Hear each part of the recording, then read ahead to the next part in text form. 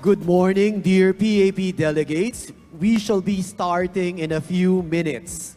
We request everyone to kindly find their seats and settle down. Thank you. We shall be starting in a few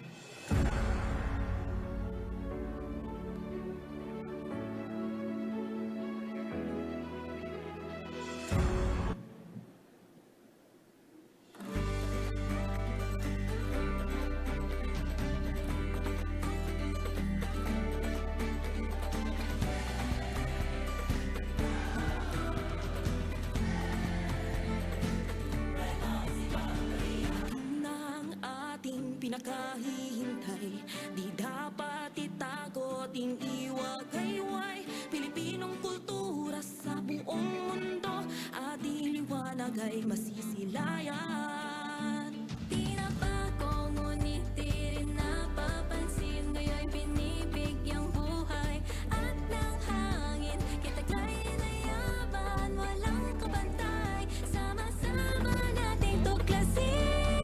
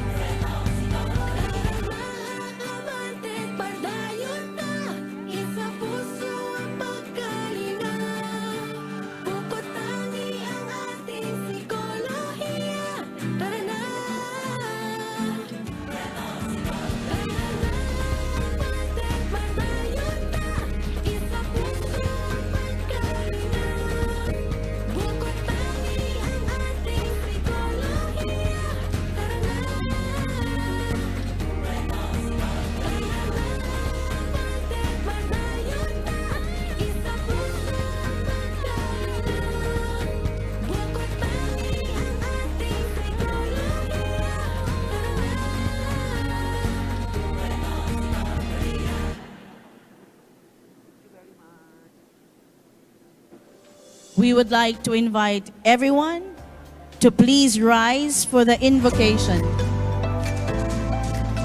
followed by the singing of the Philippine National Anthem and the ASEAN hymn.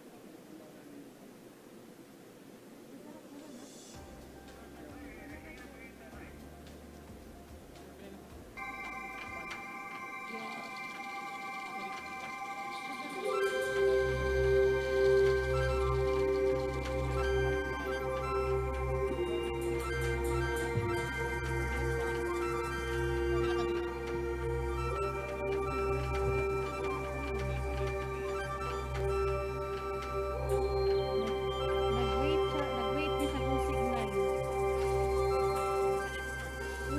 Dapat ba kunin? Mana kami apumaknangan ibiyagan nindat mo. Itatanda kami bikan mangat na pinghod mo.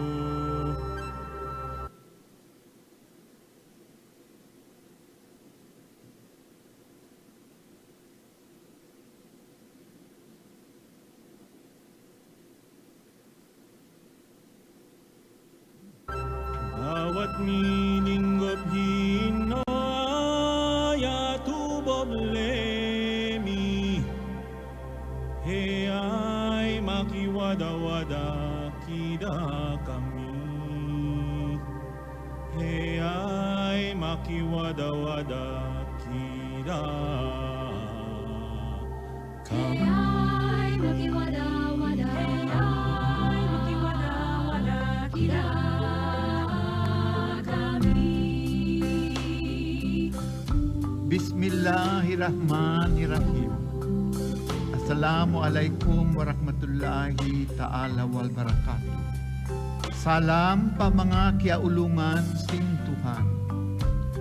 Pianaugan niya Nabi Iban Quran. Kasilasan niya sa plag pakatilingkal alam. Maglasa kita niyo bat tumanang.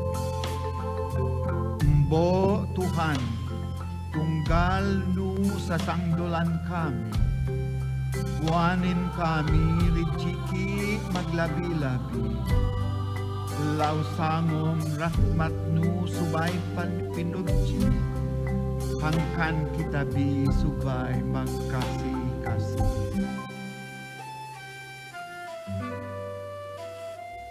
Sa ngalan pangurungan,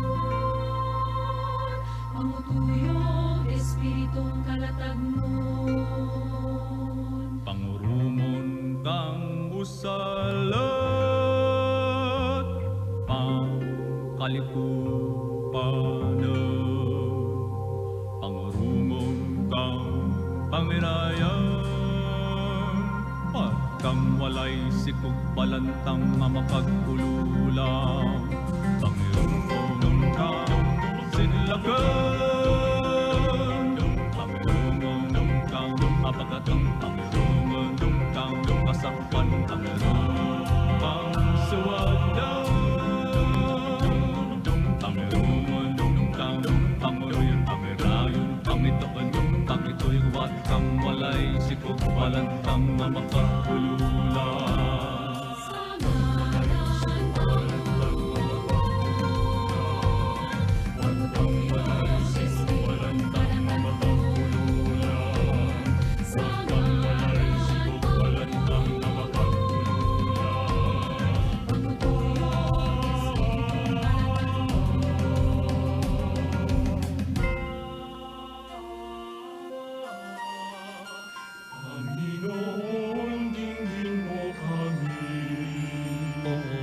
Diyos na mapagpala, hiling namin ang pagpapalaganap ng kaalaman sa bawat nilalang.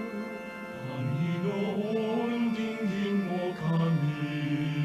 O Diyos ng awa, bigyan mo kami ng kakayahan sa pagtataguyod ng pakikipag-ugnayan sa bawat isa. Panginoon, dinggin mo kami. O Diyos na mapagkalinga, mangyaring ikawan ang pagpapaunlad ng kalikasan ng tao sa mundo. Panginoon, dinggin mo kami. O Diyos na pag-ibig, tulutan mo ang aming bansa ng pagkakaisa at pagkakaunawaan sa gitna ng pagkakaiba-iba. Panginoon, dinggin mo kami. Panginoon, dinggin mo kami. Panginoon, dinggin mo kami. Sa ngalan pangurungan, panguduyog, Espiritong kalatag nun. Mawaling kami upang labi-labi. Haya'y makiwala-wala, haya'y makiwala-wala kami. Mga kababayan, ang pambansang awit ng Pilipinas. Bayang magiliw, perlas ng silanganan, halap ng puso, sa dibdib mo'y buhay. Pangililang, tuyan ka ng mag-ibig. Sa manlulupi, di ka pasisingil. Sa dagat ang tutok, sa simoy at sa langit mong lugaw, may dilag ang tula at awit sa paglayang minamahal. Ang iskap ng watawat mo'y tagumpay na nagdidingding. Ang bituin at araw yan kailan pa may di magdidilim.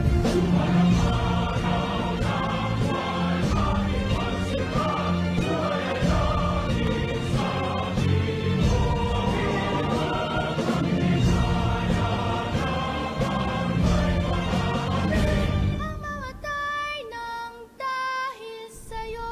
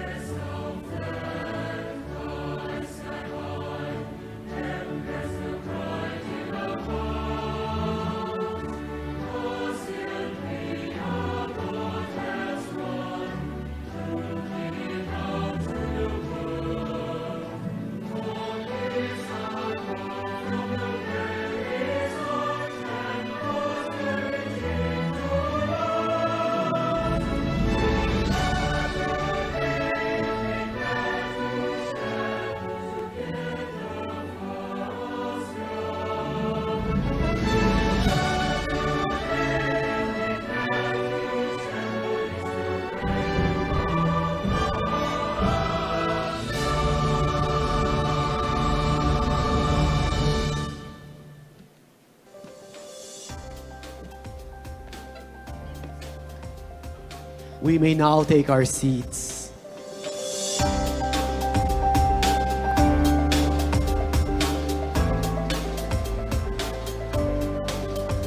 Our hearts are overflowing with joy today because we are back. Together, psychologists and psychometricians, bound by our common goal of providing competent, excellent, and ethical psychological service to the community. Welcome to the 61st Annual Convention of the Psychological Association of the Philippines. I am John Cleachco, and joining me today to serve as your hosts for the opening ceremony and plenary sessions is Brinette Abrenica from the University of San Carlos. Hello, PAP delegates! You applaud yourself, please. Can you give a round of applause for bringing yourself here today? Maayong pag-abot sa Sugbo. Welcome to the Queen City of the South, Cebu City. Kumusta ka dyan? I'm good. Thank you. And you, Brinette? Malipayon ko kaayo nga naabot mo dire ang akong kasing-kasing nagmaya na kauban ko ninyo karon. Let me translate that. I am happy and elated to be in this event and to share this opportunity with everyone. I was about to ask you to translate it. Anyway, we hope everyone in the audience feels the same. The theme of our convention is Futurescaping Psychology, our role in attaining the Sustainable Development Goals. Our invited plenary and keynote speakers, as well as paper presenters and symposia facilitators, will add more flesh and substance to this overarching idea in the next 3 days. Personally, I can't wait to listen to the talks, John. I am not from the field of psychology, but I'm very close to people in the field of psychology. I also heard that we have close to 1,800 participants with us today on site here at the IC3 Convention Center, Cebu. Thank you for making Cebu City a part of PAP's important milestones. It has been an honor for us to host and to welcome everyone. Thank you, Brinette. Actually, Cebu has always been one of the most preferred cities by our members to host our annual conventions. No, before 2025, Brinette, Cebu also hosted the PAP conventions of 2012 and 2015. By the way, we also have around 800 registered online participants, no? So this makes PAPCon 2025 probably, no, the most attended convention, no, so far, combining our on-site and online delegates. Can we give that a round of applause? There is no distance that separates a community. Then I guess that's another milestone for PAP, right, John? That's right, Brinette. And where else, no, to create historical milestones than here in a city that is very rich in history itself.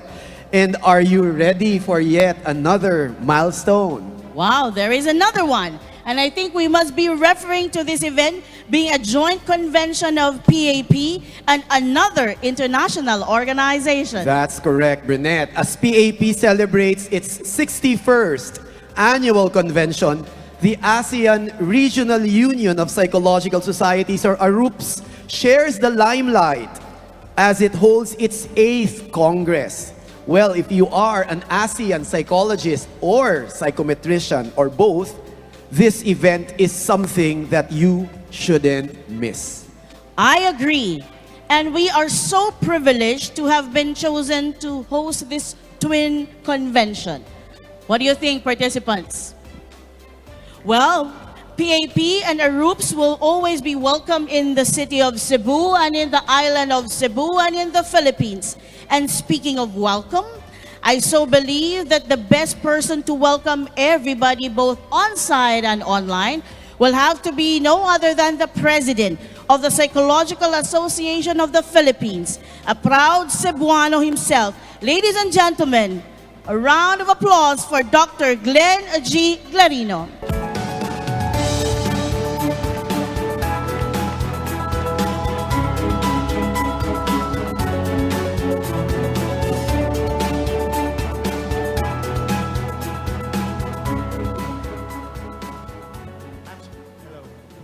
Supposed to welcome you with the president also of ARUPS.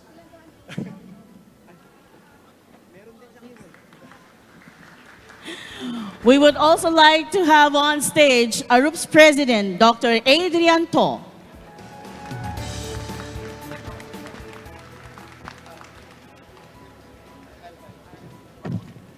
Good morning, everyone. Magandang umaga po sa inyong lahat. Maayong buntag kanatong tanan. How are we all?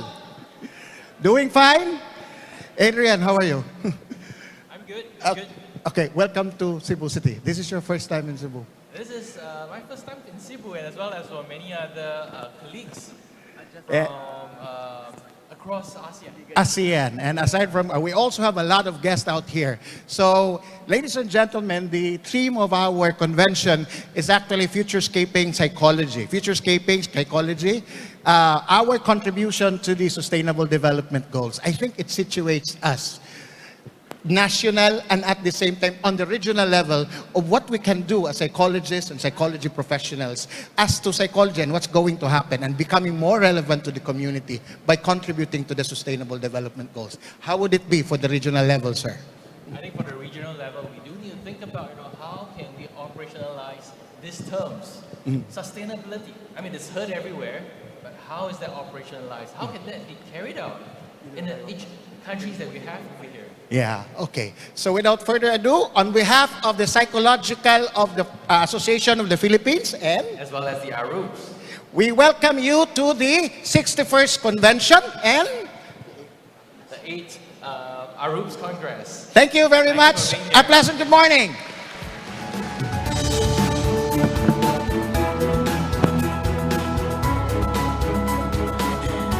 Daghang salamat, gentlemen.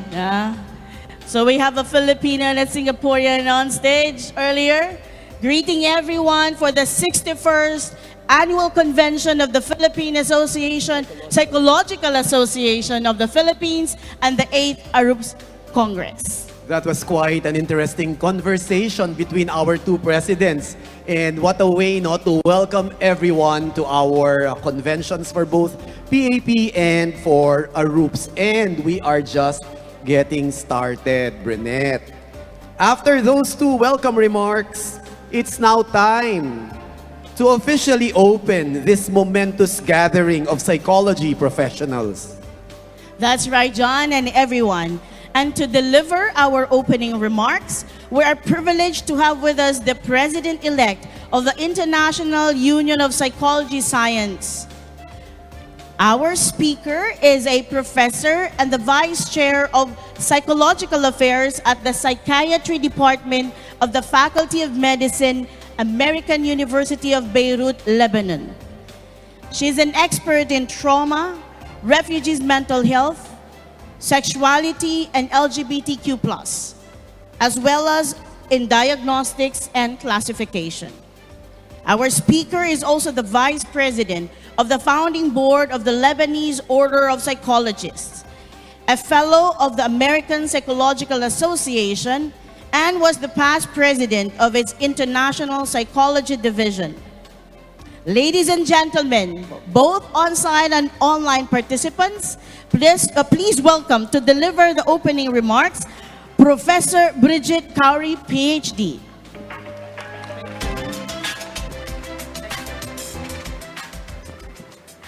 Good morning.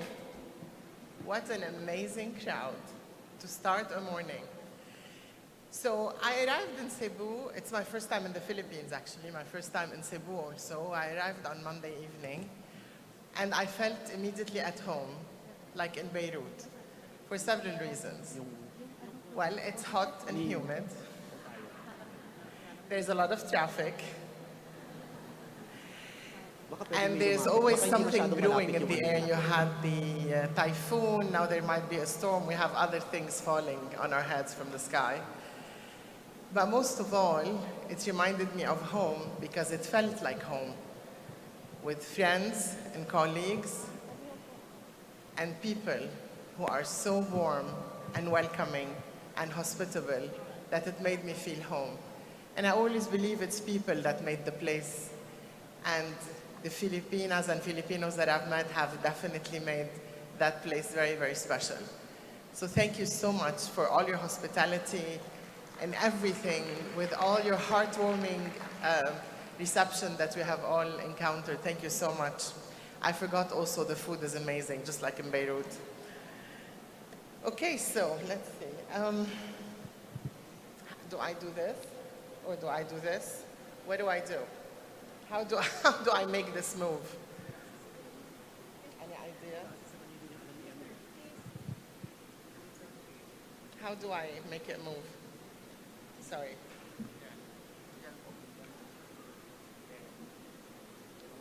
Okay. There we go. Cool. Okay. So just a little bit about me. Okay, I have to turn because I thought I'd have it in front of me. Let's see how it's going to work. Okay. So I was born in Paris, in France, to Lebanese parents. My father, why in France? Because he was doing his specialization in dental surgery back then. And at age 2, we moved to Lebanon, and then back again to Paris for my father's, okay, this is easier. Hello? Okay. Okay, this is easier. So again, so from age 6 to 9, we were back in Paris. I don't know how we're going to do this because I know people can't see me. Maybe this way. I have to try different things. Apologies, my back is to the side. Then between 10 and 26, I was in Lebanon during the Civil War, where I did my bachelor, my master's, worked a little bit. Then I traveled to the US, to California, to do my PhD. And then after that, I have been in Beirut, at the American University of Beirut since then. I got married in 2001 to a Dutchman from Holland.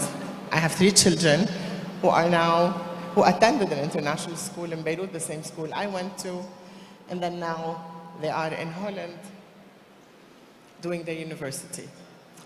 We travel often there, I travel often, my children are there, we have a home, so I'm in between Lebanon and Holland. So I have lived in different countries and in very different cultures. I speak 4 languages, and I have collaborated very closely with colleagues and organizations who are international throughout my whole career.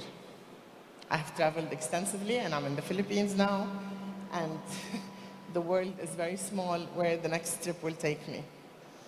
So, okay, I guess that's the wrong one. Help? Okay, let's see. Okay, I don't know why I keep getting the screen.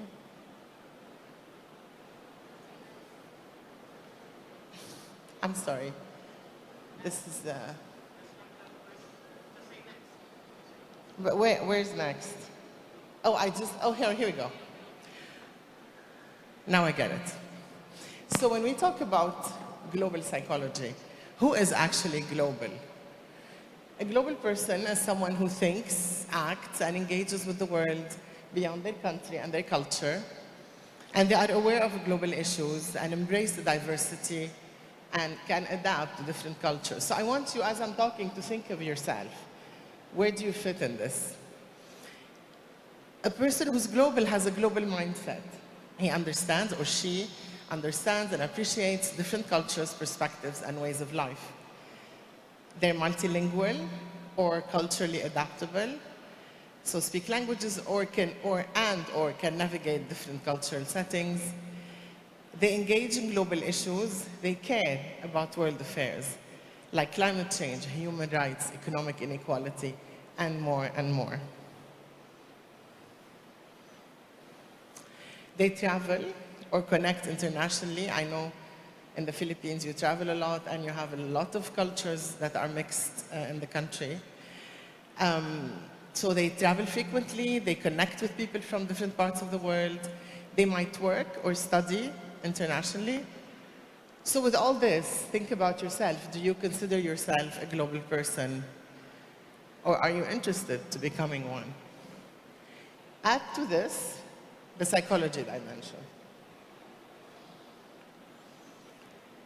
So what is psychology and globalization? Globalization has definitely increased interactions among people from different cultures, leading to study how cultural differences affect humans. It definitely challenges Western-dominated psychological theories and promotes the inclusion of indigenous and local psychologies. So we have a trend more and more expanding into decolonization or reconstruction or contextualization, whatever word you want to pick. But there's definitely a trend to move into going local, indigenous, and from the roots up, create our own psychology. Now, the spread of technology and social media has led to a greater mental health awareness. It's a good thing. New challenges. So we have increased, the rates, increasing anxiety, increasing depression, cyberbullying, and it led us to also the phenomenon of influencers. Some are good, some are very bad, and unfortunately, people are suffering from that. In addition to that, global migration and displacement due to war, economy, climate change have led to many, many mental health problems, like acculturation stress, PTSD, and refugee issues and problems. Globalization also influences identity formation. People navigate now multiple places, multiple spaces, and cultural influences. So many people are bicultural, multicultural. Identities are not as simple and linear anymore. And as the world becomes more globalized, psychology has to adapt to diverse cultural experiences, mental health disparities, unfortunately, and new challenges. I'd like to talk about a few projects that I think have influenced international psychology and continue to influence it. Two of them were led by the International Union. One is the Universal Declaration of Ethical Principles for Psychologists, and the other one is the International Declaration of Core Competencies. I will talk briefly about each one. So the Declaration of Ethical Principles, so you know, many countries have their own association and their own ethical code. Many countries don't. And it was important for the Union to look into that and at least have an international declaration for ethics that psychologists can go by. So it was adopted in July 2008 by the Union and then by IAP, also the same meeting. And what it does, it describes those ethical principles that are based on shared human values. It reaffirms the commitment of psychology community to help build a better world where peace, freedom, responsibility, justice, humanity, and morality prevail. And if you look at these identifiers, this is the core of what psychology is. It's the core of our profession. Okay. So if you're interested, you can find it on the International Union website. There's a preamble, there's a principle 1, respect for the dignity of persons and people. Principle 2, competent caring for the well-being of persons and peoples. Principle 3, integrity. Principle 4, professional and scientific responsibilities.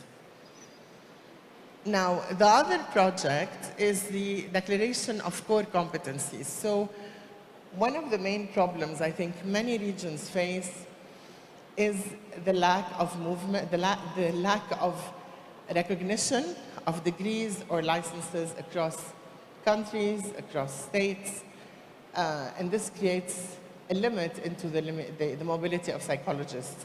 Yesterday we had a meeting with ARUPS and APA, and that was one of the main complaints, is that even across the Asian region, licenses are not necessarily transferable.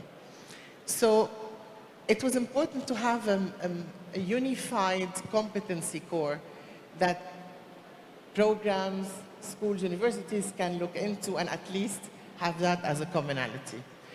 And it started in Sweden in 2013 and then adopted in 2016 by the Union.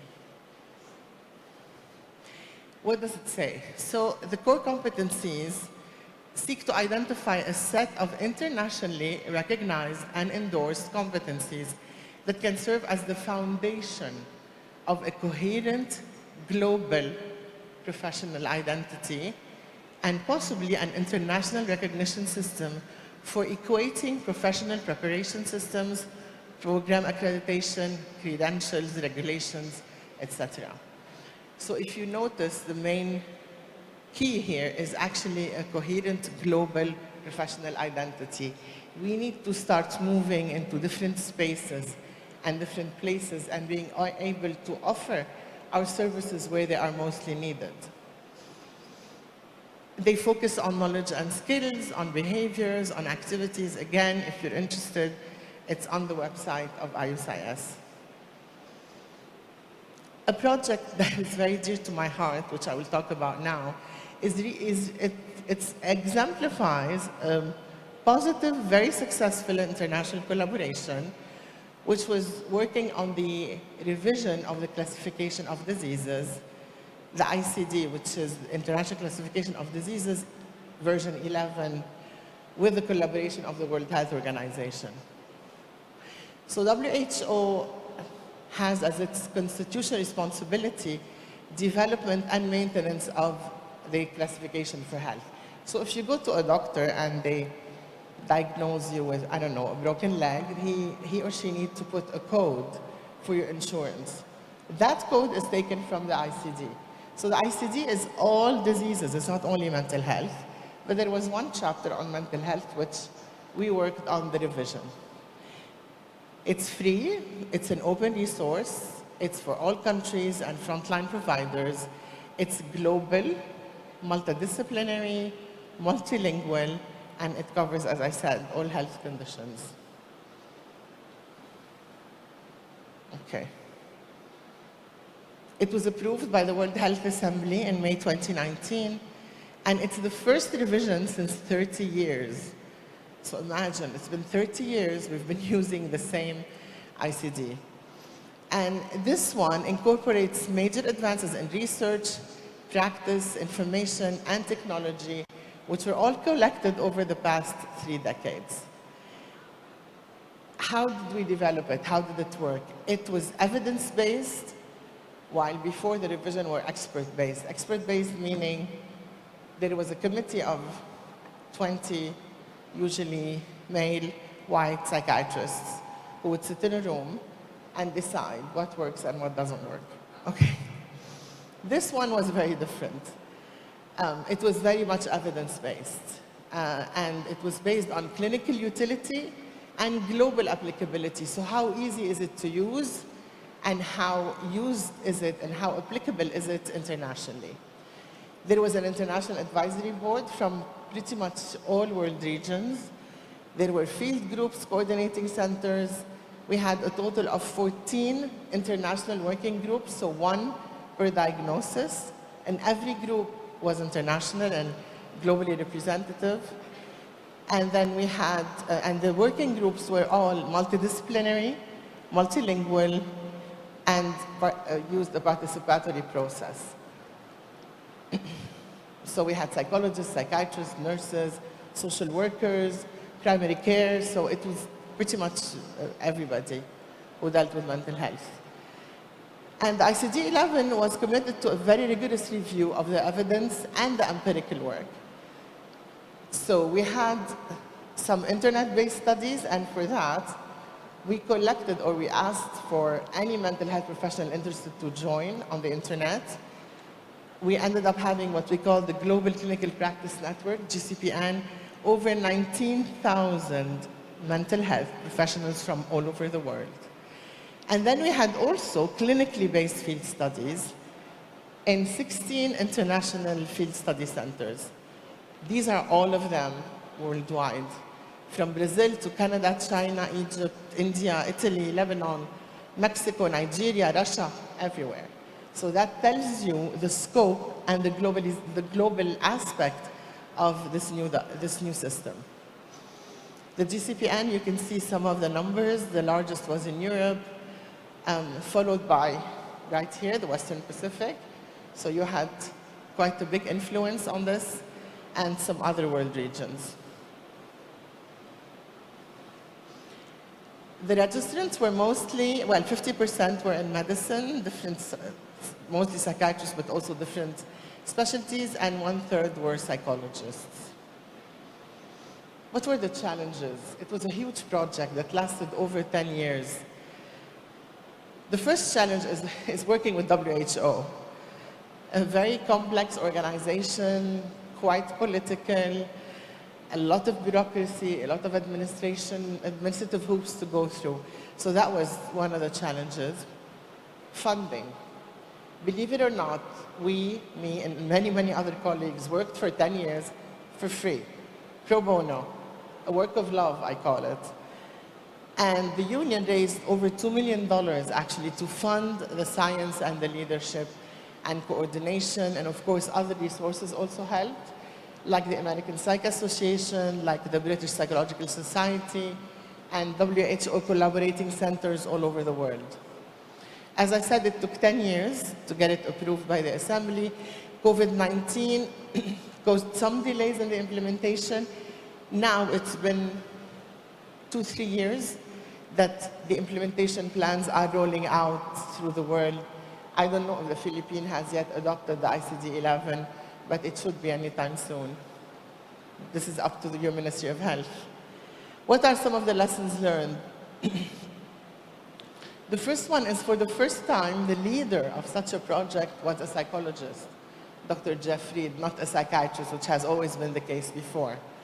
And the representative for psychology, representing the union, also was a psychologist, Dr. Pierre Ricci, who really helped us navigate the WHO labyrinth. It really focused how important it is to have a large-scale international collaboration and learn the very specifics of countries, cultures, health systems, and clinicians. I can tell you a psychologist in the Philippines is different from a psychologist in London, different from a psychologist in Egypt, on many, many levels.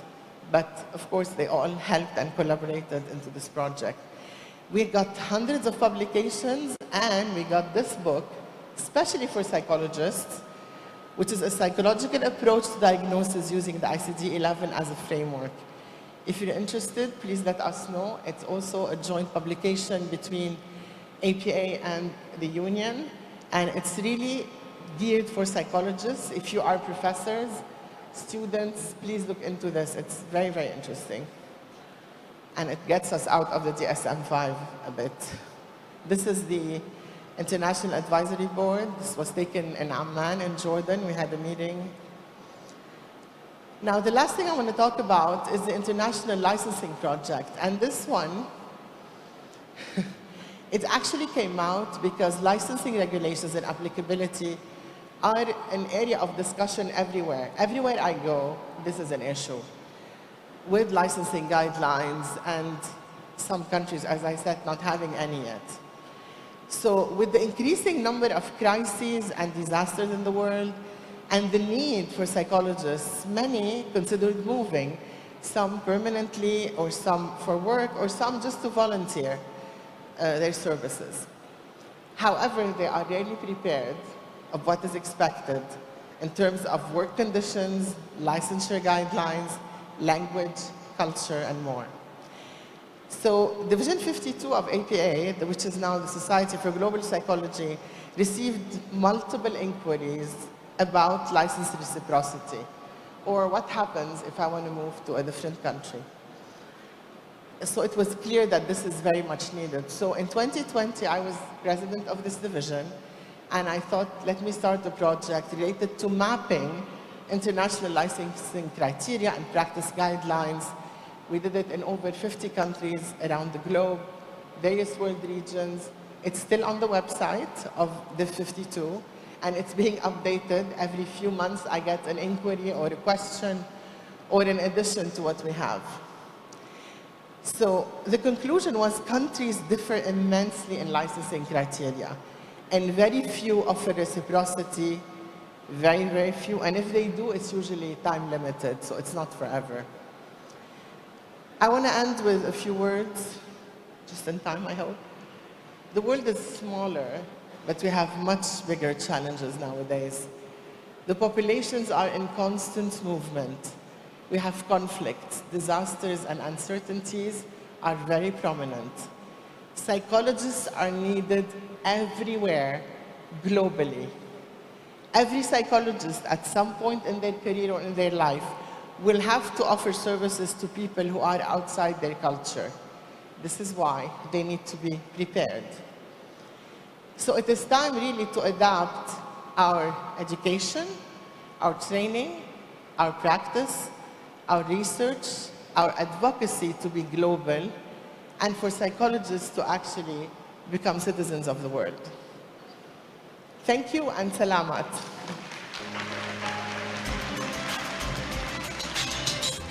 Thank you so much, Professor Bridget.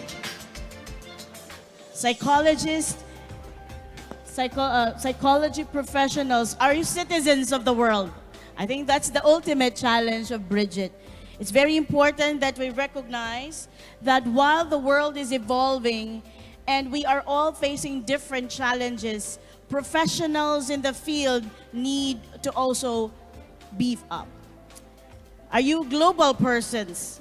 Ikaw dyan, global person ka ba? Trying. Trying to be. There are greater mental health challenges confronting our people, especially the young ones. And I think your Universal Declaration of Ethical Practice brings to the core that human beings are very important in the social life. And we have to recognize that while you are here together as one group of professionals, the needed professionals will have to be outside this hall. I think you left some of your friends, perhaps, your clients, perhaps, and maybe some other people who may have limited access to psychologists and psychology professionals. But I think, considering the current realities and challenges confronting human beings, the disciplined and professional also challenged to respond to these needs must be anchored on genuinely accepted and shared ethics for the ultimate care of people and communities. Can you try to see the people beside you, please? Kindly check the person beside you. Because one of the ultimate messages of Bridget, collaboration is key within and among professionals and even across countries and culture. Thank you, Burnett. That's a very nice way to synthesize everything. Yan. All right, so earlier, we met Dr. Adrian To already, our dear ARUP's president.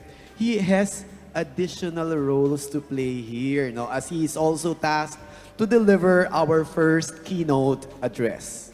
Are we now ready for our first keynote address? By the way, before we proceed, we still have vacant chairs and tables over here. So for those who just came in, kindly find your way among the spaces up front here to the right side. And we also request, baka naman pwede na tao ang paupuin, hindi po bags. So, there's a friendly request from everyone, so we share space with the same group and, of course, the same advocates to the profession. A way also for the others to be able to mingle with the other members of our community. Yeah, ika nga niya dyan, gain a friend. All right, you will be together for the next 3 days. It would be beneficial to have someone else new in your circle of friends. Now let us get down to business. Our keynote address. Dr. Adrian To is the president of the Singapore Psychological Society and advocates advancing psychology in ASEAN. He contributed in the crafting of the Handbook of International Psychology Ethics and the revision of the SPS Code of Ethics, working with local and international bodies to strengthen professional standards and ethical decision-making in diverse cultural contexts. To deliver his keynote address entitled Advancing Mental Health in ASEAN, Bridging Policy, Practice, and Cultural Diversity, let us welcome back Dr. Adrian To.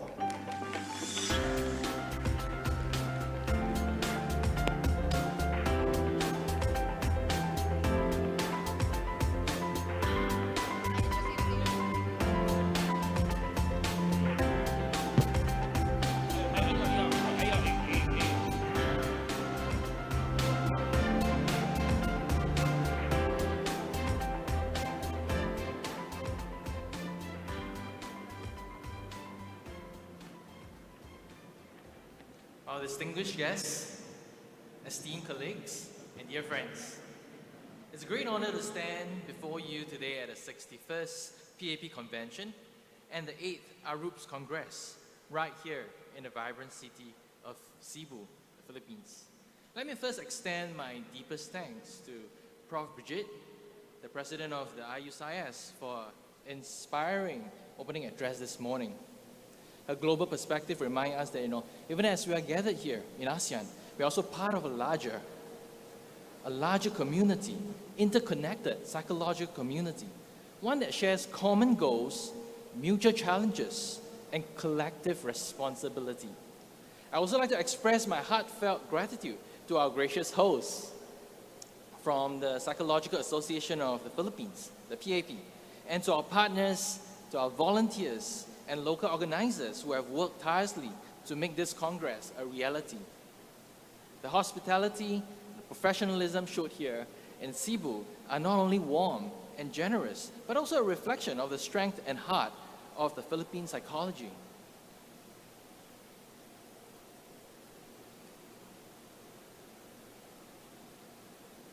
So today I speak to you not only as a psychologist and a colleague, but also as the president of the ASEAN Regional Union of the Psychological Society, ARUPS, at a time when mental health is rising rapidly to the top of ASEAN's developmental agenda.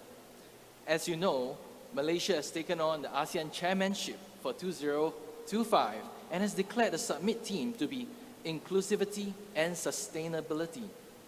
This theme could not be more timely nor more relevant to the work that we do in mental health. It speaks to the deepening commitment of the ASEAN leaders to build a united, resilient, and forward-looking regional community, one that leaves no one behind, and one that looks beyond economic growth to embrace social well-being, environmental stability, as well as human development.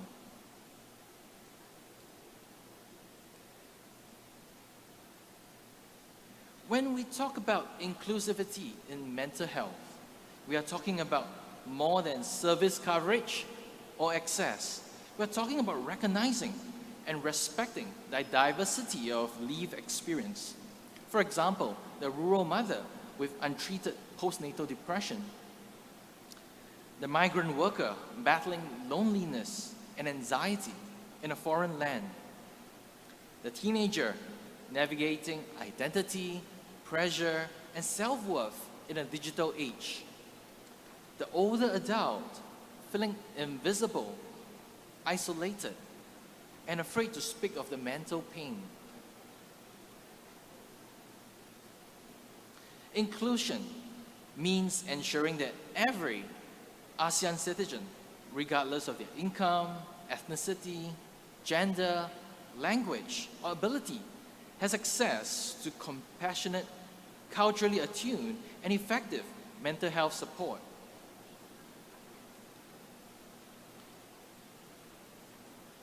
At the same time, sustainability calls us to build mental health systems that are not only responsive, but also resilient.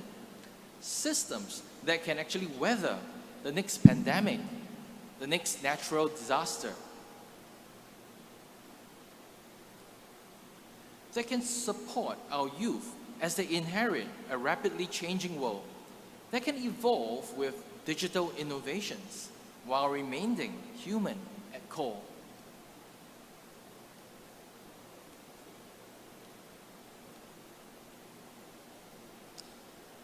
Indeed, as ASEAN charts its pathway towards the Community Vision 2045, mental health cannot be an afterthought. It must be central to our regional development. Mental health is not just a health issue, it's an education issue. It's a labor issue. It's a social justice issue, a human right issue. And it is increasingly a regional peace and resilient issue. When we support mental well-being of our people, we build stronger community. We build inclusive economies. We build societies that are kinder, more just and more prepared to navigate the uncertainties ahead. And as we consider this vision of an inclusive and sustainable ASEAN, it is vital that we take stock of where we currently stand, honestly, humbly, and with resolve. The mental health landscape across ASEAN is diverse, complex, and it's evolving.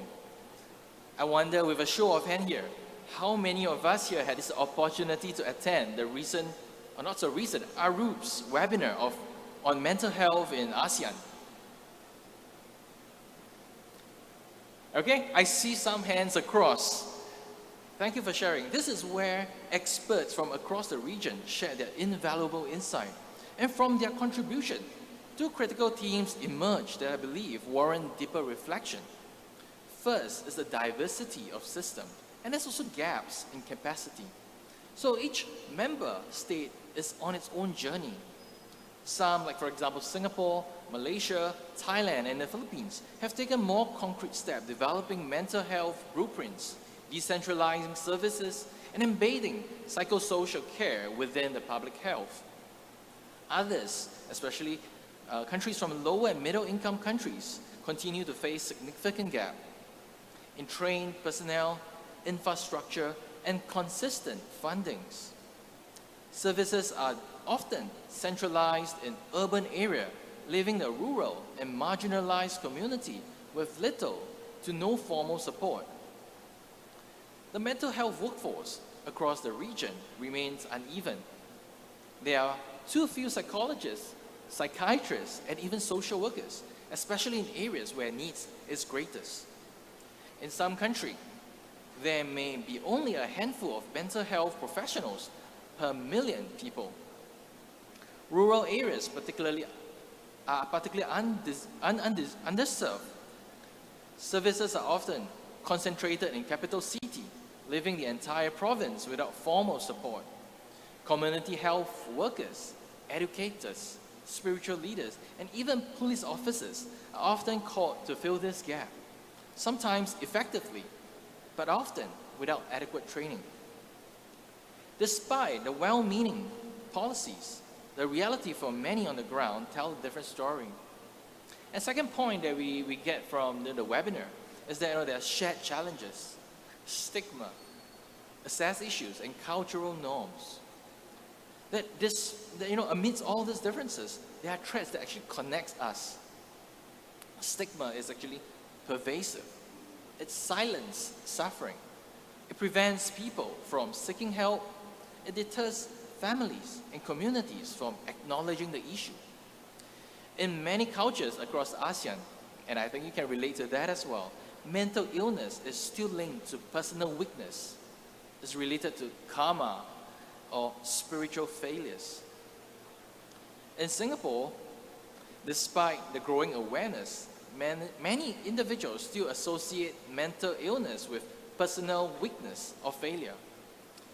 According to the Singapore Mental Health Study in 2016, more than 75% with mental health condition did not seek professional help.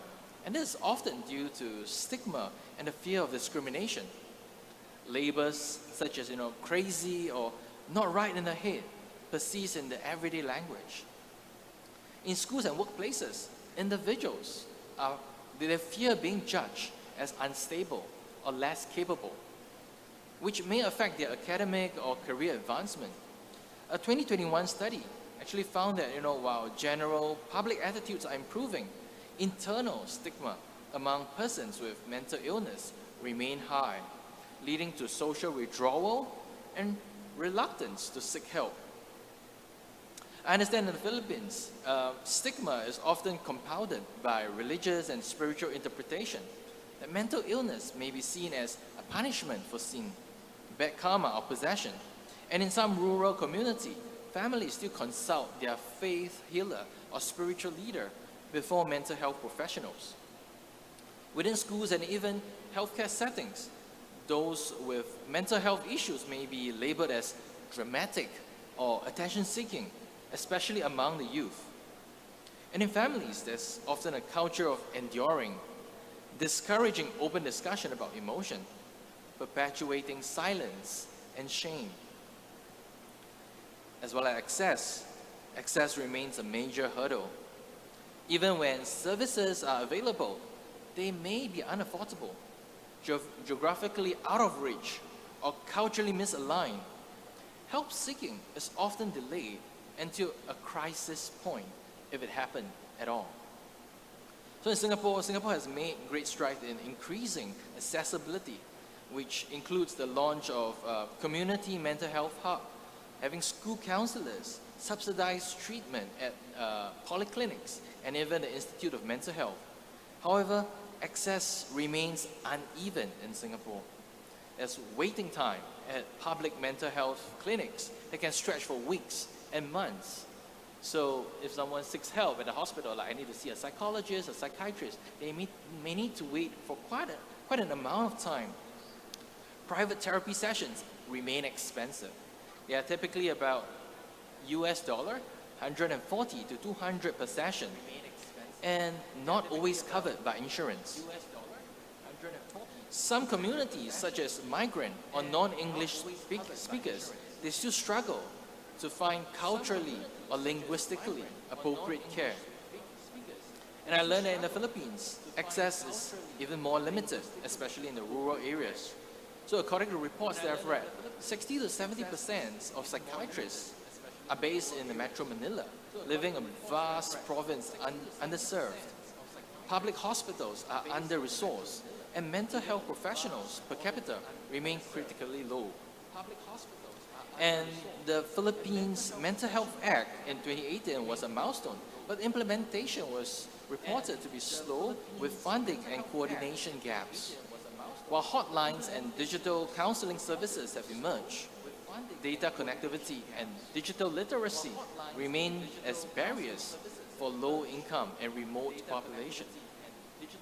And thirdly, the ASEAN collective culture deeply actually influence how distress is understood and managed.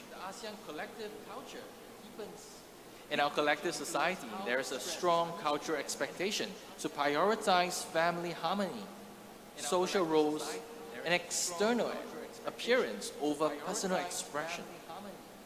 As a result of that, emotional suffering is often borne in silence or contained within the family unit. Speaking openly about mental health may be viewed as shameful, selfish, or disrespectful, especially for older generation. While younger generation may turn more readily to digital platforms and counseling services, older people continue emotional suffering in private or unspoken manner, often expressed through somatic complaints or social withdrawal. So in essence, our mental health challenges in ASEAN are not simply clinical. They are deeply social, cultural, as well as systemic. And if we are truly advancing mental health agenda in this region, our responses must be multidimensional, bridging policy, our practice, culture in ways that honor our diversity and strengthen our collective resolve.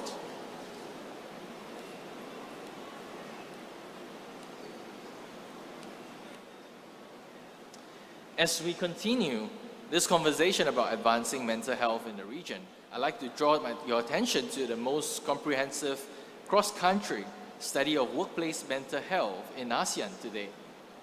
This white paper was jointly produced by Intellect and the ASEAN Human Development Organization and was just launched earlier this month.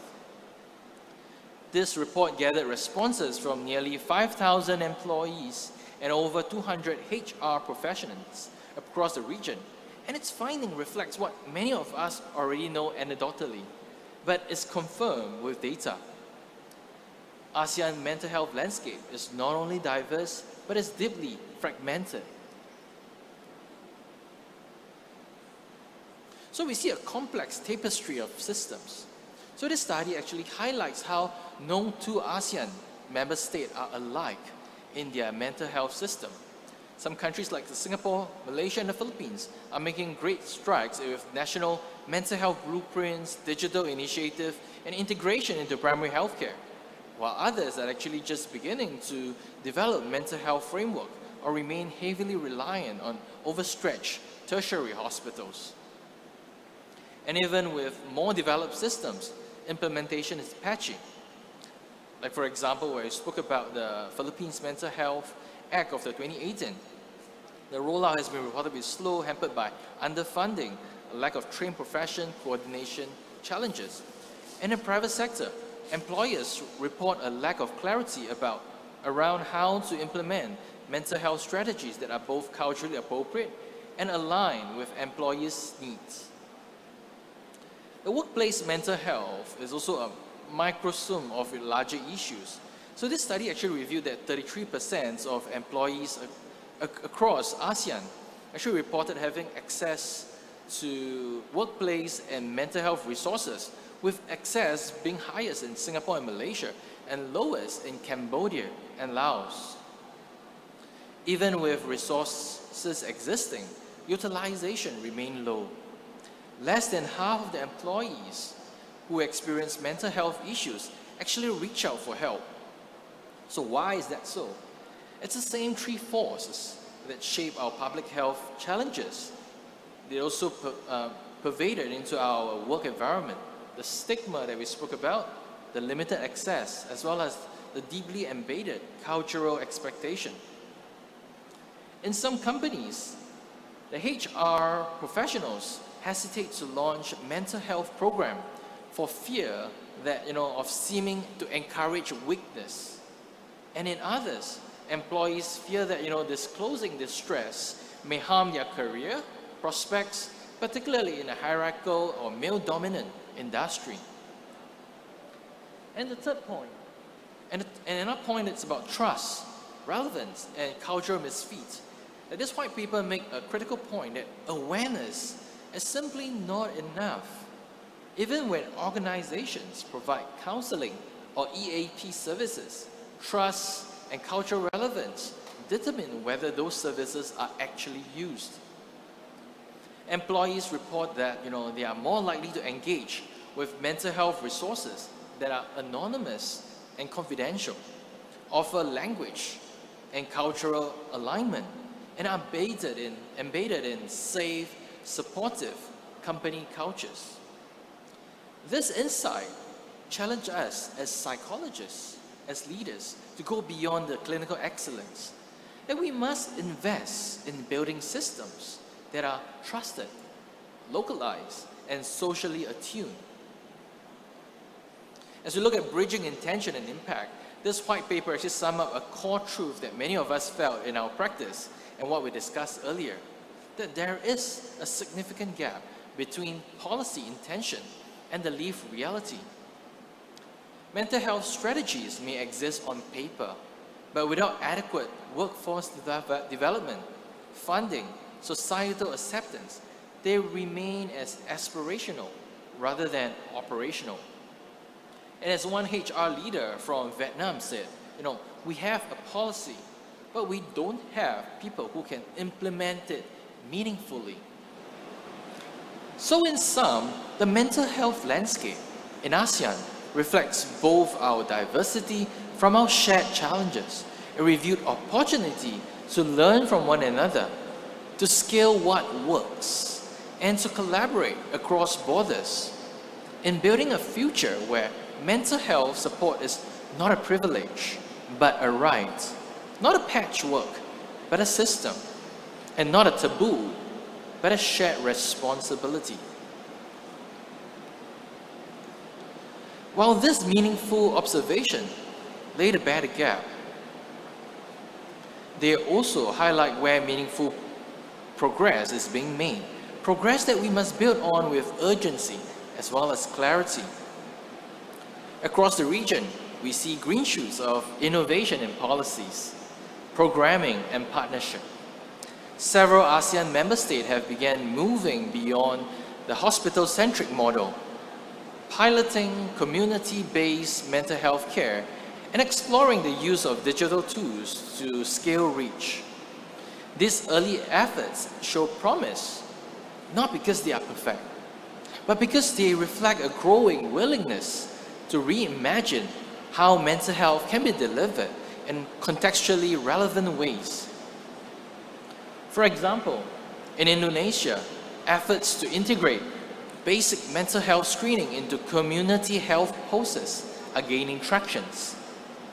These models leverage existing infrastructure and frontline worker to identify early signs of distress, especially among mothers and children.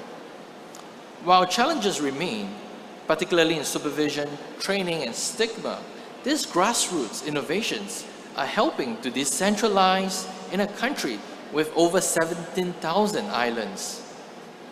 And in Thailand, the development of mental health zone and integration of psychiatric nurses into primary care is beginning to show impact. Community-based rehabilitation models and mental health promotion in schools are also gaining visibility. These are signs of a country's actively aligning its policy commitment with population mental health needs.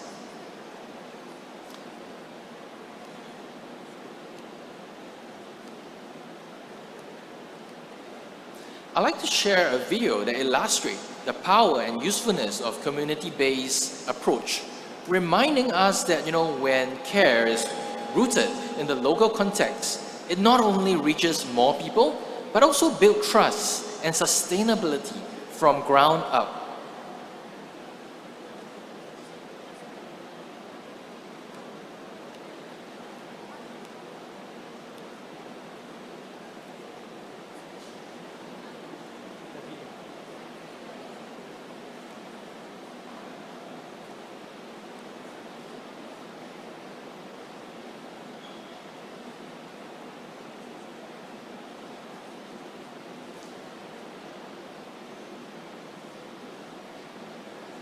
Give them a moment to set up the video.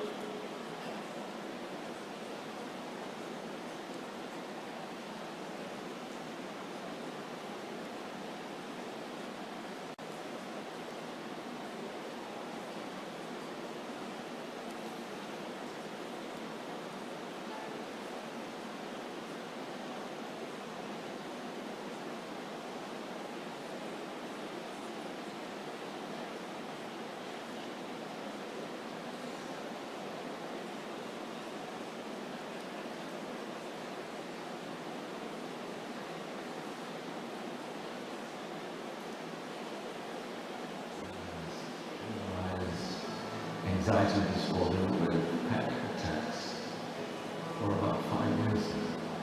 She was unable to hold down the long-term job because of the anxiety she faced. That's okay. That's good.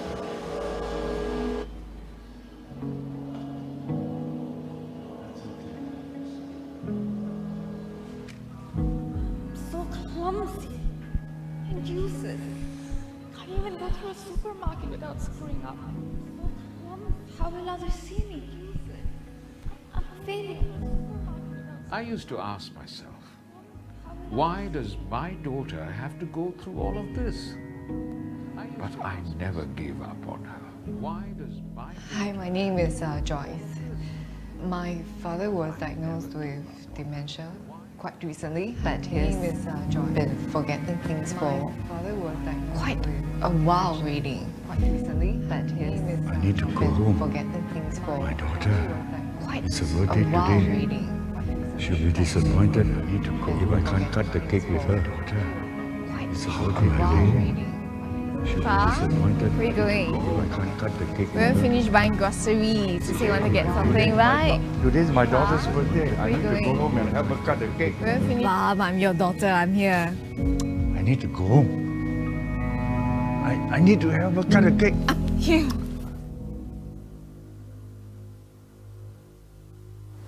I really don't know what to do now.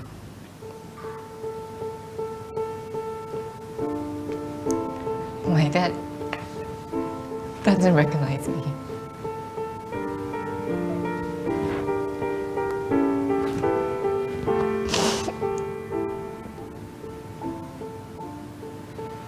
Would you like to attend a caregiving session? Yeah.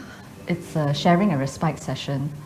And when I went there, I got to learn tips about caregiving. Okay. I'll try it out. I just want to say thank you. I attend the sessions regularly with my dad now, and he really enjoys the company of the uncles there, while I get to learn knowledge and tips on caregiving for my dad. It's a good break for caring for him. And I really do get support from other caregivers. And I always remind myself that although he may not recognize who I am now, but he's always the father that I love with all my heart.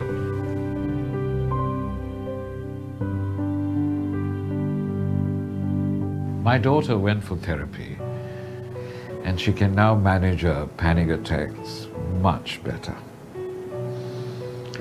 With the help of the employment support services, she landed herself a part-time job in a cafe. And she will be finishing a course in business administration next month. Yes, I'm glad that she now earns her own living, just like any one of us. And I'm very grateful to the community services for their support and compassion.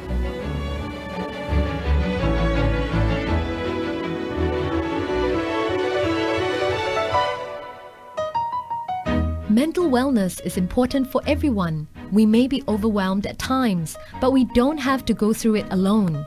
Your family, your friends, your colleagues, and the professionals in your community are here to support you during tougher times.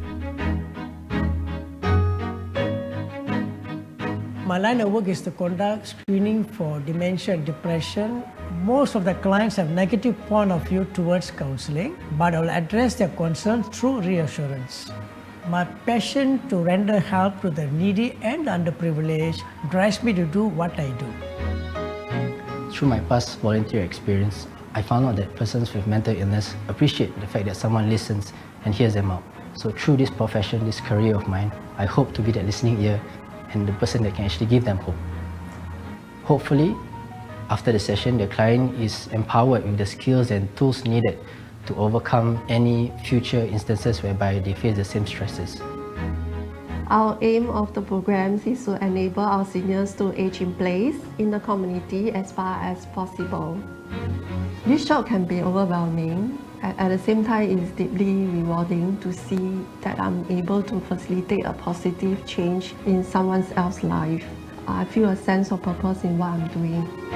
Some of the challenges faced by our clients are the employers or the employees not ready to accept them to organizations, or their wrong perceptions about mental illness. I believe that everyone should be given equal opportunities, including those with psychiatric disabilities. This is why I want to help this group of people. I became a peer specialist because I wanted to help a peer combat their own personal stigma, which is something I didn't do very well in my recovery journey. And I also wanted to advocate against social stigma, which is something that I feel for. I also pushed myself to study really hard so that I would gain the skill set and the knowledge to work with a peer in their recovery journey better. Mental health patients are looked down upon because of the illnesses and the stigma that they have to face. So they don't really take care of themselves. When we go down to their houses, give them the care and concern that they truly deserve. So that is why we do what we do.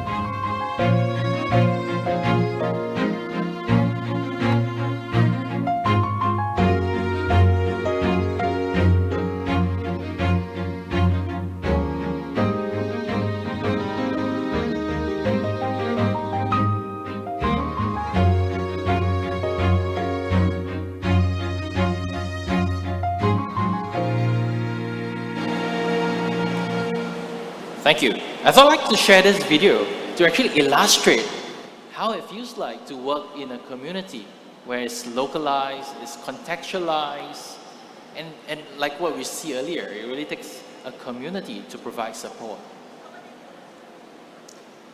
I mean, let's just give them a while to switch back to my slides.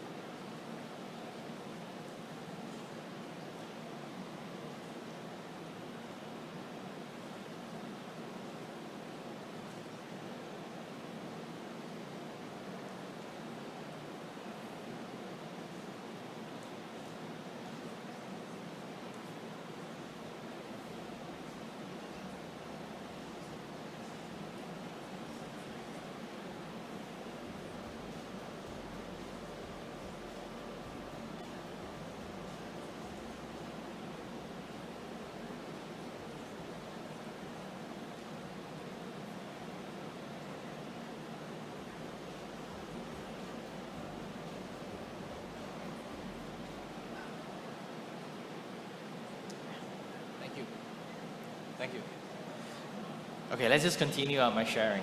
So at a regional level, we are also seeing positive steps towards integration and cooperation. The ASEAN's inclusion of mental health as a cross-cutting issue in various blueprints, such as the ASEAN Health Cluster 2 on responding to all hazard and emerging threat, signals political recognition at its highest level. Although still underdeveloped, the ASEAN Mental Health Task Force under the Senior Official Meeting on Health Development offer a unique platform to harmonize approaches and facilitate mutual learning across the member state. Here, the role of ARUPS becomes particularly salient. As a regional union of professional psychological societies, ARUPS is uniquely positioned to bridge policy with practice. By conventing dialogues, supporting research, and fostering cross-border capacity building, ARUPS can play a catalytic role in strengthening ASEAN mental health infrastructure from the ground up. And yet, we must be honest that policy innovation remains uneven and often fragmented and rarely fast enough to meet the scale of needs. In many cases, policies still sit in silo, detached from the education sector, the labor market, or social protection services. Interministerial coordination is the exception and actually not the norm. Mental health, for its growing recognition, continue to struggle for sustained ring-fence funding in a national budget, and is often treated as a niche issue rather than a foundational one. Moreover, there's an urgent need to localize policy implementation, and too often, well-intended national strategies fail to translate into service delivery because the policies stop at district level.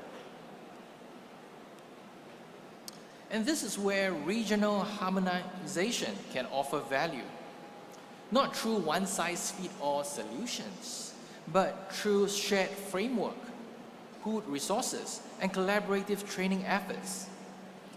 Imagine a future where ASEAN has common minimum standards for school-based mental health program, where psychological first aid training is available in every language, where mental health workers can move across borders as part of a certified ASEAN Mental Health Corps, where culturally validated tools are co-developed, and regional research network pool data for better decision making.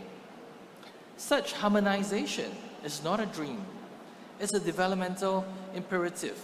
It's the next logical step if we truly believe in an inclusive and sustainable ASEAN. And as we continue to envision an inclusive and sustainable mental health ecosystem in ASEAN, we must turn our attention to a key dimension that's often underrepresented in policy conversation, which is culture. The richness of ASEAN lies not in the economic or geopolitical diversity, but in our cultural depth, our languages, our religions, traditions, and ways of relating to one another. If mental health support is truly effective and inclusive, it must be culturally competent, locally rooted, as well as socially responsive. Let's begin with an insight from Singapore. So in Singapore, psychological therapy is increasingly blending the Western therapeutic models with local cultural values. Take, for example, the adaptation of schema therapy. Originally developed in the Western context, schema therapy has been shaped in Singapore by cultural norms such as filial piety, emotional restraint, and social conformity. Therapists have integrated local cultural metaphors, values-aligned schema modes, as well as a more relational, authentic approach to better resonate with Singaporean clients. Similarly, models like the cognitive behavioral therapy and acceptance and commitment therapy, CBT and ACT, are being thoughtfully adapted to reflect collective value, religious beliefs, and extended family dynamic. Practitioners often navigate the tension between the biomedical understanding of mental illness and spiritual or moral interpretation of suffering, meeting the clients where they are while introducing evidence-based care in a culturally respectful manner. But localization isn't just about techniques, it's about therapeutic presence. In Singapore, language, ethnicity, and gender matching are considered thoughtfully. For example, a Malay-speaking counselor may be preferred by a Muslim woman who's navigating depression within a conservative family, or a Tamil-speaking therapist may be sought by an elderly Indian client who associate English with unfamiliar and impersonable system. These examples remind us that effective mental health support is not simply about what we do, but how we do it and who we are doing it with.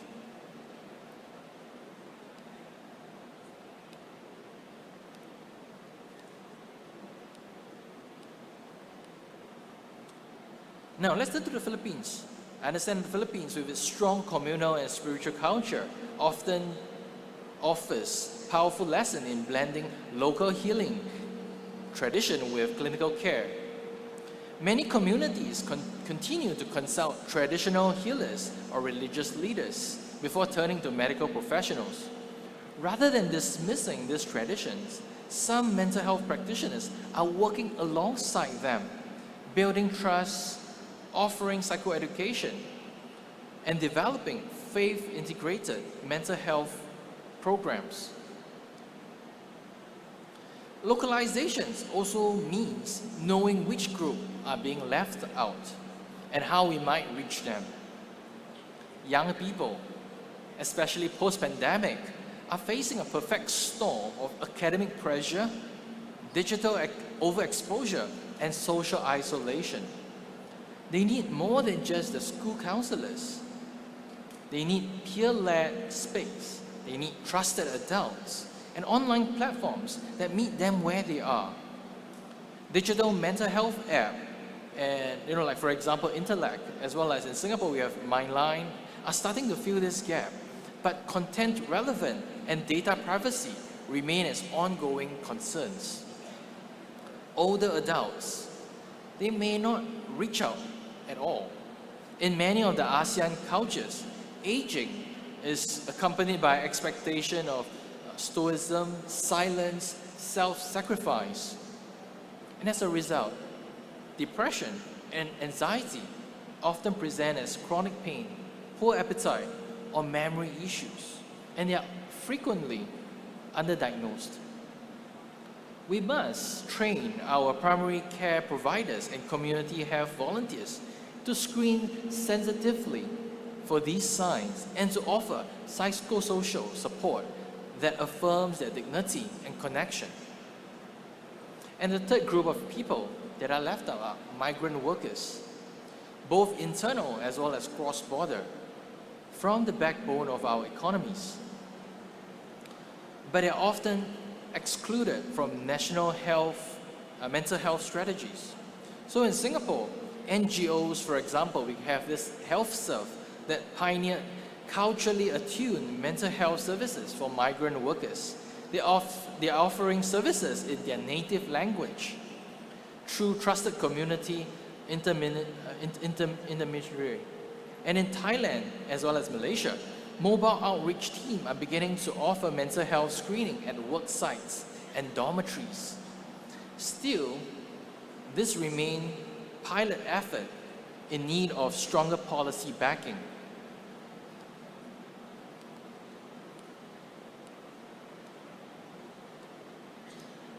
So in short, cultural localization is not a barrier to evidence-based care. It is a bridge to it. And when we listen to the communities, respect their lived reality, and co-create solutions with them, we increase not only uptake, but also the impact. And let us remember that mental health is not just about science. It is about meaning. It's about healing in ways that make sense to the people that we serve. And also, as we design interventions, let us ask ourselves, are they linguistically accessible? Do they honor cultural values and family structures?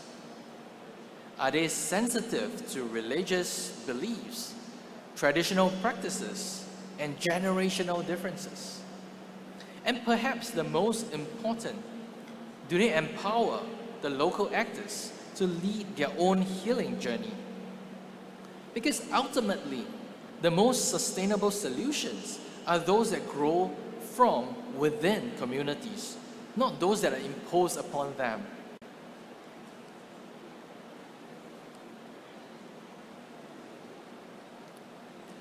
If we were to build a mental health ecosystem that is inclusive, sustainable, and future-ready, we must look beyond the national borders. We must foster collaborations, not competition, across ASEAN to strengthen what no one country can do alone.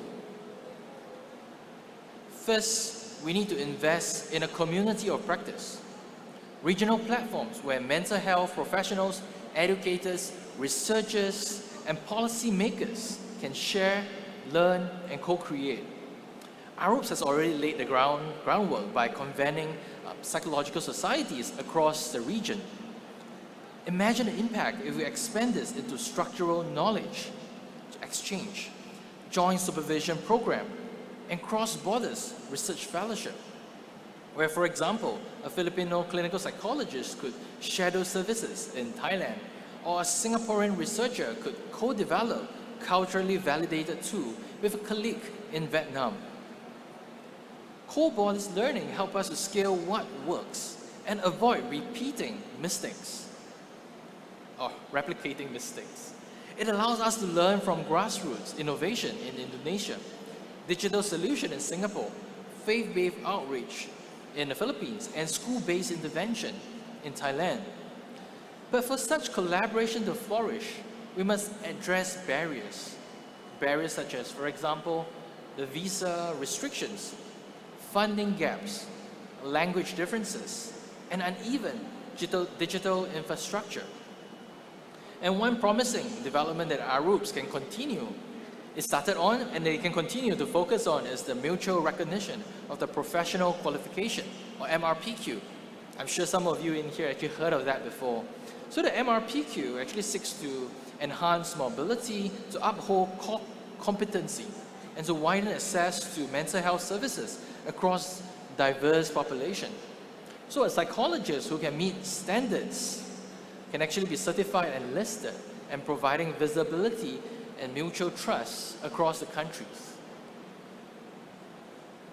Second, in the area of digital mental health, it presents unprecedented opportunity to leapfrog traditional barriers. So Singapore Mindline.sg and Indonesia Sehat Jiwa are already expanding access. These tools offer anonymous, low-cost multilingual support that can actually reach remote population and those reluctant to seek face-to-face help. Research revealed that, digitally delivered mental health services are particularly appealing to younger employees and can serve as gateway to more intensive care.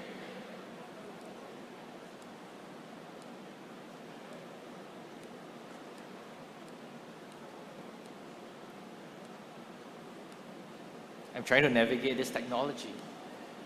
Okay. But innovations must be matched with governance as well as quality assurance. We need regional standards for digital mental health apps, covering issues such as data privacy, clinical safety, cultural adaptation, and inclusivity for neurodiverse or low literacy users. Just as the ASEAN developed framework for e-commerce or cybersecurity, we must do the same for e-mental health.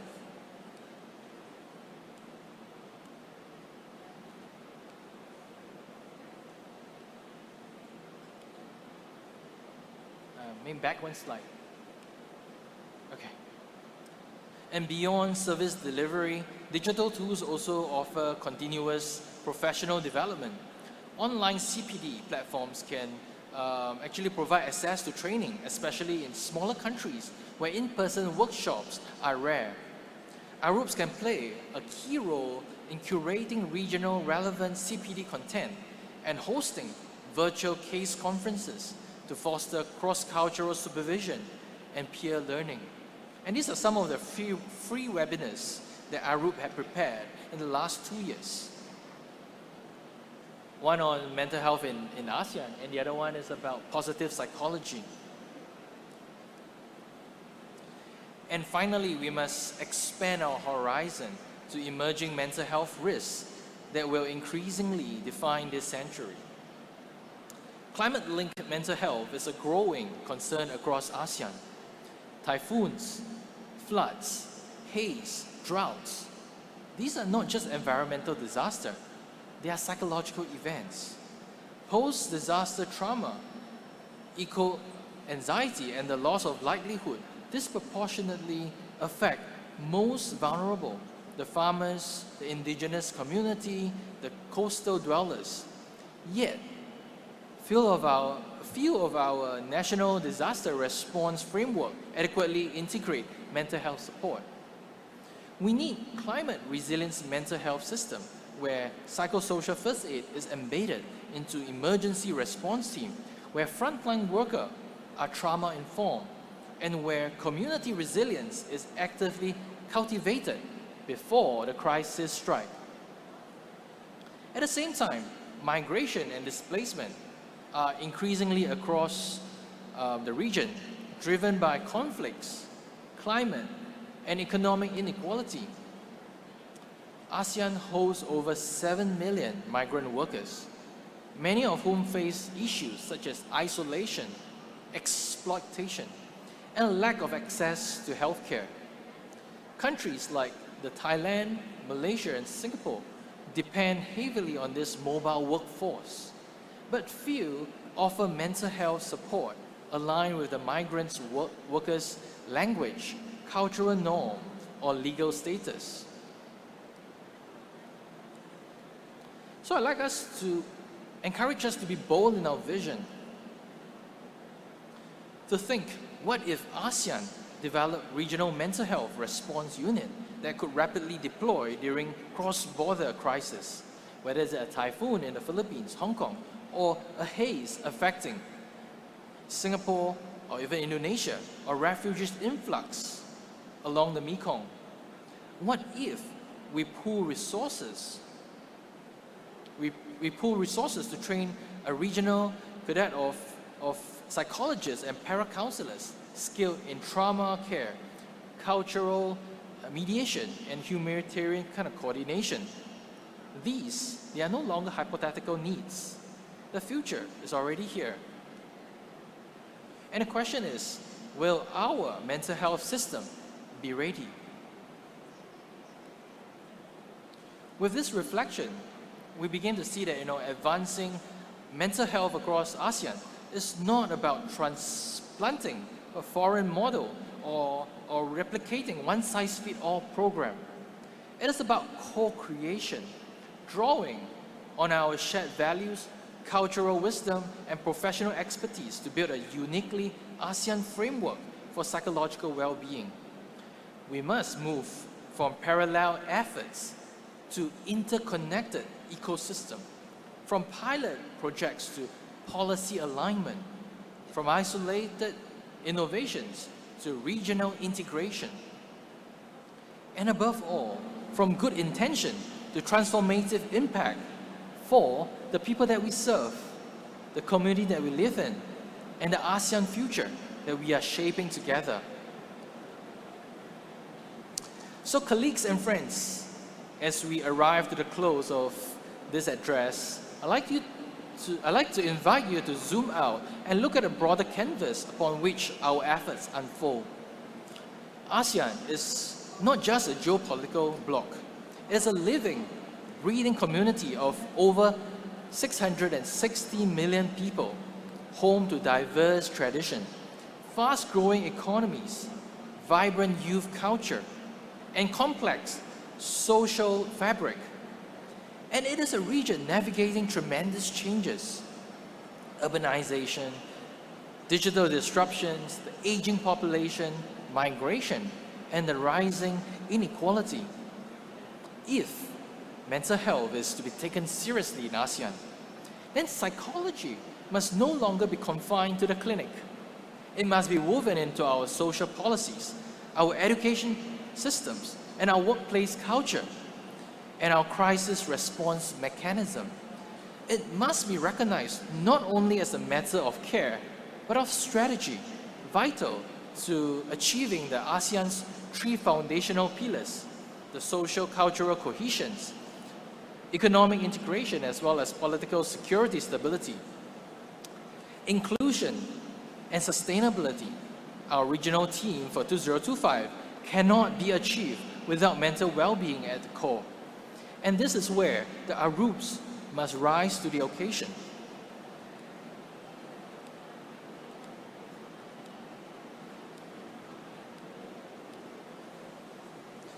As a union of national psychology societies, ARUPS is more than a professional network. It is a platform for collective voices, for shared purpose, for leadership rooted in science, ethics, and empathy. It is uniquely positioned to advocate for mental health to be elevated in a regional policy dialogue, translate knowledge into action through region-wide training and guideline. It serves as a bridge between psychological science and cultural wisdom, and amplify the local innovations and champion cross-border solidarity. In the coming years, ARUPS must deepen its partnership, not only within psychology, but across discipline as well as sectors. We must work with educators, with economists, with sociologists, architects, technologists, and climate scientists. Because mental health touches every dimension of human life, and because every sector becomes a force for healing.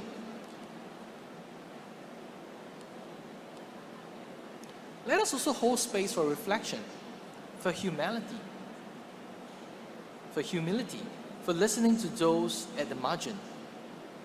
Whether you are a psychologist in Manila, a counselor in Penang, a volunteer in Bangkok, or a researcher in Jakarta, your work matters.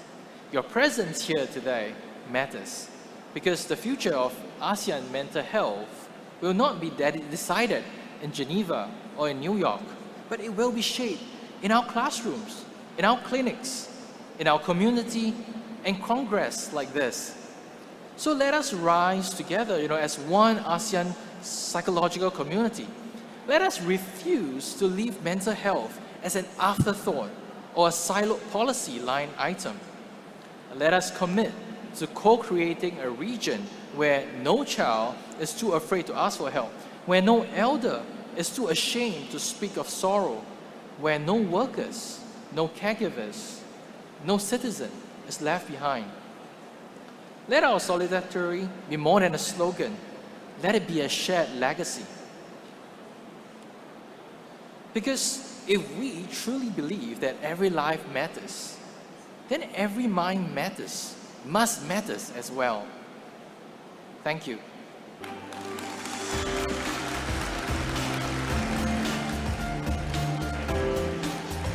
Daghang salamat, Dr. Adrian. To another round of applause, please. Thank you for navigating us into this discussion of mental health. I so believe each of us here is a companion to someone who may be going through difficult times. But this particular keynote speech provided us a space that we are not alone in the entire spectrum and continuum of care. And it is but very much heartwarming that the ASEAN region and the ASEAN community is one together with all of you here in the belief that there should not be a single soul left behind, Rather, institutions and governance mechanisms must be put in place to provide opportunities for people to live better. And that's the kind of mission each of you here have on your shoulder. Are you willing to take on this mission, ladies and gentlemen? With care and compassion, I would like you to tap your shoulder and then say, thank you for the service you're doing to mankind. Can you do that, please? Thank you so much. And at this point, we would like again to thank Dr. Adrian To for that very wonderful keynote speech. And as a sign of our gratitude, we would like to request Dr. Glenn Larino and Dr. Emmanuel Hernandez for the giving of the Certificate of Appreciation. The certificate reads, this certificate of appreciation is awarded to Dr. Adrian To for an impeccable and highly significant contribution as keynote speaker on advancing mental health in ASEAN, bridging policy, practice, and cultural diversity during the 61st PAP Annual Convention and the 8th ARUPS Congress themed Futurescaping Psychology, Our Role in Attaining the Sustainable Development Goals, held on September 25 to 27, 2025 at the IEC Convention Center, Cebu, Pope John Paul II Avenue, Cebu City. Signed, Glenn G. Larino, PhD, President, Psychological Association of the Philippines, and Emmanuel V. Hernani, PhD, Chair, PAPCon 2025. Congratulations. Thank you so, so much. This is just a partial accomplishment for this entire congregation. We are just done with one keynote speech. We have a lot on the way. Oo nga. Pero we would like again to invite those who don't have seats, kindly find a space at table, kindly gain a friend, share a smile, and share that table with the rest of the professionals. Or there are, I think, provided areas for them to stay. But however, we would like to please join the tables here where there are still vacant seats available. And then mas maigi po sana na tao ang paupuin, hindi po daw bag at mga gamit. Opo. We have had the fill of the mind, let us have the fill of the stomach. And we will have our short health break. We will resume our plenary session after 15 minutes. See you Enjoy, again. everyone.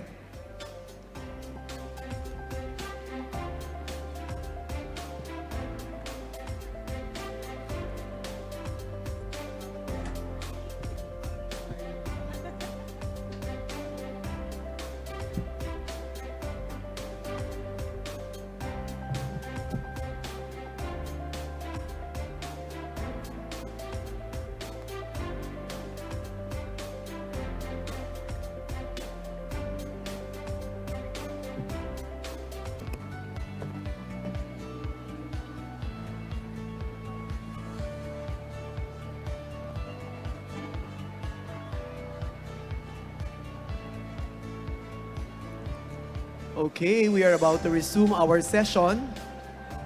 Now, Bernette, what about doing some kind of attendance checking? What do you Oo think? nga naman. Ang daming tao ha. Oo. We're full packed and we would like to know where you are from.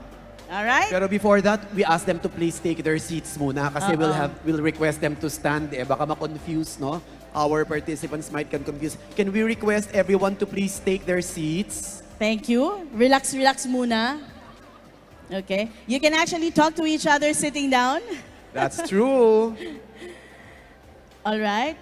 Some friends from our international partners and guests and participants. Yeah. Maybe we will be... Sir Glenn, baka Yeah. makatulungan mo kami Yeah. to actually inform the rest to take their seats. Yeah. Para may tayuan blues naman tayo in a while. Oo, in a while, yeah. As of now, sino pa yung walang upuan? Do we have other people with no Yes. seats? Or we have found our spaces nevertheless? We're already settled, no? Okay, very good. Alright, okay. Very nice, very nice. I think others are still on their way. Right. All right, thank But you. maybe most of them are already here, Bernette, ano? True, true. Yeah. Let's have a very quick check. Sure. About our... Are you ready? Yes. Aba, busog ba? Are you all ready to resume? Ay, wala. Tulog. Tulog ang mga tao. Are you all ready? Kaway-kaway if you're ready. Alright, very good, very good. Wave naman dyan. Wave daw from Left your side. side. Oh, very good. Right side, wave naman. They're existing Oh. naman, yes. Okay, middle part, wave. Oh, very good. Buhay. Alright. Thank you very much. Ayan. Eto na attendance checking. Dito natin Naka-attendance kayo makikita, we kanina. will find out where are our delegates coming from this year. All right, let's begin with the delegation from Mindanao. May we request them to stand so Pwede that ba we can kayo tumayo? recognize our Mindanao delegates. Yay! Kaway-kaway tayo! Very Let's give good. them a big round of applause, our Mindanao delegates. Thank you so much for joining. Thank you very much. And nandito na naman din tayo sa Cebu. We would like to ask all delegates from the Visayas. Our Visayas delegates kindly stand to be recognized and let's give them a big round of applause. Thank you, Cebu, for hosting our convention this year. Nakatayo na ba kayo? Okay. And then, punta tayo kung nasaan si Opong ngayon. Let's go to Luzon area. Balance Luzon. Our delegates from Balance Luzon kindly stand to be recognized. Wow, aba dami. Madami-dami ang tumakas kay Opong. Opong, yeah. All right, and of course, the center of the country, NCR. National Capital Region kindly stand to be recognized. And let us give our NCR delegates a big round of applause. Very good. Aba, maraming tumakas kay Opong, ano?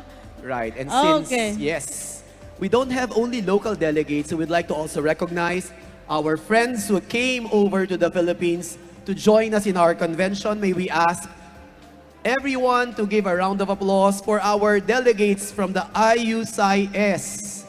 Can we have them to stand and be recognized? International Union of Psychology Societies. Ayun. There. Thank you and welcome to the Philippines. Let's now have the delegates from the ASEAN Regional Union of Psychological Societies, or ARUPS. Very good. There, from this table, Burnett. Nasa harap pala sila. And also we have from the Asia Pacific Psychology Alliance. From this okay. And we have quite a big number from the American Psychological Association. Can we please stand to be recognized? Our APA friends. Wow, thank you for wearing visiting our native, country. may Filipiniana. They've been here actually for more than a week already, our delegates from APA. Thank you very much for coming to the Philippines. This is indeed a very multi-sectoral, multicultural, very diverse community, and we appreciate everybody's presence. So take the time in between to do networking, all right? That's a good chance to do that, right? Anyway, our active engagements with different international organizations of psychology professionals is a clear testament of PAP's strong commitment to fostering collaboration between different psychology organizations. And now we will segue to our first plenary session. Are you ready? To deliver the first plenary session is the CEO of the American Psychological Association, APA, representing over 172,000 psychology professionals. A former commissioner of Philadelphia's Department of Behavioral Health, he led a transformative, data-driven public health approach to improve services, saving $110 million in their country and creating a national model. Our speaker emphasizes the importance of community collaboration, research, and social justice, advocating for marginalized groups and involving individuals with lived experiences in policy decisions. He has received numerous awards for his leadership that includes recognition from the White House and the American Medical Association. He has also taught at prominent universities including Yale and Penn. To facilitate our first plenary session entitled Scaling Public Health Approaches for Mental Health Through Innovations in Policy, Community-Based Care, and Disaster Response, let us all welcome Dr. Arthur Evans, Jr.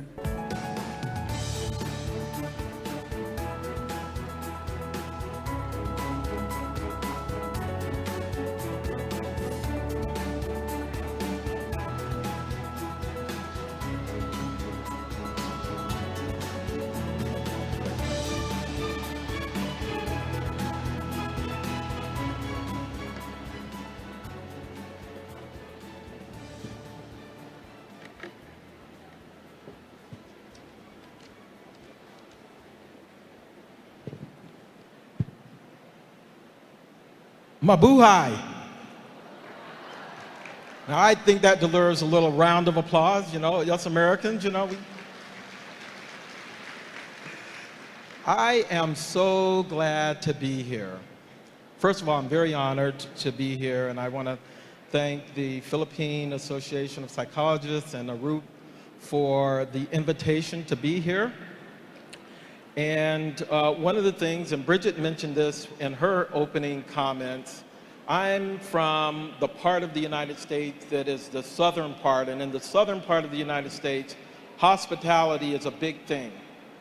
And you all have been enormously hospitable, and so I want to thank you for your hospitality and your warm embrace of me. Thank you so much.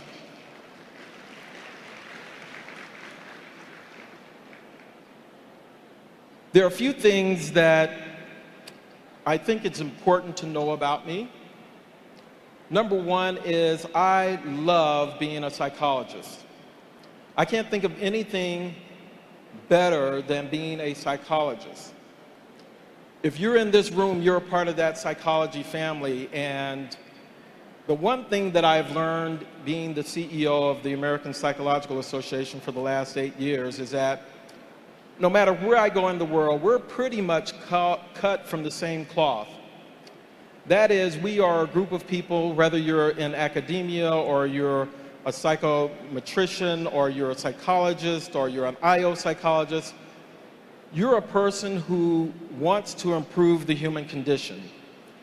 And our discipline and profession is all about, no matter what you do, improving the lives of other people. The second thing I want you to know about me is that I believe in the power of psychology to change the world, because I've seen it with my own eyes. And hopefully today you'll hear a few things that might help us think about how we can do that at an even different level. And then the third thing I believe is that the power of dialogue is important. And so while I want to share a little, I want to learn as much. And so the way I've set my talk up this morning is that I'm going to talk for about 45 minutes, and then we're going to have some time to engage. There's one other thing you should know about me, and that is I am Baptist. And in the Baptist tradition, I know we have a lot of Catholics in the Philippines, but in the US, I'm Baptist. And in the Baptist tradition, when the speaker speaks to you, you speak back. So, how are you all doing? Okay, come on now, wait a minute. I came all the way from the United States of America. How are you all doing? Oh, come on. I was on a plane for 30 hours. How are you all doing? All right, now we're going to get into the talk. So, when I ask you a rhetorical question, I'll let you know it's rhetorical. Otherwise, I actually want an answer. And we actually have microphones in the audience. And so throughout my presentation, I'm going to ask you a few questions. I'm going to start first with a survey. Any good psychologist starts with a good assessment, correct? Who does their work without a good assessment? So my first question is this. Since I'm going to talk about mental health and how we can improve our mental health systems, I want to start by asking you about your system. How many of you feel, and I want you to raise your hands, that there is a gap between the needs of people in your country and what you're able to provide? If you're in a country that is the case, raise your hand. Okay, let me ask it a different way. How many of you are in countries where you believe all of the mental health needs of your community are being met? Raise your hands. Now, I don't see any hands being raised, so everyone should have raised their hands to the first one. You all following me here? Okay. Here's the second question. How many of you believe you have enough people in psychology and other mental health professions to deal with all of the mental health needs in your communities? Raise your hands. Now, what I want you to notice is that no one is raising their hands to that question. I got a couple of more questions. How many of you in your country have stigma as a problem that prevents people from getting the help that they need? Raise your hands. Notice how many people have their hands raised. And here's my last question. How many of you believe we have all the resources that we need to address the needs of our communities when it comes to mental health? And again, no hands. So here's what I'm going to talk about. I think that the issue isn't just resources. I think that the issue is the way we think about our work. Now, without resources, we absolutely can do nothing. So I spent my whole career before coming to APA advocating for, trying to get money to meet the needs of the communities that I lived in. So we absolutely have to have the resources. But I want to suggest to you that resources alone will not be enough to solve the magnitude of the problems that we have. Are you all with me so far? Remember what I told you, I came all the way from the US. Are you with me so far? Okay, thank you. So let's start to build the case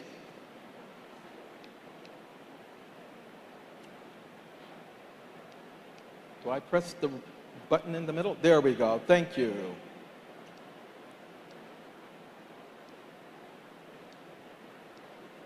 There we go. So I suspect that even though our countries are very different, in many ways, we have some of the same issues and challenges. And those issues are the gaps that we were talking about, the issue of trauma. Is trauma an issue? I know that in the Philippines, for example, you all are facing all kinds of challenges when it comes to trauma with the natural disasters, whether it's typhoons or earthquakes or whatever it is, and that we know that those things have a psychological consequence. But in the US, we have our own set of challenges that drive a whole set of issues, from a children's mental health crisis to people who have untreated illnesses, to people who are in our criminal justice system, to our economy being dragged by untreated mental health challenges. So the question for us is, how do we then think about how to address that? And I'm going to talk about population health as a way of thinking about that. So if I'm going to ask you to,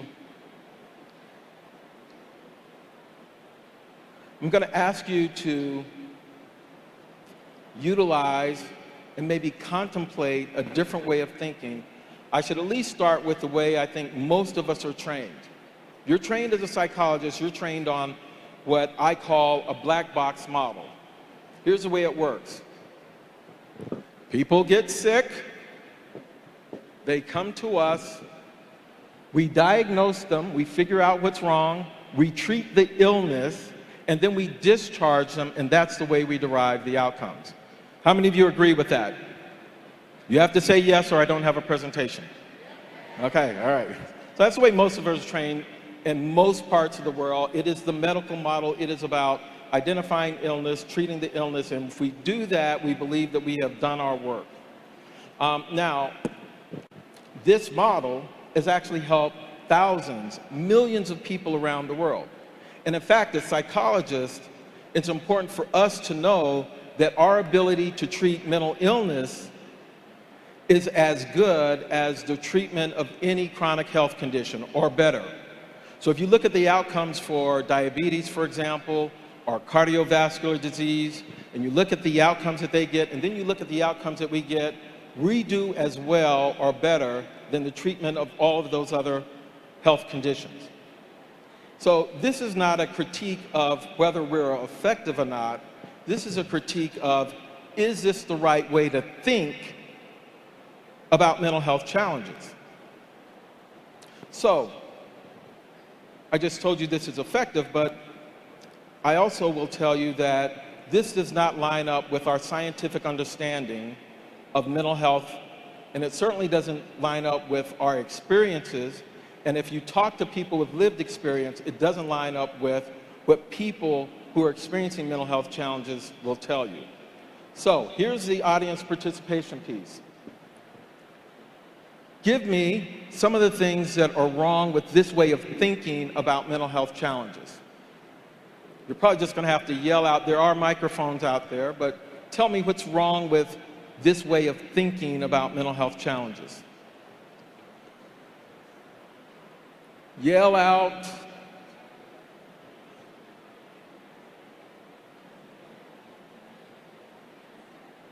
Go ahead. Yeah, give her a round of applause. Yeah, she's brave. Okay, go ahead. Is it mic on? I'll just shout it out. Oh, there you go. Okay, okay, good. Personally, I think that it focuses too much on the individual. It's not looking at the symptoms.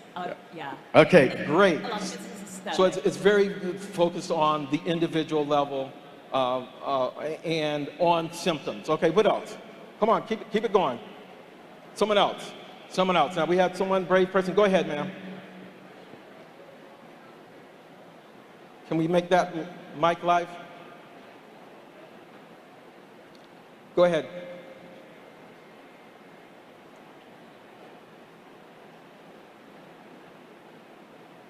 Anyone else while we're getting this mic going?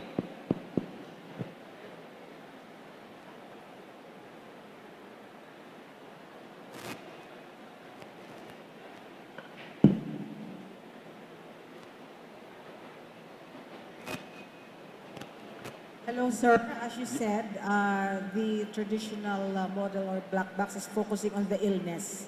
So it's focused on the illness. However, in mental health and with our training, I advocate for well-being. No? I look into well-being. Okay. And we look even on the childhood dimension of the illness. And so we're focusing more on the whole person, what the person goes through during the therapy, and how the person is responding after he sees the professional. Excellent. Go ahead, keep going. Okay, so I believe in the wholeness of the human being, which is at the mind level. And so we look at the entire person. And whatever illness he is showing is only a symptom of a deeper issue that we need to resolve, but over time. Great, thank you. A lot of really good issues there. Give her a round of applause. So let me give you a few other issues. I can't see out there because the light is in my eyes, so if someone's out there, just yell out. But let me tell you some of the other challenges. One of the challenges is that this assumes that people who have mental health challenges will understand that they have a problem. They will understand what the problem is. They will understand that they need to come to us for help. They will not be hindered by stigma and they will come to the right place, and we know that that's not the case. So this is a passive model that waits for people to recognize that they have a problem, come to us, and we know for many reasons that does not happen. We know that when people leave that they're not, quote, fixed. We know that chronic conditions like having a mental health challenge require ongoing care. I intentionally use the metaphor of a box because often what happens is people come in, again, not knowing what the challenges are that they have, and if we're not careful, we will focus on one singular thing when people have many issues. So the problem is that while this helps, we also know that we miss a lot of people who never show up at our treatment, and in many places, we don't have enough one-on-one individual treatment to deal with the magnitude of the problem. So then the issue is there an alternative way to begin thinking about how we address mental health challenges?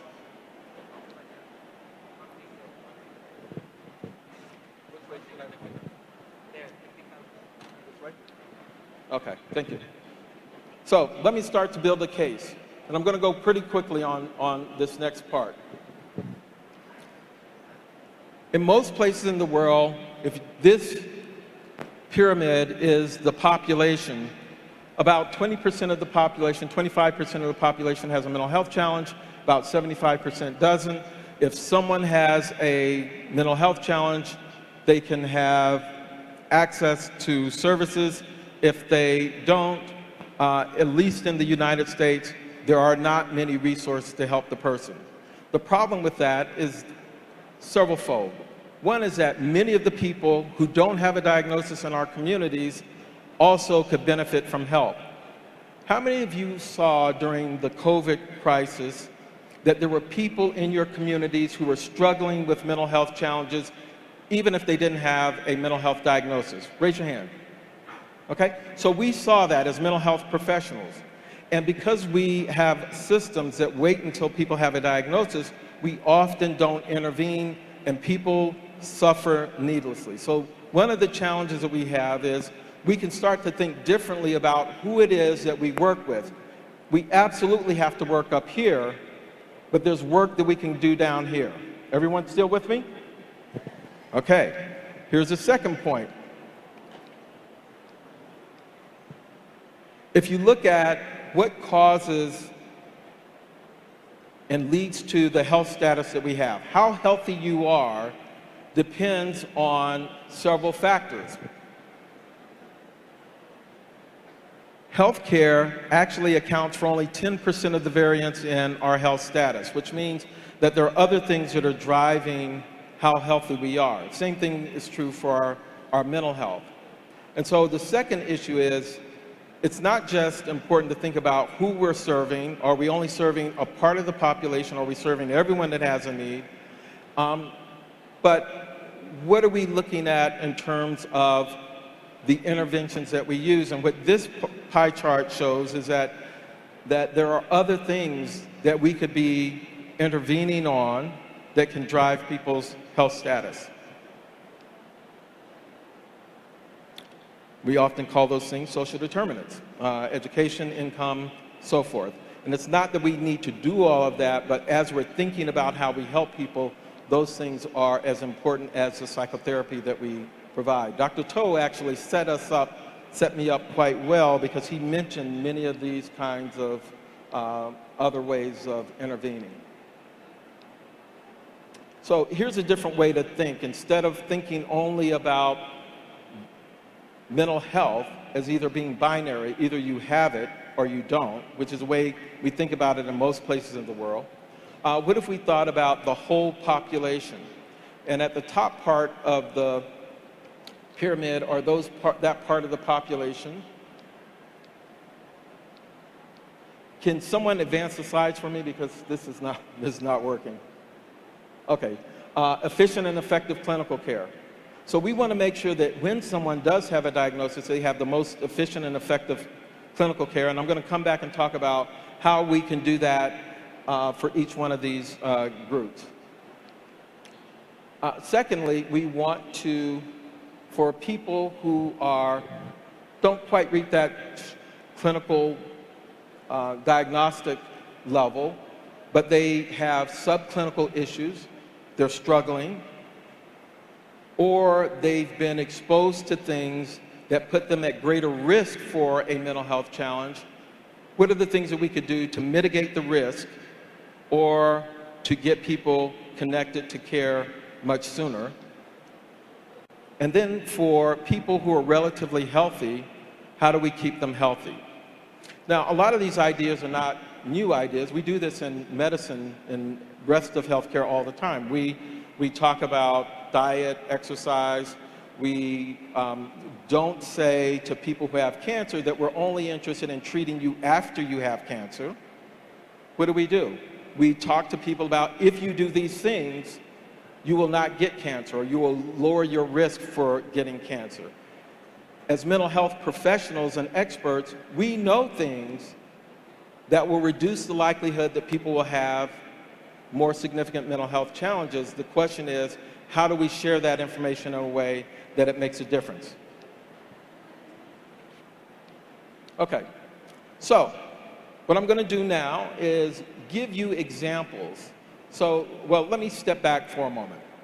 I just made the argument that the black box way of thinking for mental health challenges creates some challenges for us, that we miss people that we could reach, and that it doesn't allow us to deal with the full spectrum of challenges that we have in our community. So the question is, if we can think about and utilize a population way of thinking, can that help us? I've just made the argument that thinking about a whole population approach is a way of thinking that gets us out of that black box and can reach more people. So these are people in Philadelphia who, when we first started, when I was a mental health commissioner there, started to put what they call put a face on recovery.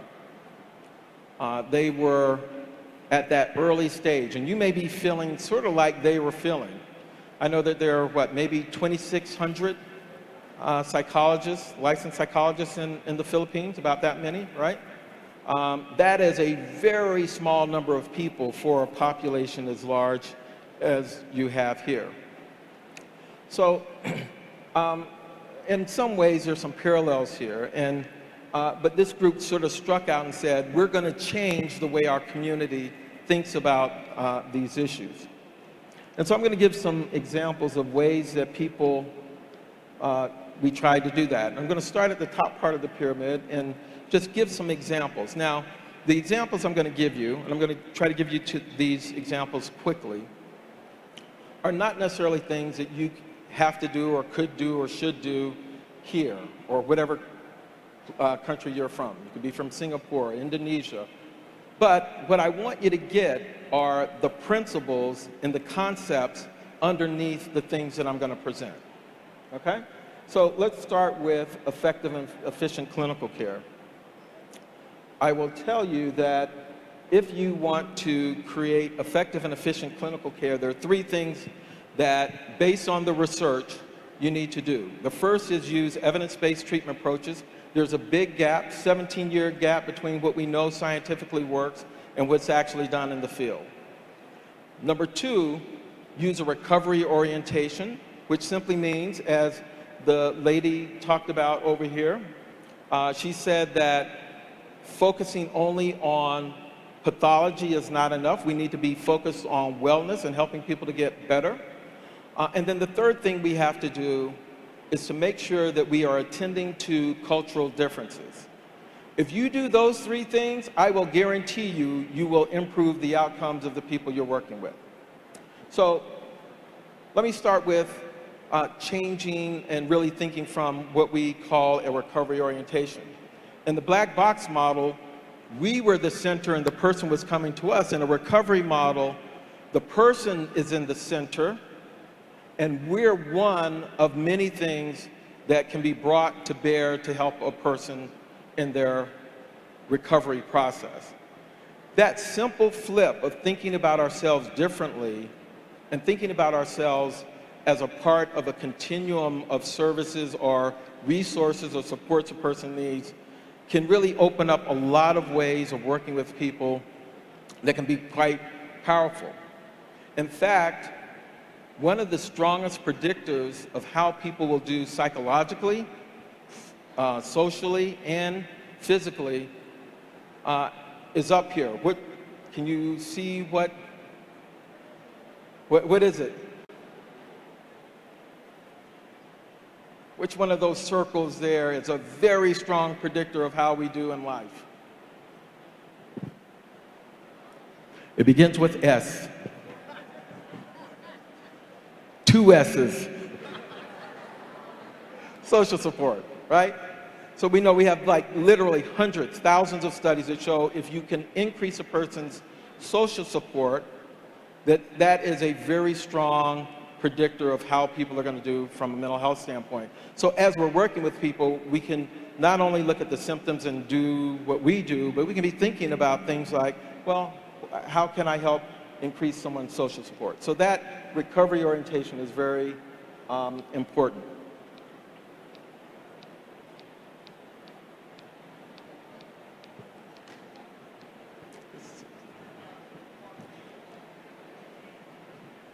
Okay.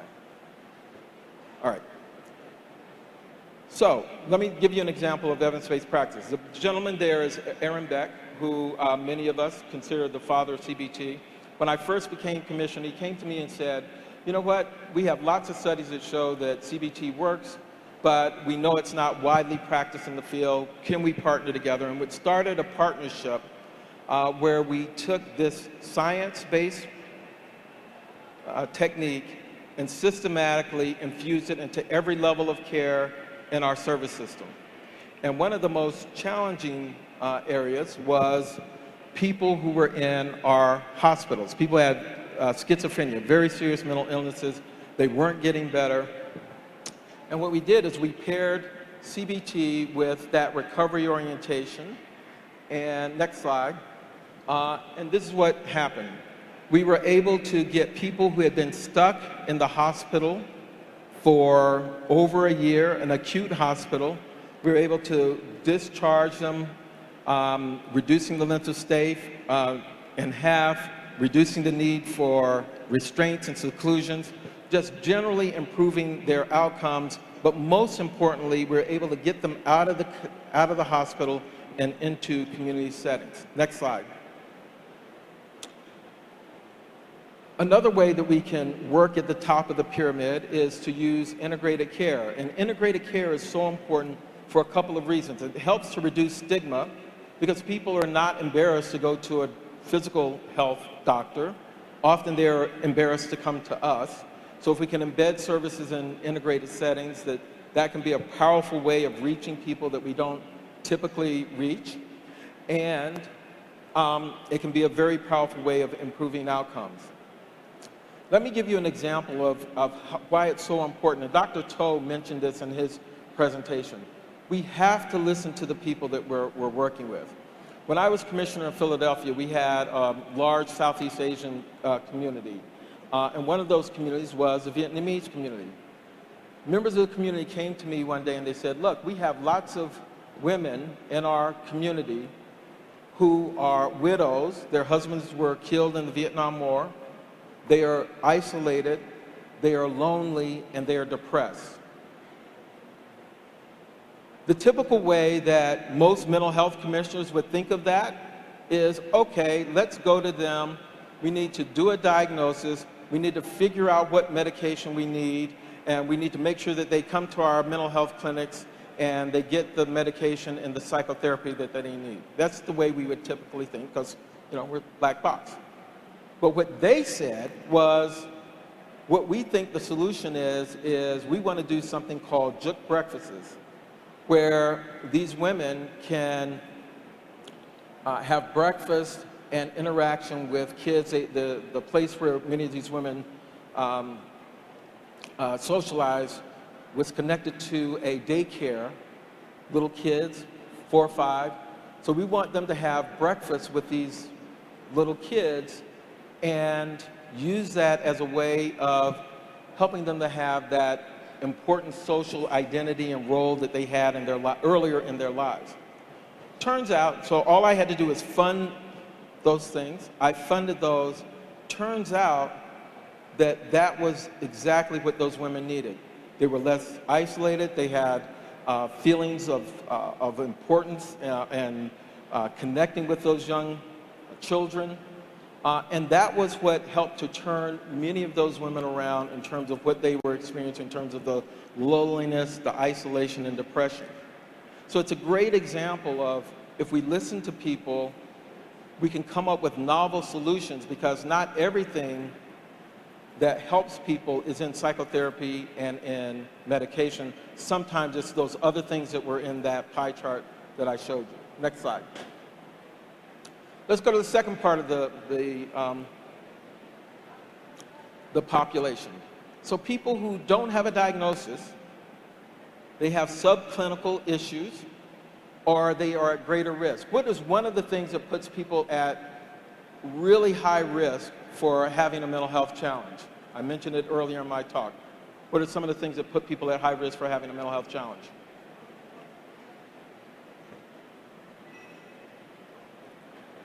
What about trauma, right? So we know that if you're exposed to trauma, that is one of the things that can really drive mental health challenges. And so if we have ways of mitigating trauma's impact, that can go a long way in helping us to reduce the number of people who develop PTSD and other outcomes related to their traumatic experience. So one of the ways we did that in the city of Philadelphia is whenever there was a traumatic event that happened in the community, we would send people into the community.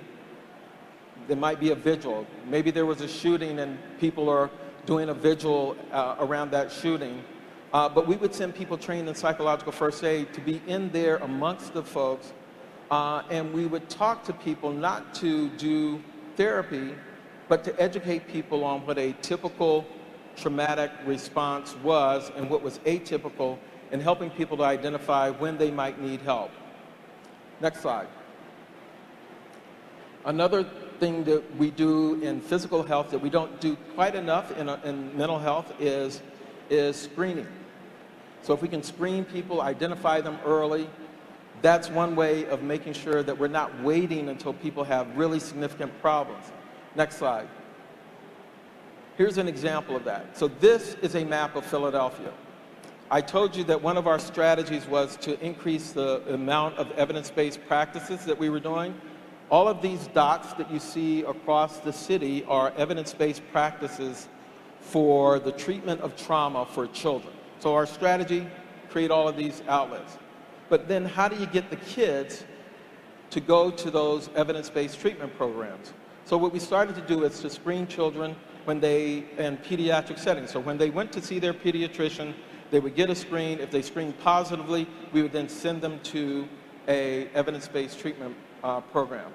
So that's one way of using existing infrastructure to identify people, get them connected to services much sooner. Next slide. This is a saying that I live by. Inherent in every community is the wisdom to solve its own problems. I gave you an example of from the Vietnamese community. Next slide. I want to give you an example of that from the Bhutanese and Burmese communities.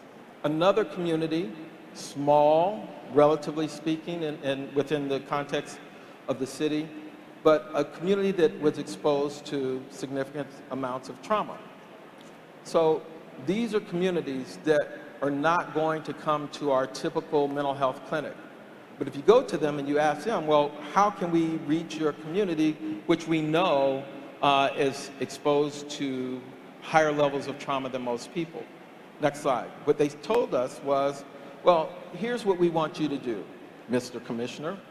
We already have community centers where people come for English as a second language, they come for immigration help. We want you to fund a mental health practitioner who understands our community and put them in the place where our community is already coming. So that's what we did. Very effective way at reaching people who would otherwise never come to the black box that we talked about. Next slide. Bottom part of the pyramid. So again, in physical health, we spend quite a bit of time on helping people to understand the things that they need to do to be healthy. So what are some of the things that we can do to help people who are healthy from a psychological standpoint stay healthy?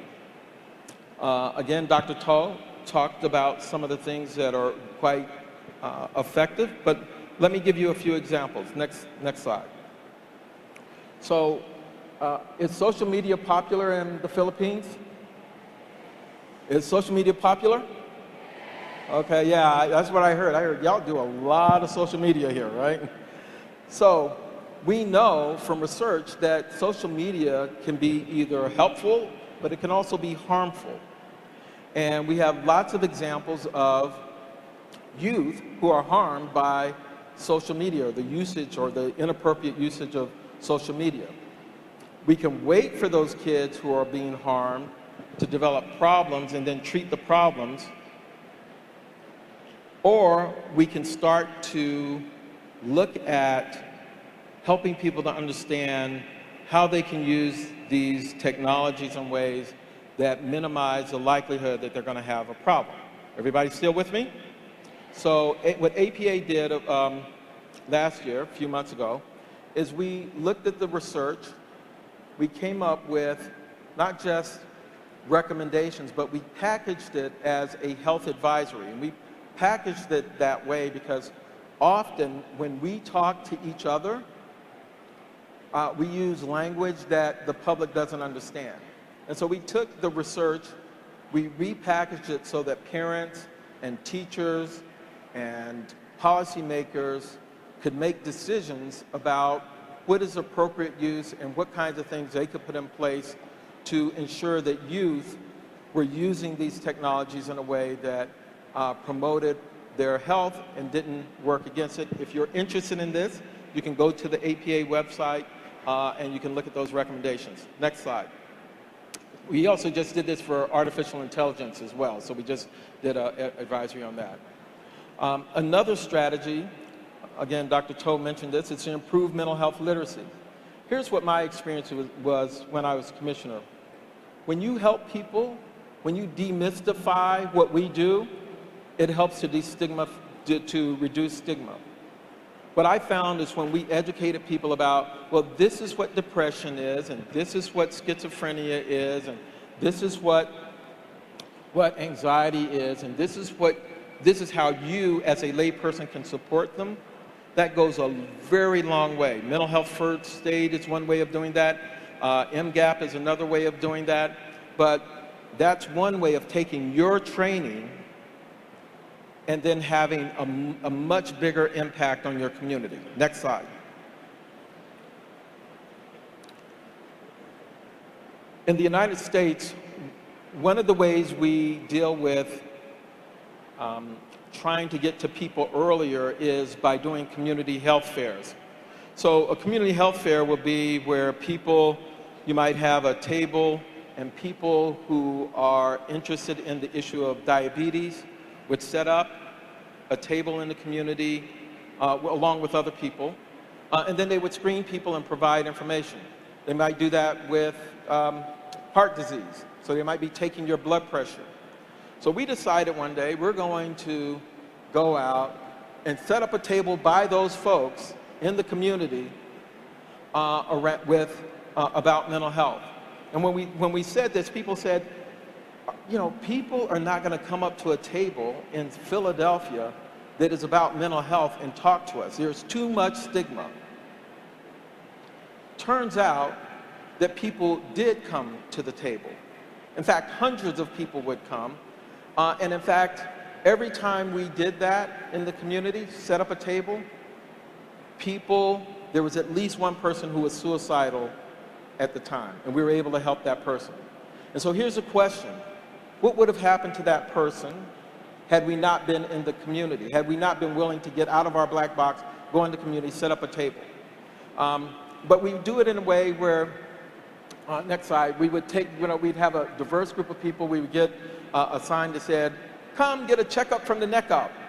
People would come by. We would screen them and then connect them. Next slide. So, all of the things that I've talked about so far, and I asked a question about stigma because one of the things that I've heard since I've been here is how impactful the issue of stigma is and how it keeps people from getting the help that they need. And all of the things that we've talked about so far are ways to reduce stigma. When we can reframe mental health, like the woman talked about over here, that it's not just about treating illness, it's about how do we help people have wellness, mental wellness. When we use that frame, people are much more likely to engage with us. Using our language, being very careful about how we use our language. Normalizing mental health issues.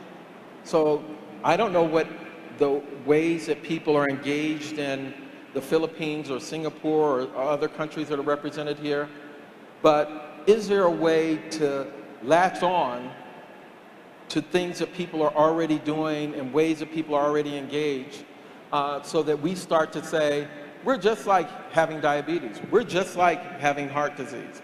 I don't know what those are for your community, but that is something that we have found to be quite powerful.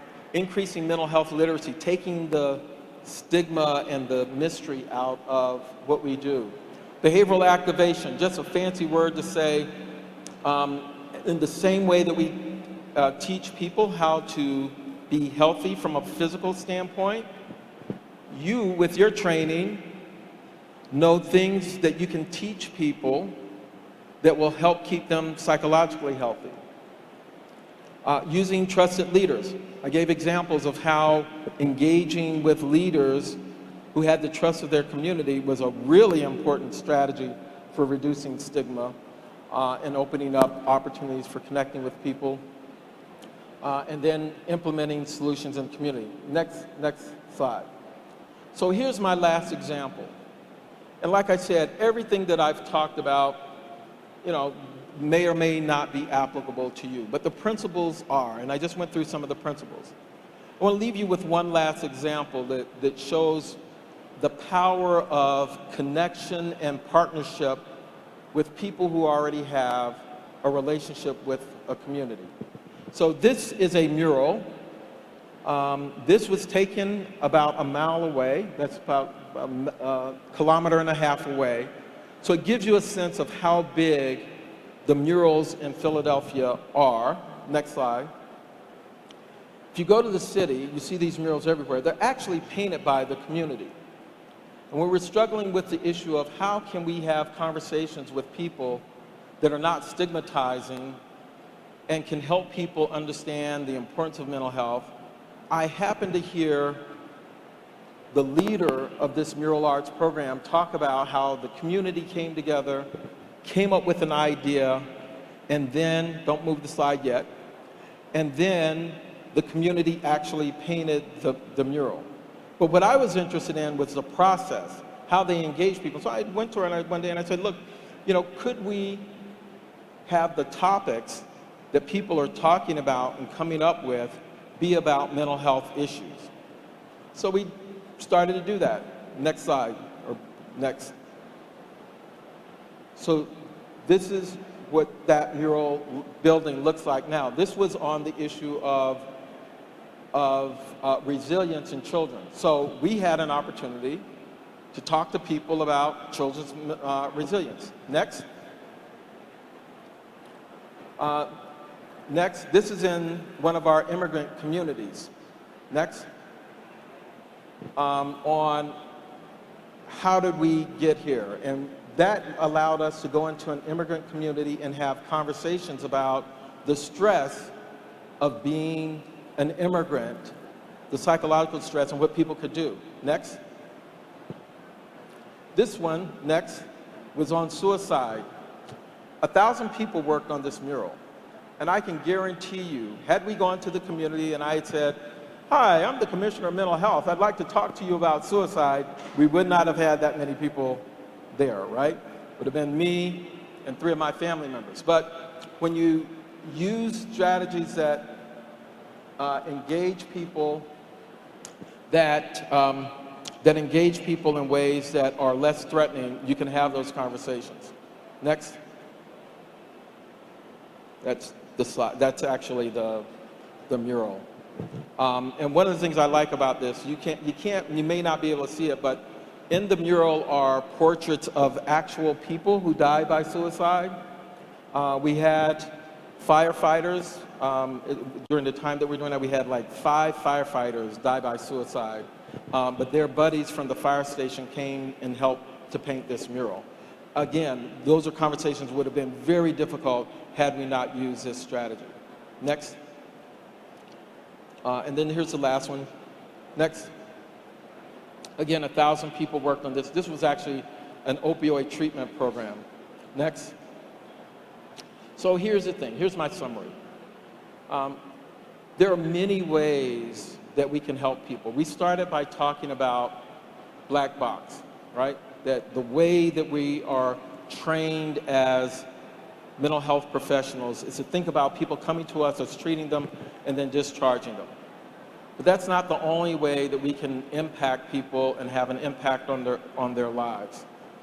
And one of the things that I hope I've been able to demonstrate is that if we're willing to think creatively, this is what we did, how these would play out in your community are going to look different, obviously.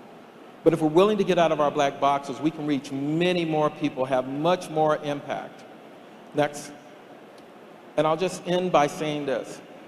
Just like we started with just a few people who said, you know, we think we can change how communities look and think about these issues and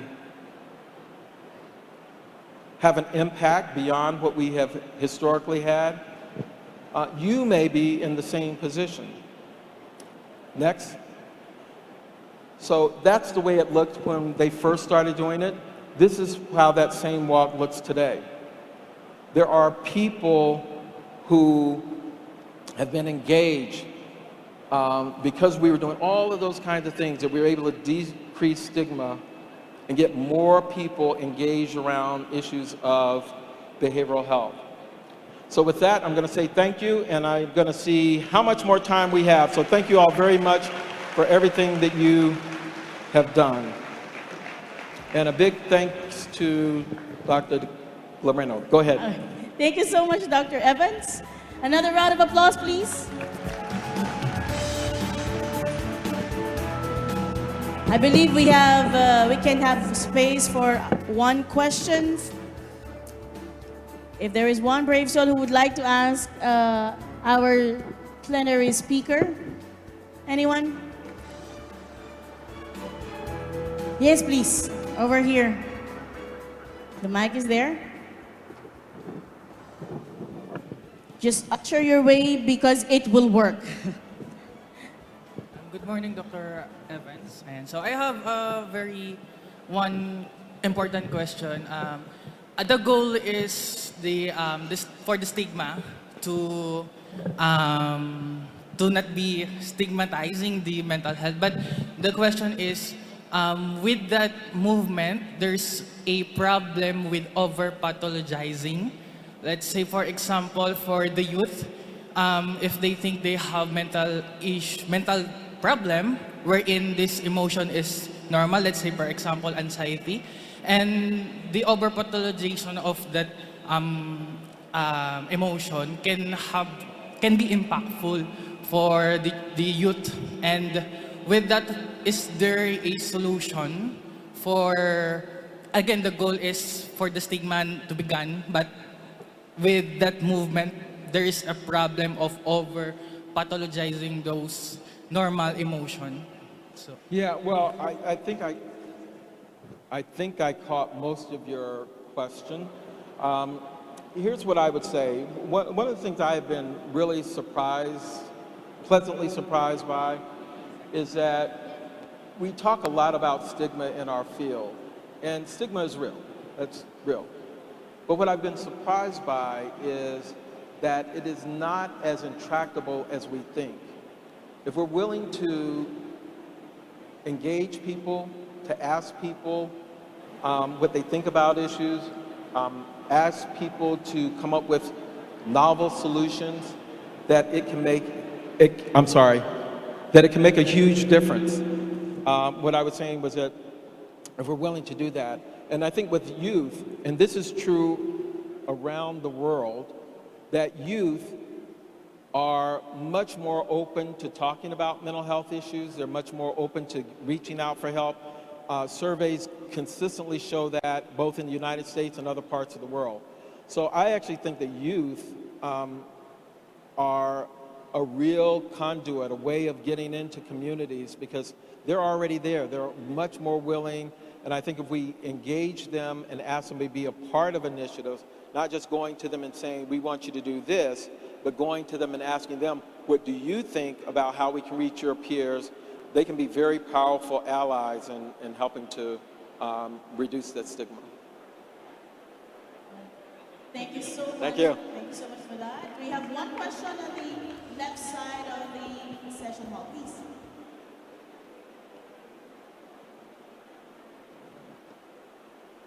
Okay. Can we have the mic? Go ahead.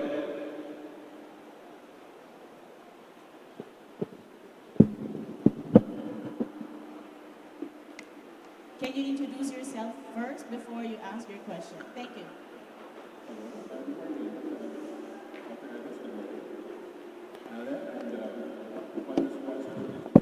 It's hard to hear. Can you? Yes.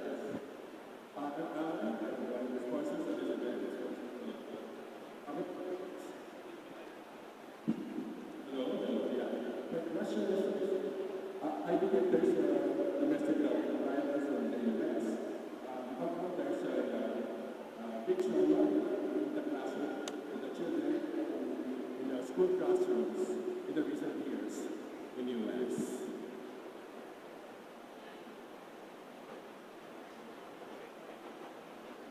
Can you reiterate the question, please?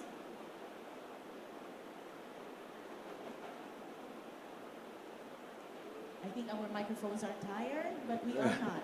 Yes, please.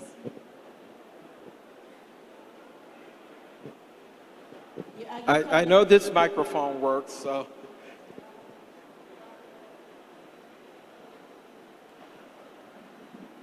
The other one, please. Good. In the recent news in the U.S., there's what we call domestic violence in the schools in the U.S., right? Especially with the kids. There's some sort of trauma, emotional trauma. How can we address this issue in the U.S.? Of course, most of here in Asia is a high inspiration in the U.S. But how do we address those issues? I think, if I understood the question, how do we address the issue of trauma related to domestic violence?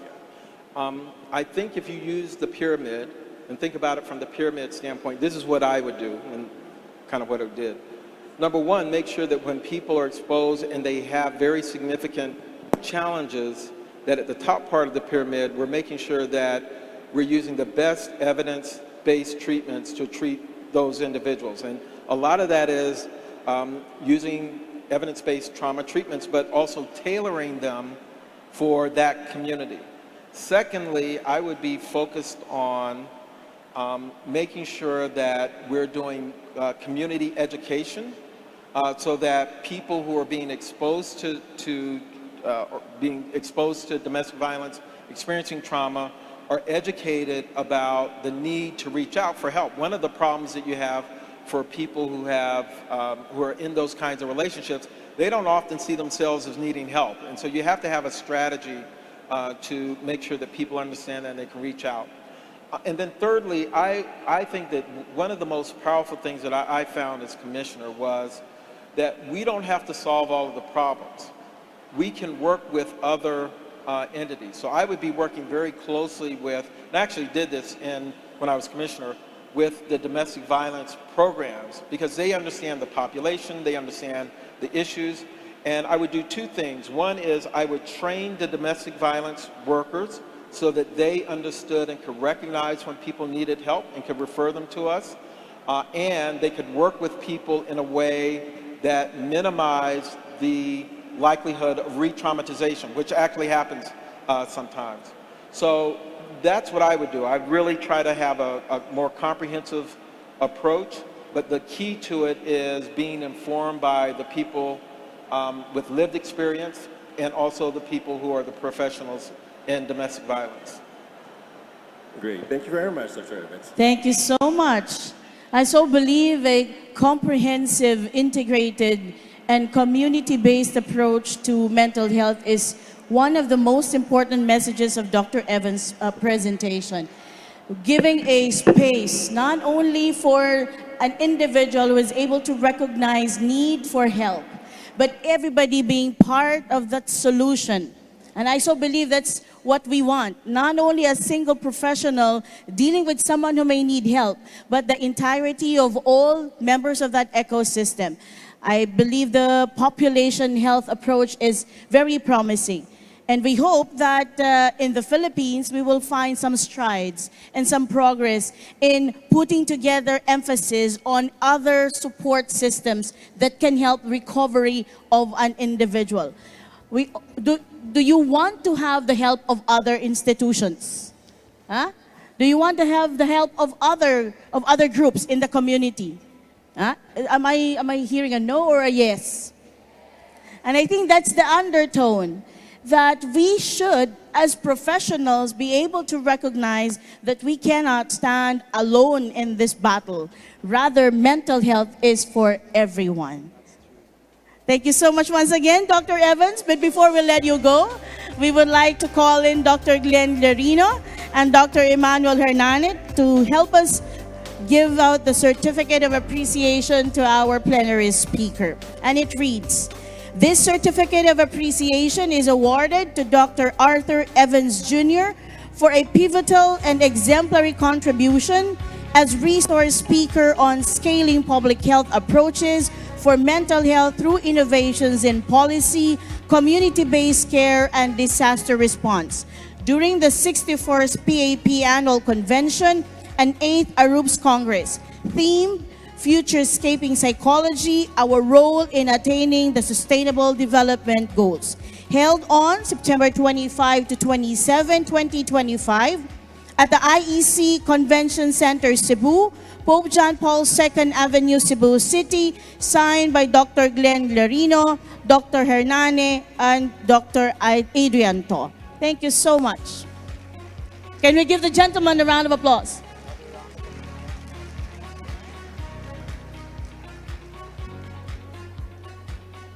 All right, we're almost half done of the day, okay? But we have to continue, right? You still have the energy? All right, we would like to apologize for those who are still waiting for their seats. We're setting up additional tables for everyone to be accommodated. As we go on, as we navigate more closely to the different challenges facing a psychology practitioner, each one of us here is one, we will now make way for our next plenary speaker. I have the honor to introduce our next plenary speaker. She is the Associate Dean of Alliant International University and the 2025 President of the American Psychological Association, APA, a feminist and multicultural scholar. Her work focuses on intersectionality, women's issues, and Asian American mental health. She advocates for inclusive, strengths-based unity within psychology, further aiming to empower diverse voices through her APA presidency. Ladies and gentlemen, our speaker is also an editor of Women and Therapy, commissioning special issues on marginalized groups, a mentor and a published scholar. She has received numerous awards, including the APA Presidential Citation and the Shining Star Award at the National Multicultural Conference and Summit. to speak on integrating intersectionality and feminist principles to empower diverse populations. Join me in welcoming on stage Professor Deborah M. Kawahara, PhD.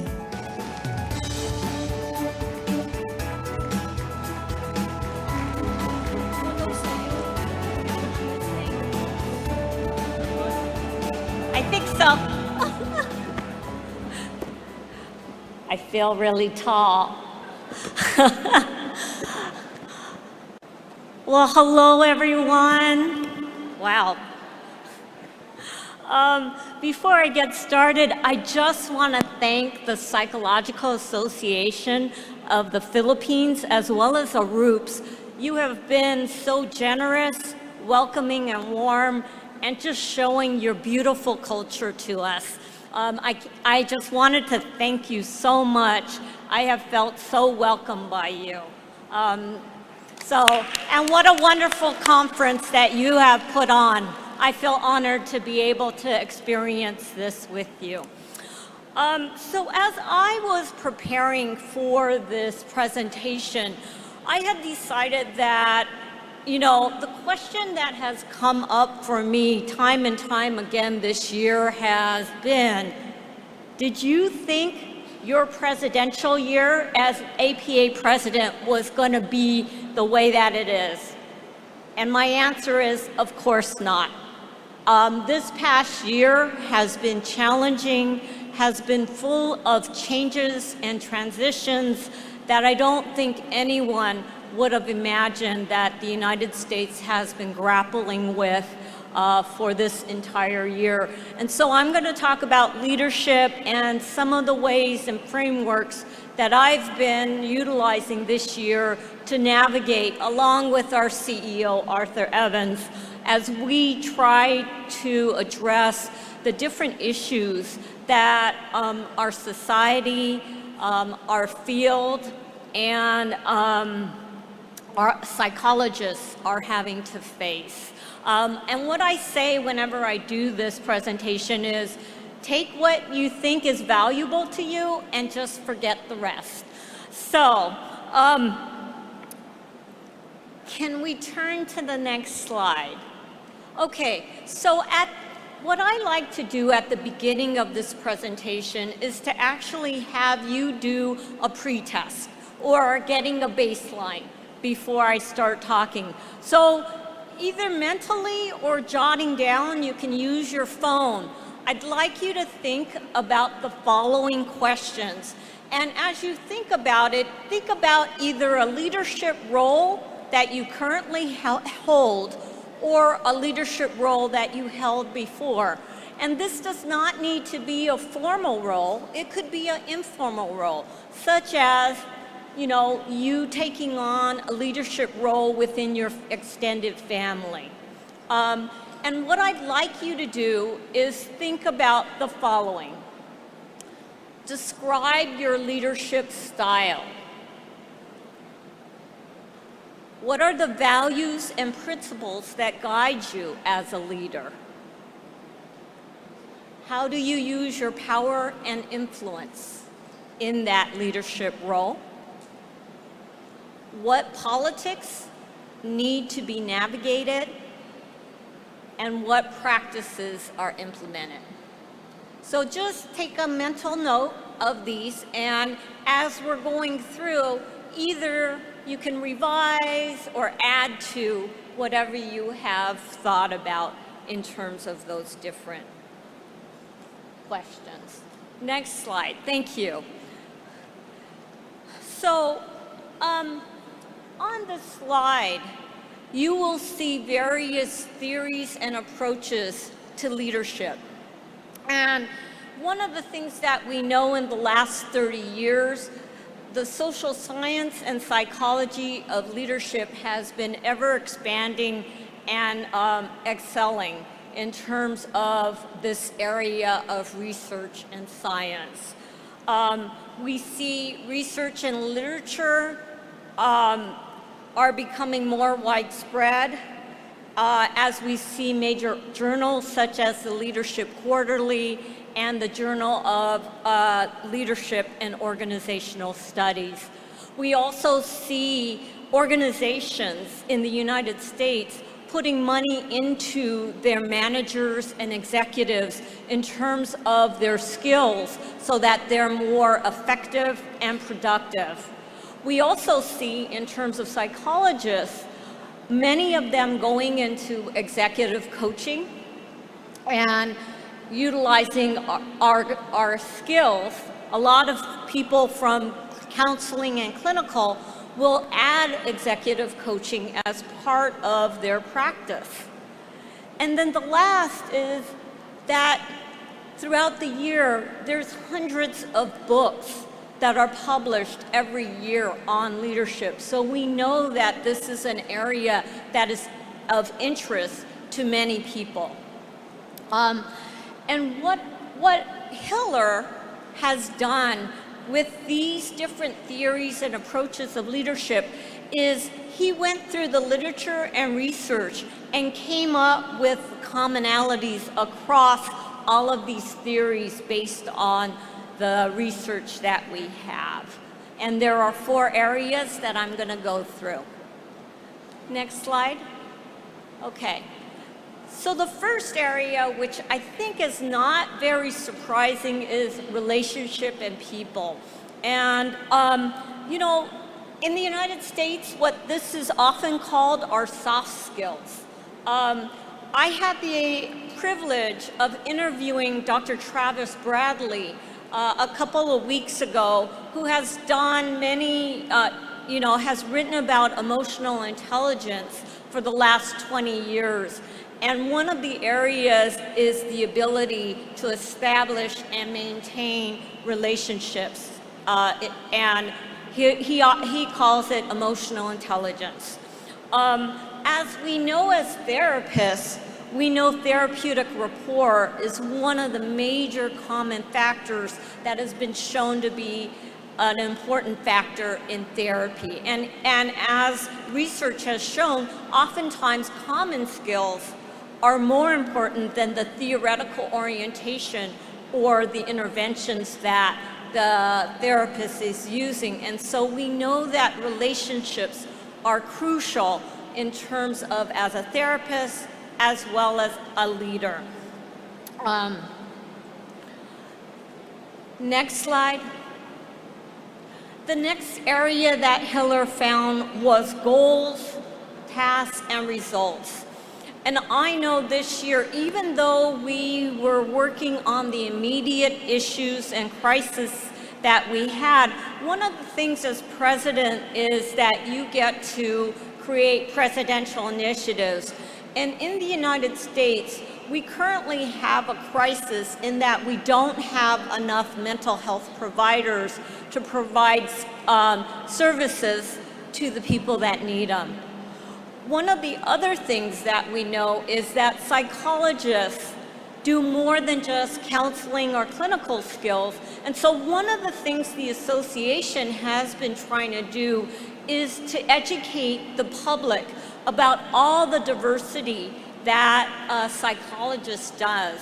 And I think one of the things that I thought was really important as I was preparing the presentation is I really believe that psychology and psychologists belong in all spheres of society. I think we have the skills to help across the many social issues that each of your societies and countries are dealing with. And so I really believe, as I have been president this year and in my time at APA, I really do believe that leadership and advocacy are essential for psychologists to do. And for those of you that work with kids, you know the environment is one of those crucial things that you can't treat just the child. You have to deal with the environment that people are living in. And I think as leaders, that's where we can have an impact in terms of policies, in terms of structures, and in terms of the people and communities that we service. And so then this becomes very important. So what I wanted to talk about in this particular is that I had to figure out initiatives for my presidential year that were going to get done within my president's year. So one of my initiatives has been called Engaging Psychology's Futures. And in the United States, in high school, 80,000 students take intro to psychology. And so we had 80,000 touch points that we could expose them to careers in psychology. And so my initiative this year has been to do local events where community comes together and they put together panels of psychologists for high school students and community college students to expose them to different careers in psychology.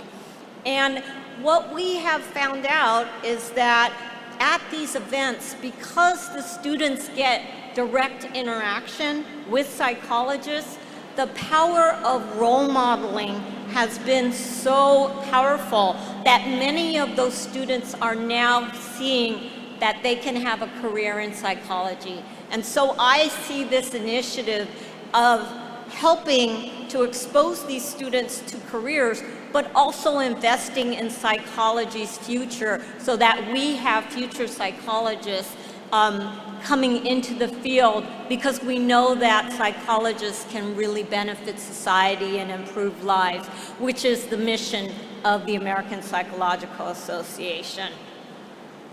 Next, please. The third area is change in strategy.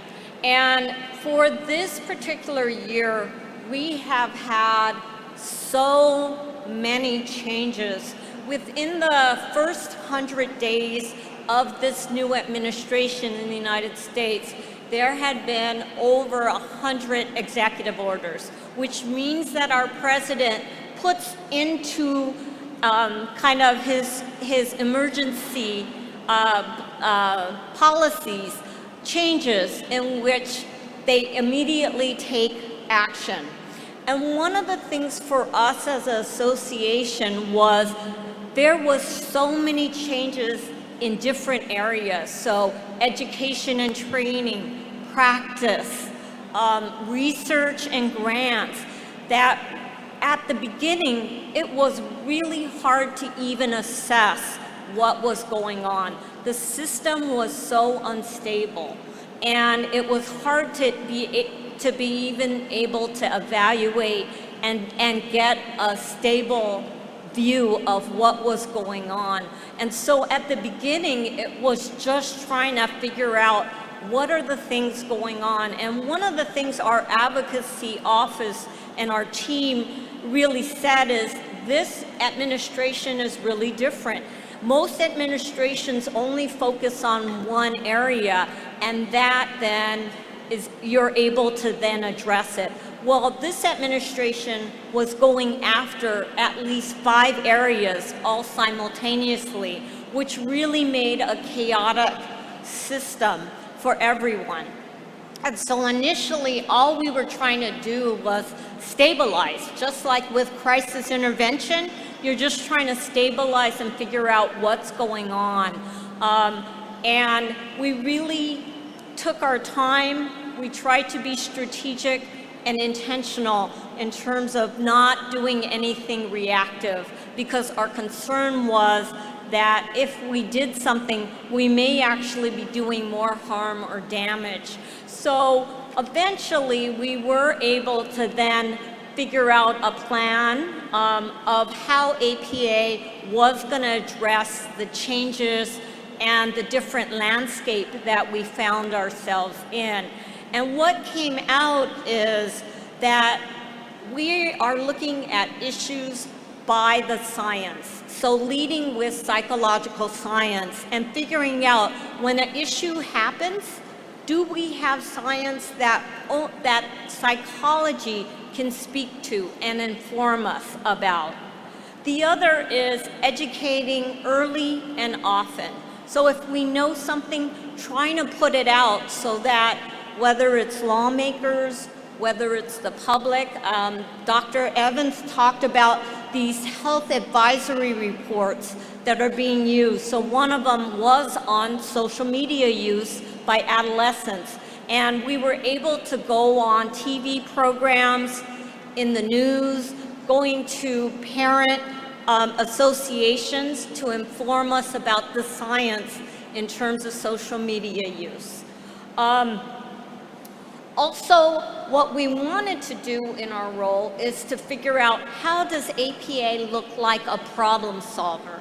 So them coming to us. So that is a strategy that we are now using in terms of our position. And then advocating on behalf of the public and the general population. And Dr. Evans talked about population health.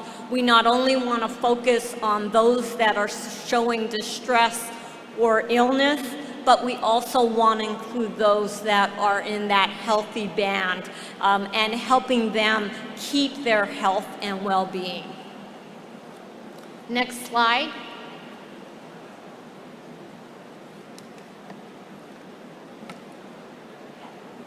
Next slide.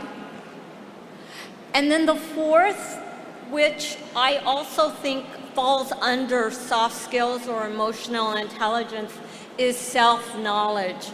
And for anybody that's doing therapy or is a leader, it's really understanding your values, worldview, and beliefs, right? How are you walking in that room? What is your cultural lens that you bring into the situation, and how might that interact with the group that you're working with?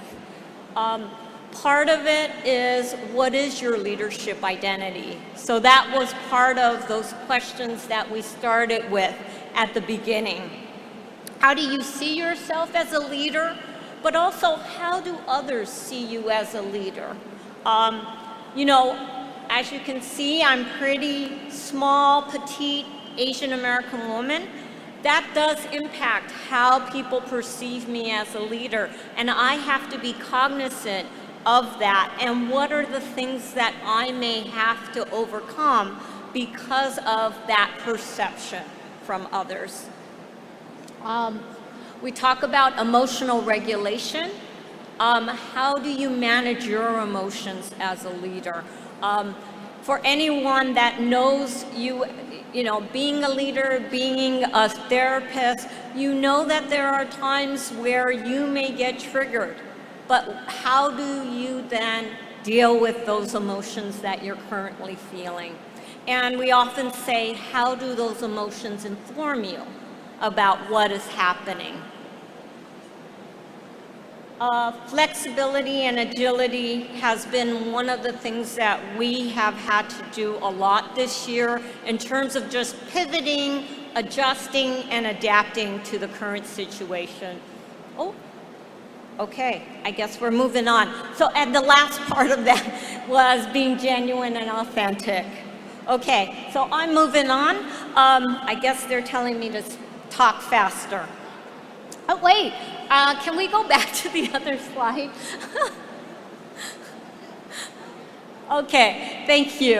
All right, so, you know, that literature and research is based on the journals, the academic journals that we have. And as you know, a lot of the academic journals come from the West. And many of the studies are based on Western samples. And so Joseph Heinrich talked about WEIRD as an acronym.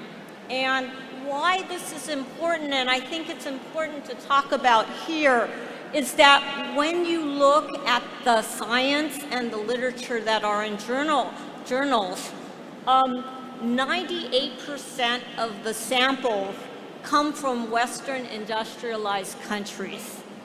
So we know that the countries have certain values and beliefs and worldview. And so you start thinking about how does that permeate the research studies that are being published and what is being touted as the results of that and that we're getting led by. So what that means is that 96% of the research in terms of samples only make up 12% of the world population. And so what that means is that only 12% of the whole entire population are the ones that academic journals or literature and research are based on. And the reason why I want to bring that up is for us to think about how what you read in those journals, how they are influenced by Western culture. Okay, next slide. And so the acronym WEIRD stands for Western, Educated, Industrial, Rich, and Democratic.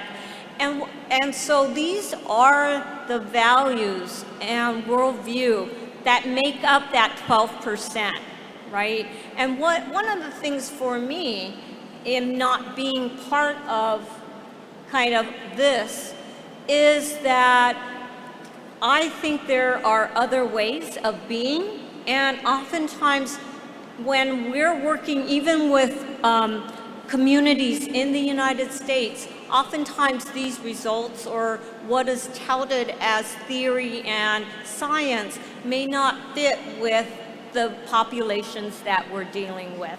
And so when we think about the values that make up this weird acronym, oftentimes they're individualistic.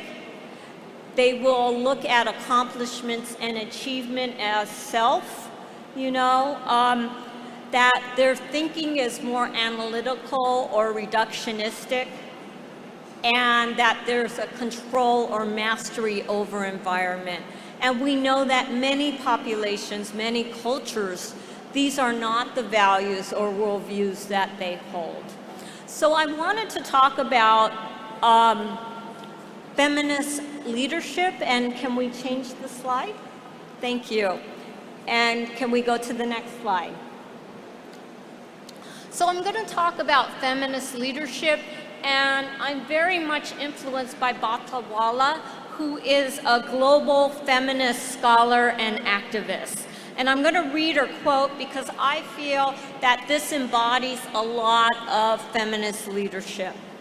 So she believes women with a feminist perspective and vision of social justice, individually and collectively, transforming themselves to use their power, resources, and skill in non-oppressive, inclusive structures and processes to mobilize others, especially other women, around a shared agenda of social, cultural, economic, and political transformation for equality and the realization of human rights for all. And I really like this quote because I think there's two things that I like to highlight. One is that using your power, resources, and skills in non-oppressive, inclusive structures and processes. So that really speaks to that empowerment, that you're trying to use your privilege in a way that will empower others.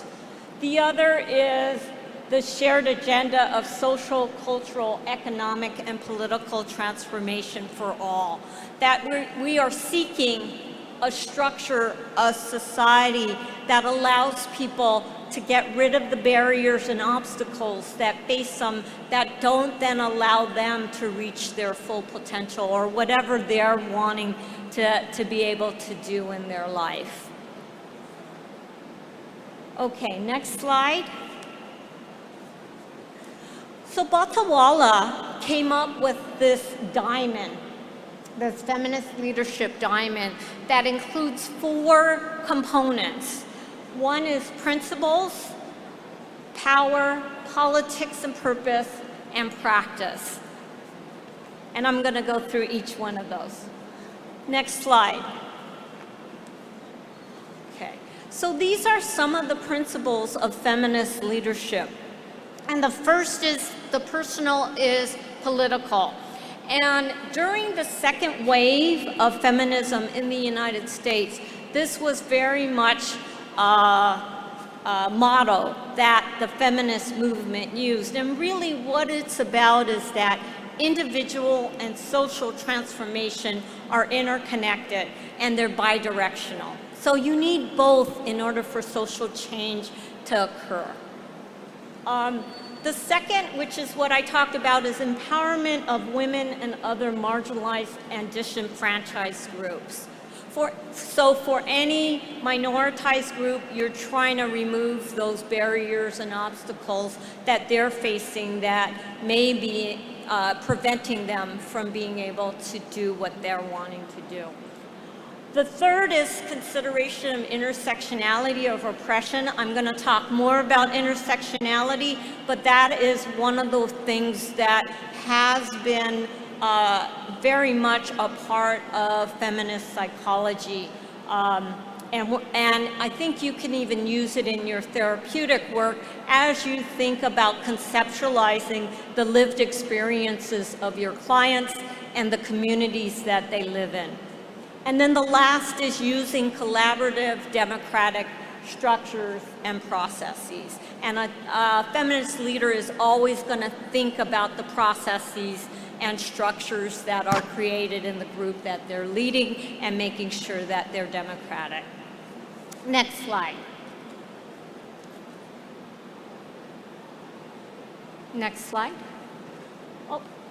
Okay, so I want to talk about intersectionality because this is a very important concept that feminist leaders and psychologists really think about a lot. And Kimberly Crenshaw is a law professor and legal scholar, and she is credited in coining the word intersectionality. And it really was born out of the movement of critical race theory.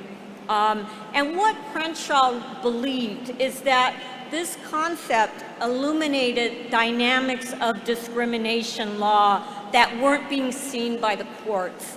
And she really believed you couldn't just look at racism or race, and you just couldn't look at sex or sexism. You had to look at both to understand the discrimination and oppression of Black women. And this concept has now carried to other minoritized groups in order to understand what their experience within a context is. Next slide.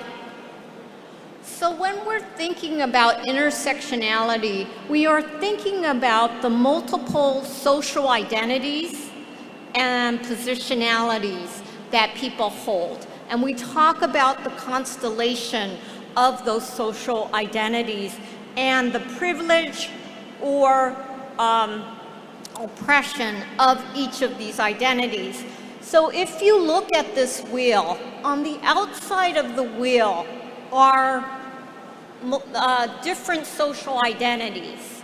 And then inside the gray circle, as you get closer to the middle of the circle, you gain more privilege. And this is based on the US. So in terms of your culture, it may be different. But the one thing in terms of these different identities is that you're going to then have a constellation where some of your identities you're going to hold power, some of your identities you're going to hold oppression. Can we get the next slide? So, as you as a leader and thinking about the different identity dimensions, you will then be able to see where are those different identities lie.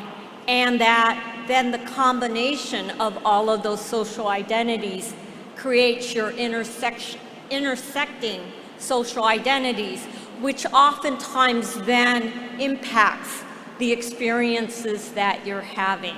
And it becomes a more complicated way of thinking about people's lives and the multiple factors that may be impacting them.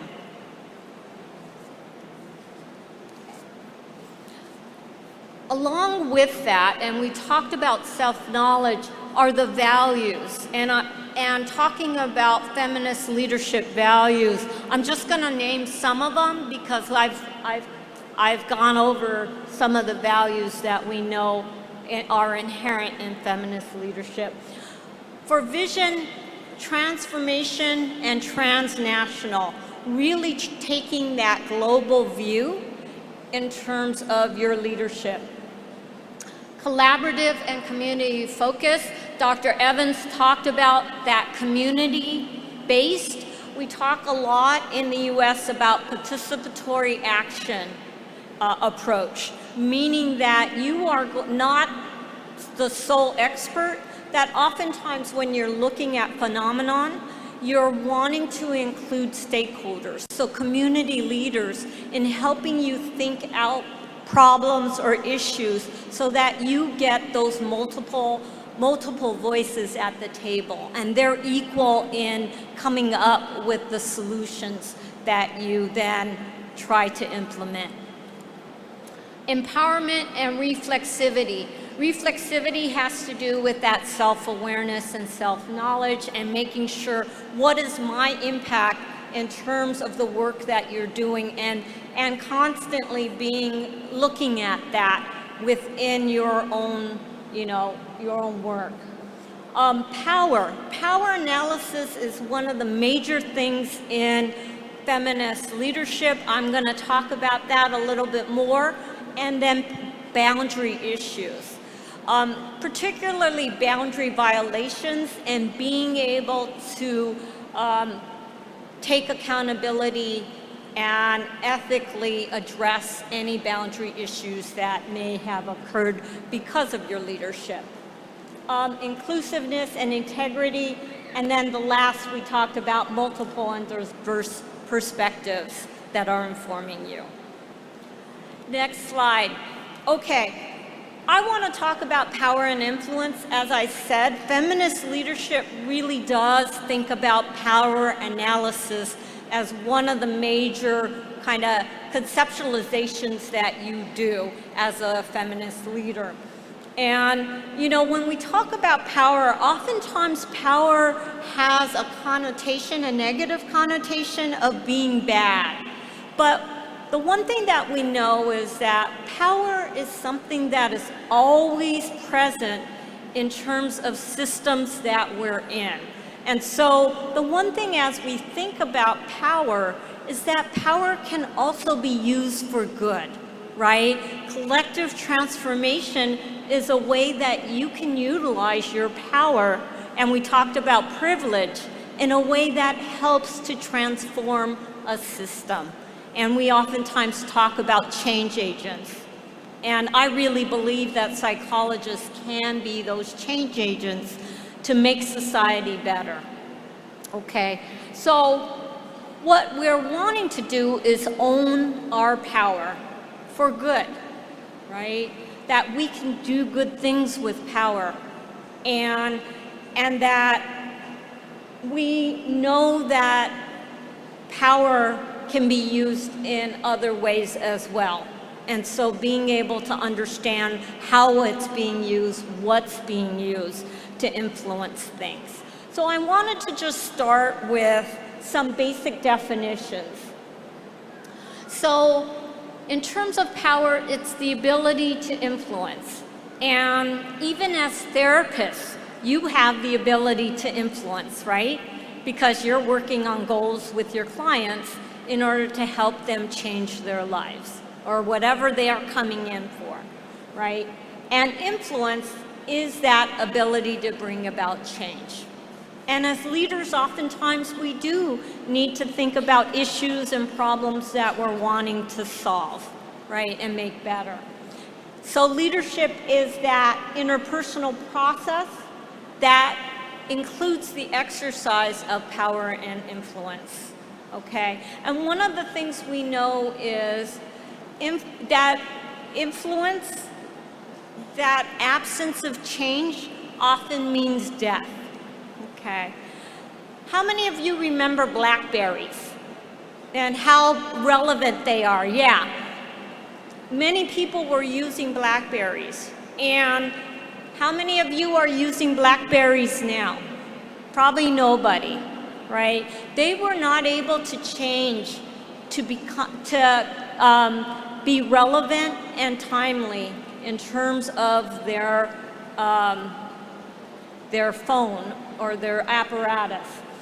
And so now we have either iPhones or Androids that we're using, right? And so it's important for you to think about that change is something that we're constantly, and me as a Buddhist, change is inevitable.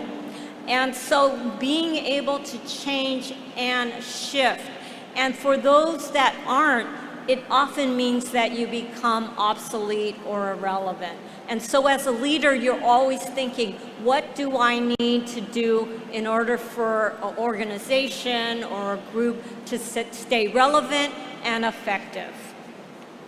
Next slide. So just quickly to talk about the power bases. And generally, these are traditional industrial organizational bases of power, but the last one was added. And so there's 7 power bases, and I'm gonna go quickly through them.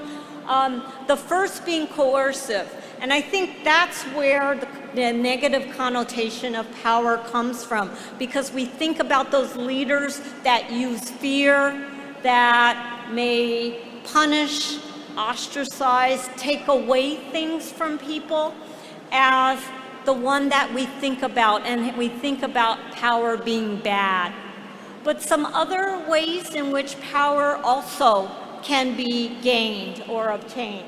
One is legitimate or positional. And many of you, because you're a psychologist or mental health professional, you hold that because of your legitimacy of your profession. Kind of connected to that is expert power, that based on credentials or degrees, skills, knowledge that you have. Reward, power because you're able to give things, whether that's money or promotions or other things.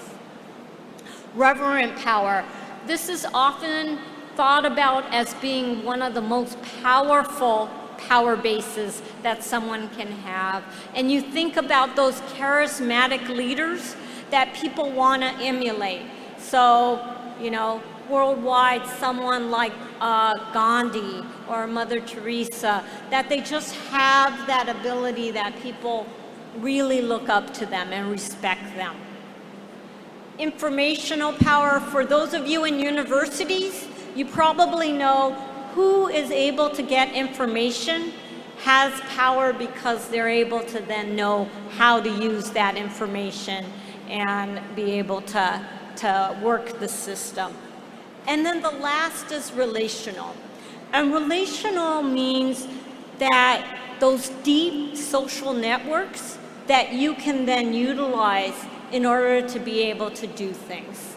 And that becomes very important as you're trying to navigate some of the goals and tasks that you're wanting to do. Okay, next slide. So, how is power manifested in systems? The first is visible power, and this is generally overt and observable. So who gets to be in the room and who gets to make formal decisions, right? And then who's not in that room. So it's inclusion and exclusion, and you're pretty much able to know that. So it may be open meetings and closed meetings or executive meetings. Then the next is hidden power. And this is oftentimes who is operating behind the scenes, that they actually can influence the agenda that's going to be then implemented. Who has voice and who may be consulted. So again, because I'm an academic administrator, some of the hidden power that I know in a university, Board of Trustees, may not be in the room, but they certainly are influencing things in the university. In the United States, Department of Education and accreditors, definitely making an institution think about how they may be approaching things, okay? The last is invisible power. And these power bases may not even know that they're influencing a particular organization. So this is more indirect and covert. So who has the capacity and role to influence an organization or a system? And I think one of the major ways that now we're having to think about is media, and particularly social media. In the United States, one of the very things that's being talked about is misinformation and disinformation, and how that is influencing elections. We know that data analytics are being used to then put out different informational, which may be not accurate or true. And so that's where you start seeing hidden power being able to influence role and capacity. Well, I usually have people do this, so I just want you to think about this as you're thinking about your leadership roles, but we're not going to have time to do the exercise today. So thinking about your power and influence, and how was your views about them formed? So where did you get this concept in terms of power and influence? How do you own your power and influence? Which parts of it do you own and which parts maybe you disown? And then the last is, how does your intersecting social identities influence your power and positionalities? Okay. Okay, next slide.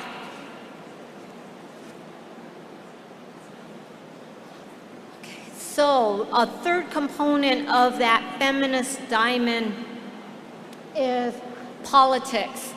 And I will say that sometimes politics are even more important than the actual goal that you're trying to achieve.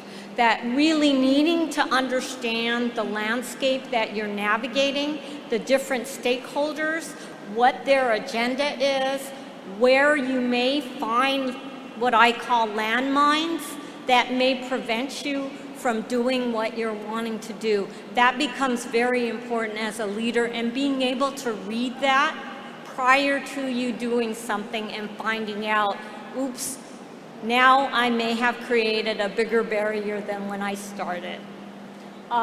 So looking at your stakeholders and understanding their power, influence, and the dynamics among all the stakeholders that you're working in. The other is purpose. So I oftentimes think about your long-term purpose is your vision of transformation, but that you may not be able to get there. It may take many, many years. So I'm going to say in the United States and within the association, in terms of belongingness and inclusiveness, that has been something that we've been working on. And I know Dr. Evans really takes that to heart as we're wanting to make the association welcoming for everyone. And so working towards that.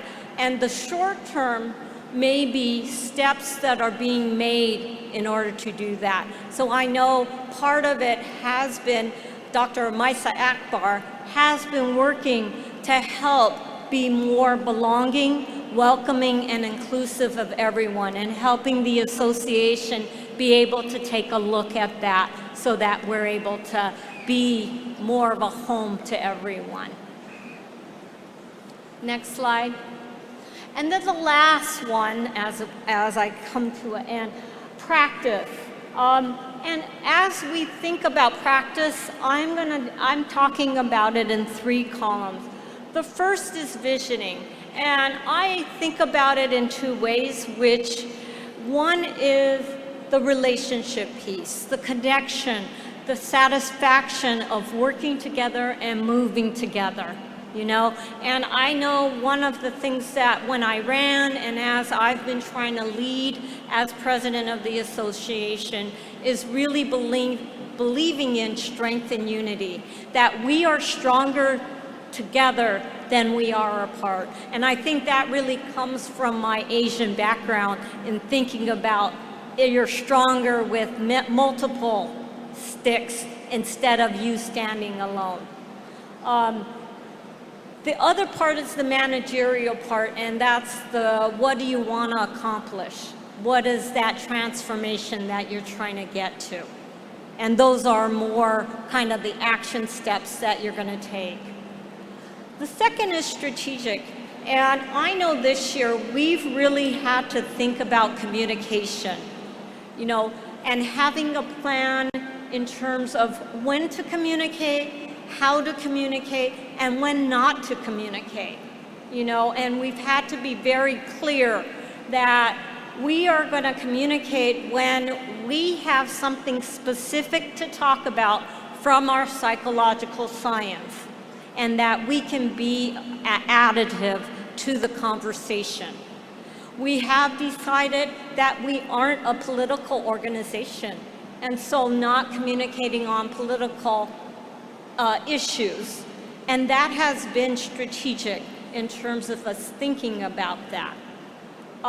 The other is political, and in terms of political is thinking about resources. The resources you have, the resources that you might not have, and what are realistic resources for you to get and how to get them.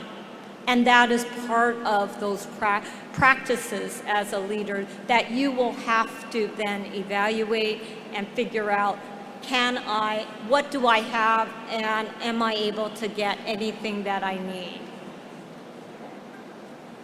And I just want to end with a model that I think kind of encapsulates all of the different things that I've been talking about, and really a model for feminist purpose and principles where we talked about values and the appreciation for intersectionality, inspiring a shared vision as a leader, really motivating others through reflective and I would say democratic processes, challenging oppressive and minoritized structures.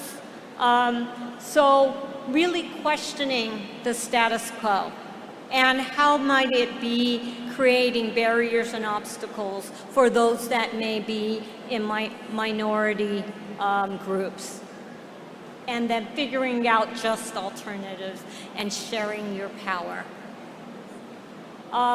Enabling others to act, relationships based on trust, and aligning allies. That has been crucial in terms of the association figuring out who else might join us in terms of issues that we're currently dealing with.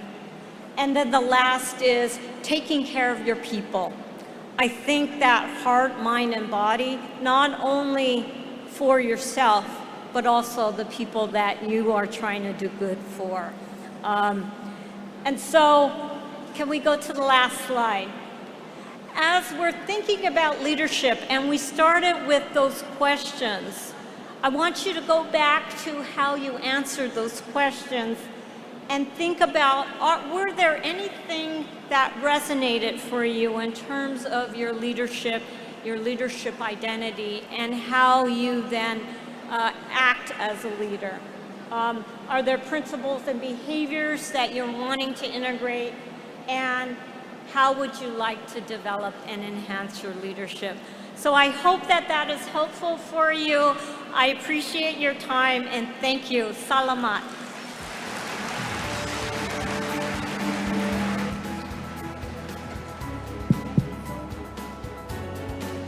Thank you so much, Dr. Kawahara. Sandali ha, yung mic natin. Alright. This particular presentation really brings so much memory, especially for women here. Can we ask all women to please stand? Ask all women. All women. Can we give our women leaders a round of applause? That's a big group of women in our assembly today in Obranet. You know, John, this is a testament. You may now take your seats. This is a testament that while we have journeyed towards professionalizing the psychology discipline, there is much resource that can be gathered from the experience of women being able to see a lot of intersections in one's life. Being a woman, coming from the East, for example, coming from a family of color and so on and so forth. And, all right, the ability to actually appreciate all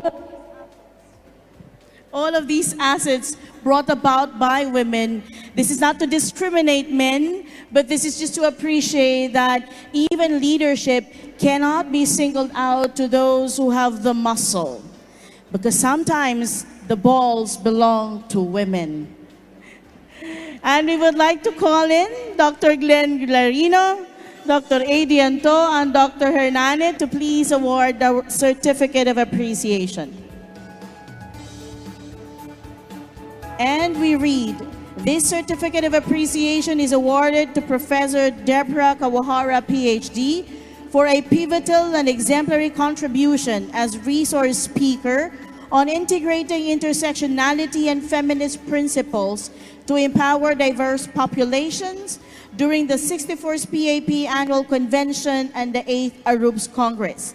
Theme, Futurescaping Psychology, Our Role in Attaining Sustainable Development Goals, signed by Dr. Glenn Larino, Dr. Adianto, and Dr. Emmanuel Hernane.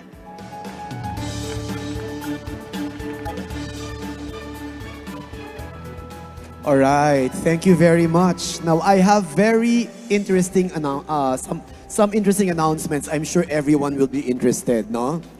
All right, what to do for lunch? All right. Gutom na? Right. Okay. So those that will be so yung mga vegetarians from our assembly are directed to go to the Laiko Hall. The Laiko Hall is second floor across this side, no? And then yung halal naman, for the halal, from those that are going to eat yung halal food, they will be going to the Treasures Hall in this direction, no? This direction. The rest can stay here. Our VIPs will be served with their food on their own tables, but the rest? Yes, for the rest of us, we have 5 buffet tables. And before we line up to the buffet tables, please prepare your coupons. We don't want you to go back to your seat and grab your bags for your meal stop. So kindly prepare your coupons so that you can enjoy your lunch. All right, but before we break for lunch, I noticed that John here is wearing something interesting. All right. This is just one of the few merchandise being sold by the PAB office. If you want to buy some of these products, you can go to the Mulave Hall. It's at the back of the stage, no? But maybe not during lunch break, because there will be an assembly of the PAP membership, no, to be held also here. All right. Okay, I think we are much ready for lunch. I think we will so resume too. our plenary session. But before that, Bernette, no, let me just inform everyone that when mostly settled, no, when we are almost all settled having our lunch, as we customarily do in our past conventions, okay, we will be transitioning also to our PAP General Membership meeting here at the main hall. All right, so let's have our lunch now, and then later we are transitioning to our General Assembly. Okay, VIPs will be served their food on their tables. Okay, so VIPs just relax and food will be served to you. Bon appetit, everyone. Enjoy. And we will be back at around 1:30. We will resume at 1:30, all right? But once again, the assembly will be done during the lunch break here in the hall. Thank you, everyone. Thank you.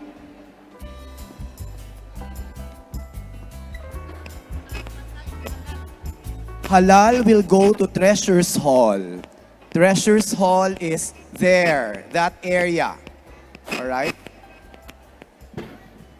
Vegetarians will go to Laiko Hall. Laiko is that direction and then second floor. Akyat one flight upstairs.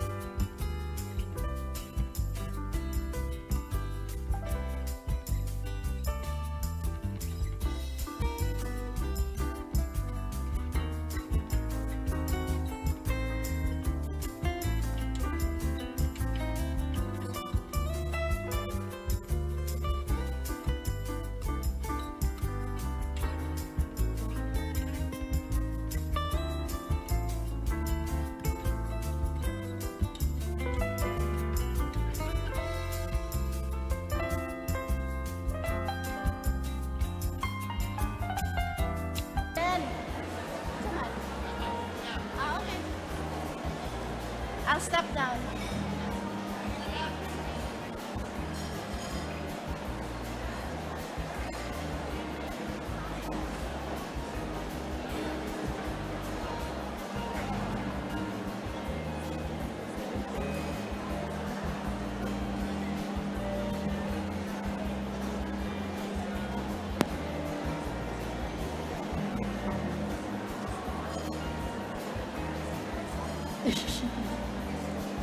Good afternoon once again.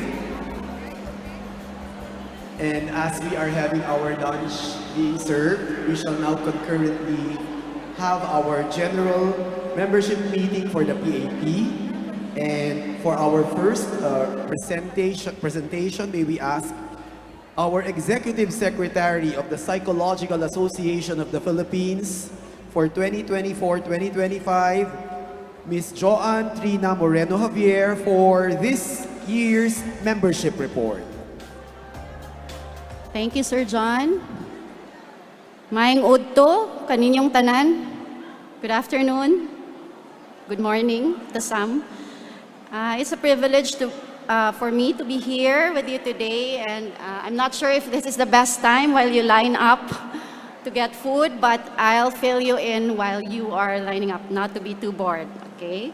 So I'd like to present to you the state of our association, the data that we have for the past year, our activities. Following myself will be our treasurer's report, which will provide you the numbers, specifically our funds, as well as our president's report, which will follow after the treasurer's report. All right? So may I request for my slides to be shared to the group? All right? There you go. So while waiting for it, the slide that you will be presented will be the numbers that we have. Okay? All right. Okay, so the source of this, by the way, is from the PRC, our Professional Regulation Commission. All right, so let's deep dive into the numbers. The report shows a remarkable total number of 41,263. This is the official reported number from the PRC, which makes them our official list of members, as the PAP is the IPO, or the Accredited and Integrated Professional Organization. Our organization is mandated by the government to unite all the licensed professionals, psychologists, and psychometricians the same. By the way, just to clarify the description per category, Those with valid professional identification cards are those who have actively taken their oath and renewed their licenses. Okay, to break down according to profession, as of July 2025, we have a total of 2,413 registered psychologists and 38,850 registered psychometricians, which we all know will remarkably change by tomorrow, as we have our board exams happening until today, right? So that is just to quickly refresh your memories. The next slide will show us the published membership fees in our official website, pap.org, and our social media. So you may refer to those sources should you want to remember this. This membership renewal is until May 31st of every year, by the way. The fee has been updated last March 2025. All right, the next slide. All right, so going back to the growing numbers we have. All right, what does this growth mean for you? Our members, of course, it means we have been able to launch initiatives that extend directly to you. The membership fees are the fuel for these activities, which you will also see in our social media platform and our website. We understand that transparency is crucial, and that's why the Treasurer's report later you'll see will provide a detailed breakdown of how these funds are allocated. So a significant portion of our general allocation is distributed to support different activities for the members. So this slide shows you the different benefits that we offer as members. And later on as well, these activities will be presented during the President's report. Okay, so the report will show you exactly how our membership fees are invested to advance our shared mission, from funding research to supporting professional training and even outreach activities that benefit the wider community. All right. The next few sections are few of the board actions or board resolutions that have been passed this year. And I say few because there are a number. I'm just emphasizing these board resolutions. All right, the first one, as President-elect of the BRN 01-102-524, or the board resolution on PAP's CPD representative in PRC's CPD Council for Psychology. So as President-elect of the organization, we have representation in the CPD Council. This resolution provides that action. The next slide shows BRN 02-102-524. Also shows resolution about sending a representative through Dr. John Kleachko from the Board of Trustees to represent the profession in the Career Progression Council of Psychology. So we know that we are represented in these significant councils. The next resolution is about BRN 05-1202-2024, the board resolution on appropriation of funds for a permanent office, which stipulates the following: appropriating funds for a permanent office or building for the Finance Committee as directed by the BOT to consult a financial advisor for this activity. And of course, the allocation of the amount of 3 million pesos for this permanent office for this particular year. The next slide will show BRN 06-013125, Board Resolution reappointing Dr. Taroja as head of the Ad Hoc Committee for Psych Law Amendment, which we will hear from updates on day 3, by the way, this Saturday. So I hope we can all take part in listening to the updates on that. All right? Next would be BRN 07-0513-2025, or the board resolution endorsing PAP's nominees for Outstanding Professional of the Year 2025. This board resolution endorses nominees for Outstanding Professional of the Year, and we have endorsed Dr. Ron Resurreccion, Dr. Karen Trinidad, and Dr. Sheila Marie Hoxon.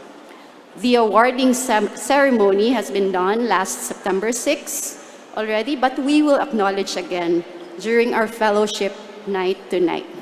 So hope to see you.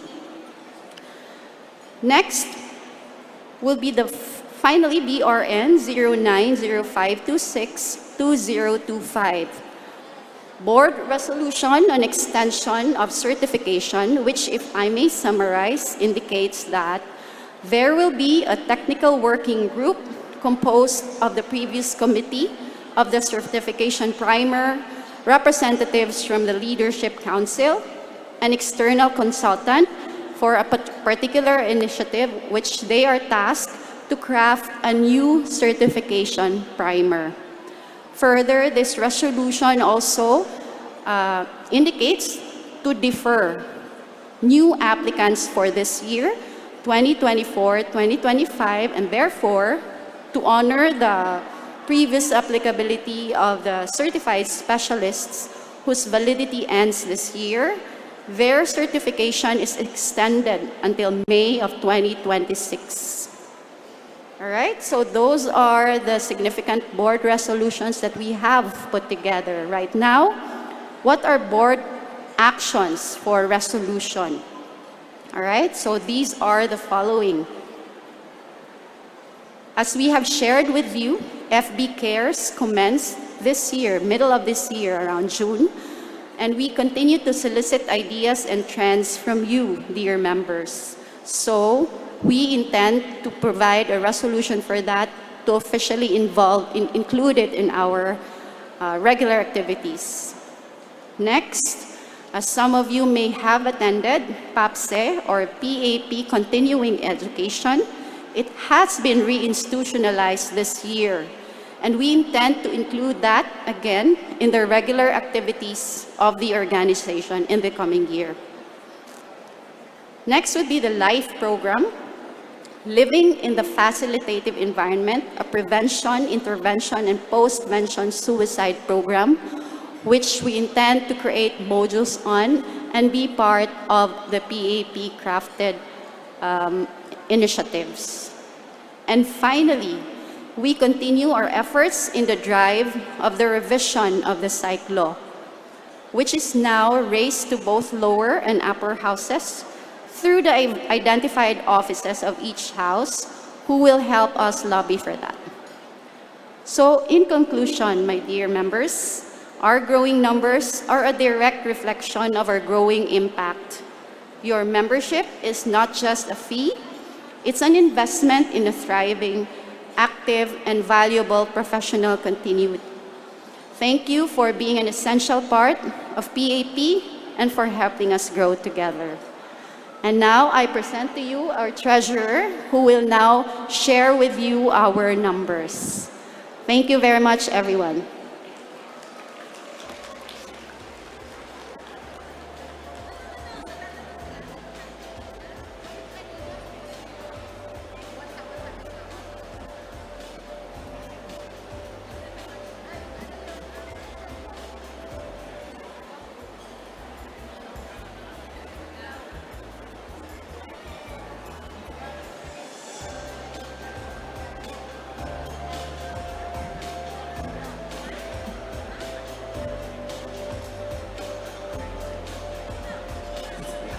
All right, thank you very much, Ms. Joanne Trina Moreno Javier. And now to present our financial report, our treasurer's report, may we invite, she's already on stage, our treasurer, Ms. Anne Maribel Hapin.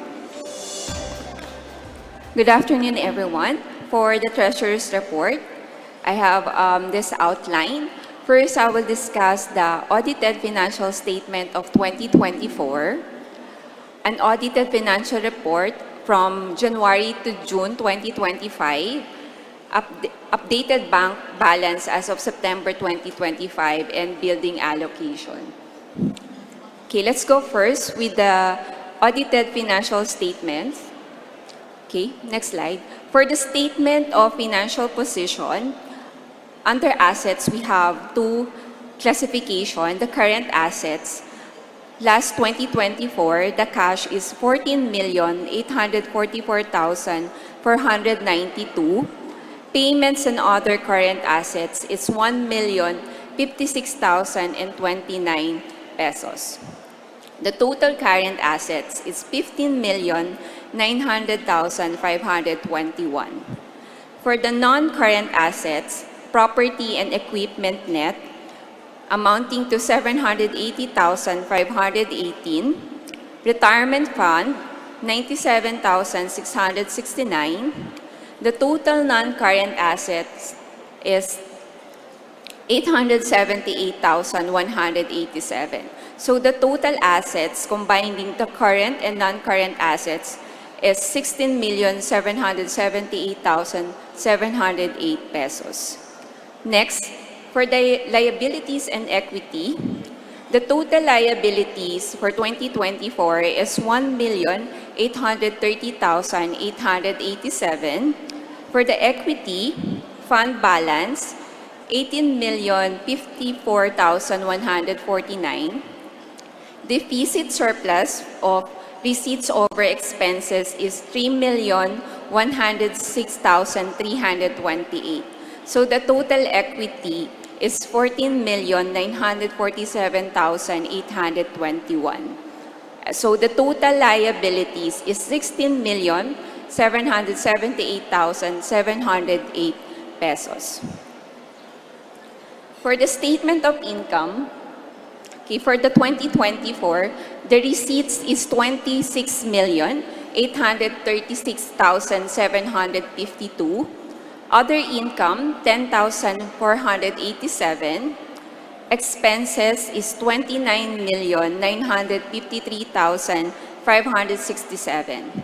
We have a net loss of 3,106,328. Okay, so now we report the unaudited financial statement from January to 28. Please note that this is unaudited, but with the help of our audit committee, chaired by Dr. Christie and Dr. John Piachko, there was an internal audit from January to June. Next slide. Okay, for the statement of income, as of June 30, 2025, net revenue is 6,492,580. Expenses was 6,432,728.71. The net revenue from January to June is 59,851.28. Next. For the focus unit fund balance as of September 2025. So LC chairs, leaders, please note, okay, for the division SIG funds that is on the account of PAP as of September 20, these are the following accounts. So the total accounts under PAP of the LCs is 2,143,508.58 centavos. Okay. For the bank balance as of September 25, so the bank balance up to September 20, 2025 is 21,987,649.18 centavos. Please note that PAP hasn't less the remaining expenses for the PAPCon 2025 and other operational expenses. Okay, last is the building allocation fund. So the PAP board allocated 3 million for the building fund, and we will receive an interest of 19,149.99 from the bank. Okay, so by October, we will have a building allocation fund of 3,019,174.99. And that's all. Thank you. Thank you, Ms. M. And for the third report, this will be on the overall operations of the Psychological Association of the Philippines, and it will be presented to us by our president, Dr. Glenn Clarino.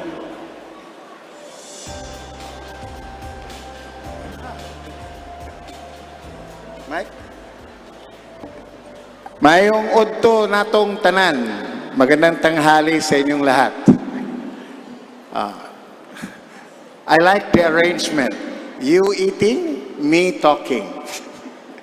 Anyway, I'm supposed to provide the President's report for the term of administrative year 2024-2025. Okay, my report is centered on the vision statement of the PAP set for 2021 to 2026. This vision statement, by the way, was facilitated by Dr. Gina Hechanova, and this was the time na may pandemic tayo, Doc, naalala mo to.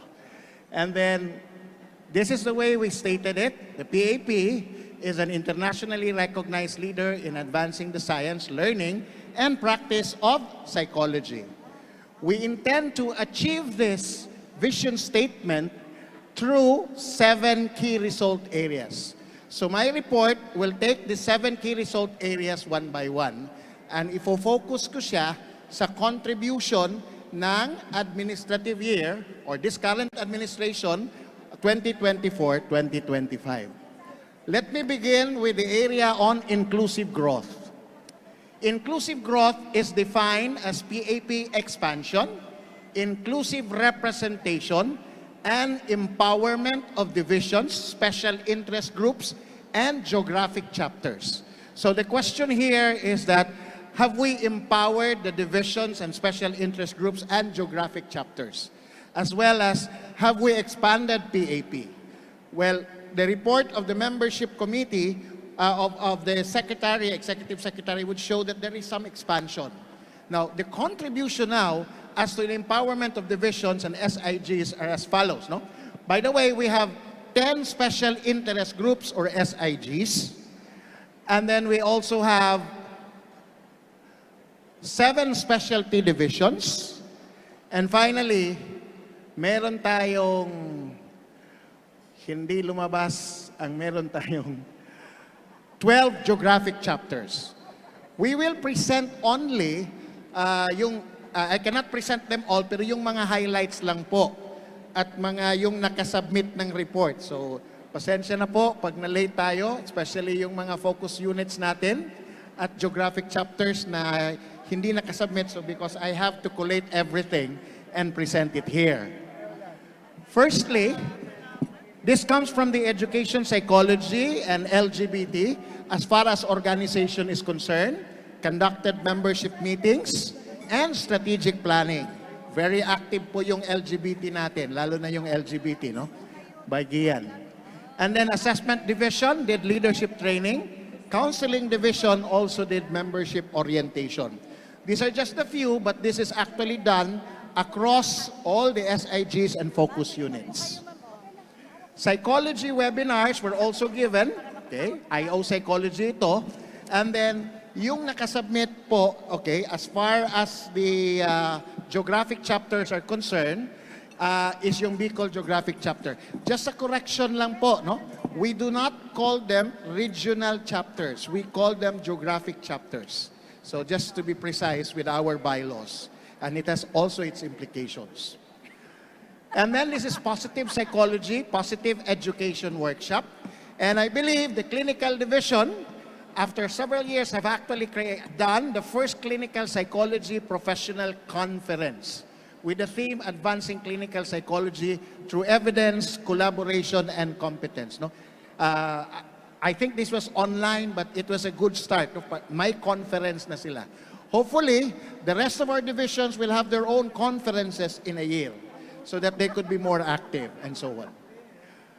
And of course, we have position statements. This manifests how empowered our SIGs and specialty divisions are. No? This IO specialty division position statement talks about Filipino industrial organizational psychology support initiatives on prioritizing mental health. Yung LGBT SIG naman, during the Pride Month, is affirming with pride a call for LGBTQ, affirmative mental health care in the Philippines. And this one is actually a PAP statement, but initially initiated by the clinical division. This has something to do with the clarity of roles among mental health professionals in the Philippines. Okay. Gentlemen, as part of our expansion, we also took care of our associate members. PAPJA, junior associates rather. So after 6 years, we conducted again, face-to-face, the PAPJA convention in SMX. So ito po yung PAPJA convention na nangyari, 38 PAPJA convention. Okay. This was actually the biggest convention, face-to-face convention ever done, with 7,500 participants from Luzon down to Mindanao. It was a 2-day affair and it was very successful. And thank you for your support sa pagpadala ninyo. Bumalik na sila. Of course, this was headed by, I think, Dr. Cheat, Carmencita Salonga, together with Kay, Ma'am Kay, Sir Helmar, and Ma'am Ami. This was the core group that created and worked together. Sister Angie was also there. And of course, the rest of the board contributed. The scientific committee, I remember, screening all those stuff was difficult. Marami, of course, Dr. Lally. So this was the whole thing. It was fun, exhilarating, and in the first part, we did not believe that we could get that number of participants. Pero on record, ito pa yung pinakamalaki at 7,500 participants po sa buong Pilipinas. Okay. Then, this is something to do with the second KRA, lifelong learning and professional development. Let me provide a little introduction, okay? So, it's very important, since this has to do with membership, what lifelong learning and professional development of our members, it's very important to foster closer engagement with the members of the accredited integrated professional organization. In other words, as we say in IO, we have to get the buy-in. How can we get the buy-in of the members? Para they will join and so on, and they will look into their professional development. So, in relation to this naman, next. Hello? Next slide na lang po. Hello? Is the slide moving? Ay!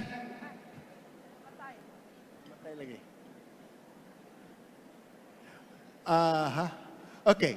So, in relation to this, PAP commits to offering a comprehensive range of accessible, relevant, and cost-effective programs, whether it is with CPD or without CPD points, as long as it serves all members. So, in other words, whether you gain CPD, as long as it's for the membership, so we give it, okay? Especially, to be transparent about it, for psychology professionals, the PRC just issued resolution number 1957, series of 2025. Now, what is the gist of this resolution? Sinabi ng PRC na hindi na daw kailangan yung certificate of good standing when you get to renew your license. So this affects us, PAP. So what do we need to do? The more, for this reason, that we need to double our efforts. With God's grace naman, we thank God that even with this resolution, yung membership natin, last July, the statistics of our membership fees even increased. But it also challenges PAP to provide relevance, at the same time be responsive to its members. So hindi na pwedeng we'll just lay low and stay lay back and so on. We have to be very active. So I'm going to show you what we did for the year, for the half of the year, even with this particular resolution. Okay? Counseling Specialty Division, for example, did their part. Okay? These are seminars and workshops, education, psychology, specialty division. Also, I think the speaker is Honorable Imelda Villar. Yung pangalan mo nandun pa. Then you have, together with, no, this is mental health and substance use prevention with Ma'am Trix there. PAP, BICOL, geographic chapter. So this is a combination. Okay, BICOL, I think, held a conference and so on. And then the others participated, SIGs, this is the ideal setting. The ideal setting actually is that the geographic chapters sponsor a convention and so on with the support of the specialty divisions, SIGs, and SIGs as well. So ganun sana. That's the ideal presentation. That's the ideal way of enhancing, no? Enhancing our education and so on, and training. Okay? Then this is one in psychology. One in psychology has been consistent through the years. This is actually for psychometricians, specially intended for psychometricians, no? And then this is sponsored by the Assessment Specialty Division. So for how many years now, be it online or face-to-face, they never fail to provide this. And kudos to Assessment Psychology for that achievement. Okay, what we did in 2019, if I'm not mistaken, 2019-2020, this was during the administration of Dr. Odarbe and Dr. Resurrection, we launched PAPCE 1.0. PAPCE 1.0 is actually providing skills training across the country, but with a very minimal fee. And with the assurance that, of course, it has CPD points. This time, we just launched PAPCE 2.0. This time, instead of minimal fees, okay, minimal fees rather, this has no fees at all, so walang bayad. So we tried this in 3 areas. This is from the Southern Mindanao Geographic Chapter, okay? So wala tong bayad, but talagang training, no? I mean, I could remember Dr. Emmy emphasizing that the lower the number, the better, because the more intensive the training. So, mababa yung number, I think 50 to 60, and walang fee. And tinitingnan namin if PAP can provide this. So we did this in Southern Mindanao. I think Davao was the venue. And then we also did it in Northern NCR. Northern NCR. So we actually have 2 geographic chapters in NCR, Northern and Southern NCR. So we did offered free for PIP. MIG stands for Members in Good Standing. In other words, you get the free workshop if you are a member in good standing. And what does this mean, to be a member in good standing? That means you have paid your dues diligently for the past 3 years and other requirements. So that's the gist of it. So in return, we provide you with free training po. Okay? And also, we did one, pilot tested this in CLSB. CLSB stands for Cebu, Leyte, Samar, Biliran Geographic Chapter in the Visayas. So, dalawa yun, no? It gained points at libre ito. And I think we did have a very good feedback, okay? So, hopefully, in the coming year, we will be launching more of this PAPCE 2.0. So, more of this will be provided. So, you may now enjoy free training, free intensive workshop training, no? As we go along. So hopefully that's the plan.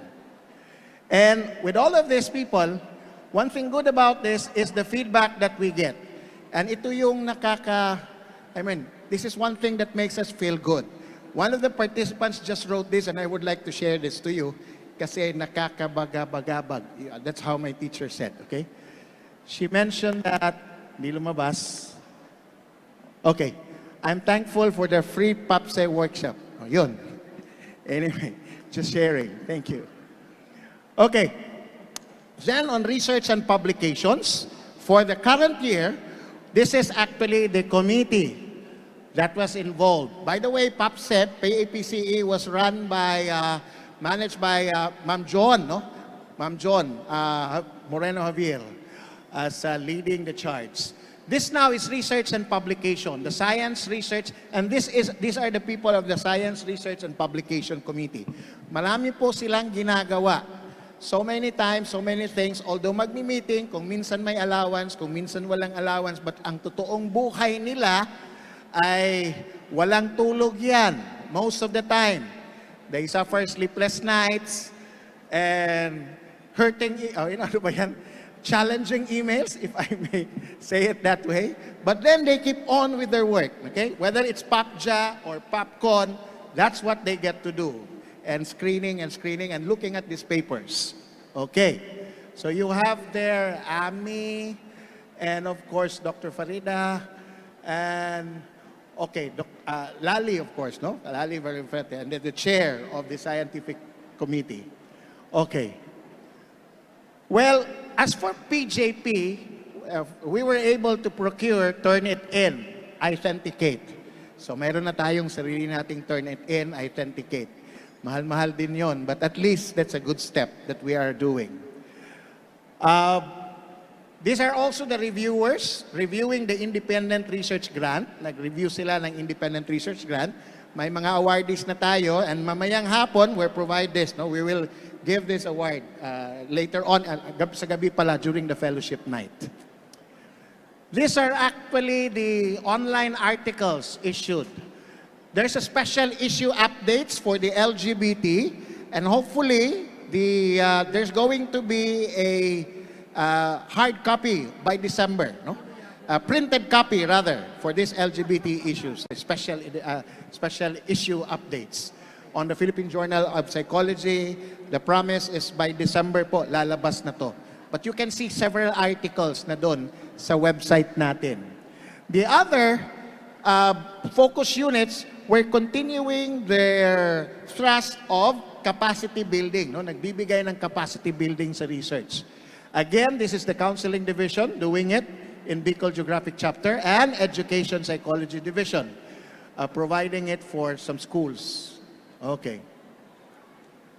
Now, one of the features of the research area, publication area on this field is our Memorandum of Agreement signing with the Unilab Foundation for research collaboration on geographical distribution study, okay? Which will institutionalize a functional and accessible roster of mental health practitioners in the country. So finally, pagkatapos ng study na to, mayroon na tayong list ng mga professional practitioners na ibibigay ng PAP, no? And this is in collaboration with Unilab Foundation. I think that's one of the problems. Hindi natin alam or hindi alam ng community kung sino yung lalapitan sa mga mental health concern nila. That's why that's exactly the purpose of the study. And make no mistake, it's not really a big fund. Okay, I believe the researchers there, pati na sila, ito yung mga mukha naman. Yung mga researchers there they're actually, reaching out on their own pockets para lang, no? To do the job. So how do you call this? This is actually more of a voluntary work, no? Volunteerism. Despite the budget, they are spending hours and hours on doing what needs to be done. So that's the MOA signing and the rest of this, okay? Dr. Carlos is here, Doc Mabel is here, Lali again, and Dr. Cheryl are part of this coming from the board that's working for this particular initiative. Okay. And then the scientific committee is planning to put up a toolkit compendium. Ano tong toolkit compendium? Ang purpose nito, continuity and efficiency, ready-to-use forms. And then checklist, guidelines for PAPJA, PAPCon research grant. This is just related to, enhancing the efficiency of PAP. Kadalasan kasi nag-change yung chair ng scientific division. And that person has to start again. So that there's going to be continuity, we're going to make an SRP toolkit compendium. So these are the benefits that they're going to get. No standardized process, saves time, and so on. Okay? Okay, now this KIA has something to do with social involvement.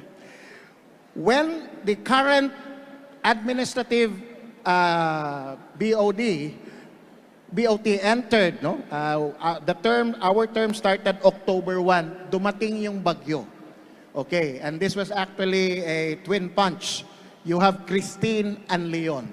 So the first thing that we did was actually PAP created an emergency task force spearheaded by the MHPSS, no? SIG. Nandito yung chair ng MHPSS SIG, okay? With some members of the board and concerned geographic chapters to respond to typhoons Christine and Leon. So that's the first action that the board did, no? May bagyo kaagad pagpasok. So these are also the last action for social involvement is in August 2025. The PAP formalized a partnership with Kapwa Ko Mahal Ko, the country's longest running television public service program. So Kapwa Ko Mahal Ko actually asked if they could also get some experts or assistance in terms of content and so on for their programs and sometimes for providing actual support. No?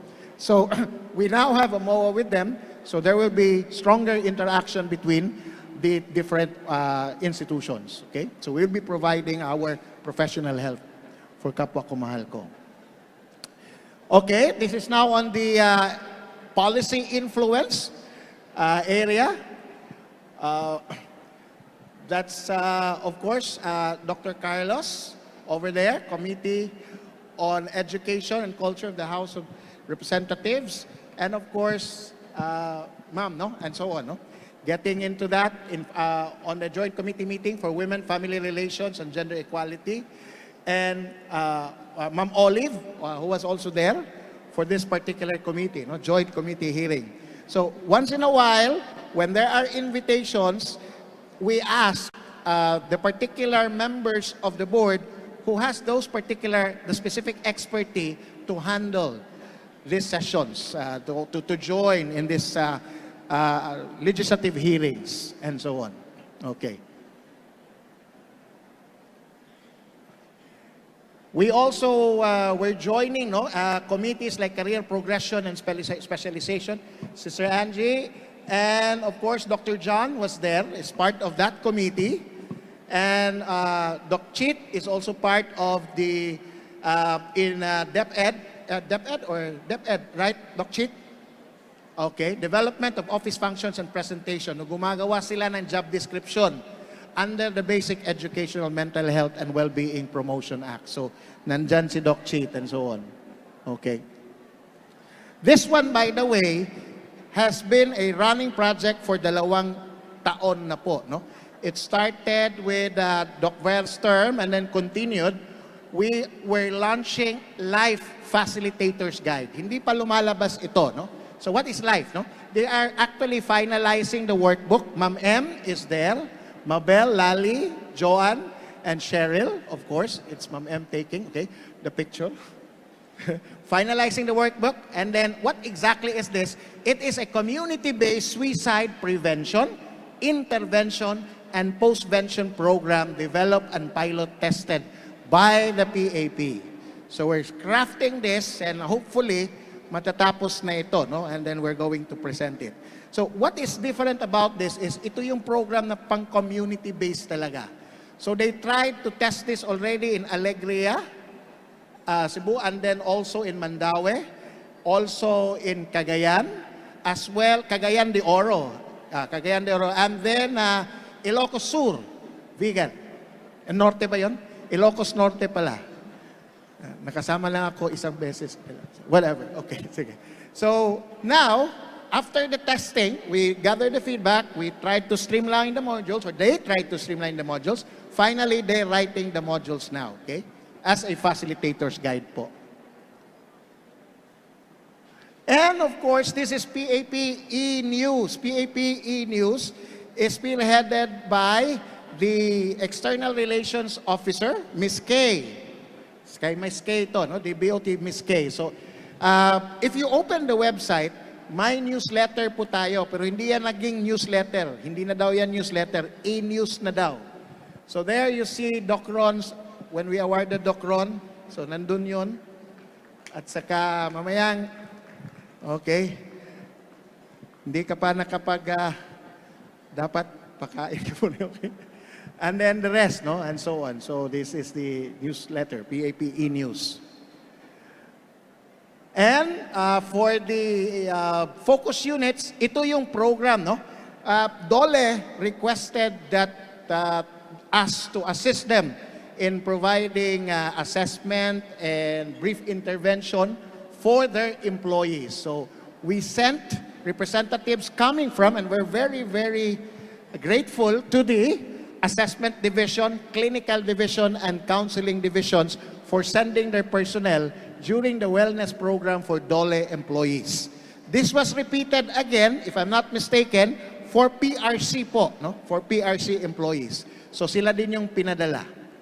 Okay. That's counseling division, providing nurturing hearts and minds of parents, community-based mental health education for families. Okay. One of the highlights of this administrative cycle is PAP Cares Live. Okay. This is managed by, again, the ERO, Ms. Kay, Eliza Kay. And this was our first episode. Okay. Okay. Lahat ng Board of Trustees nandun. Okay. Sir Henmar, of course, is there, and the rest, and everybody. So, PRK, Usapang Psych, Mental Health, at iba pa. So, this was the first episode, 7 p.m., May 24, 2025. Doon kami nagsimula. And after that, that's episode 1, lahat ng Board of Trustees. Hindi ko alam bakit kaming lahat doon, pero we managed din naman.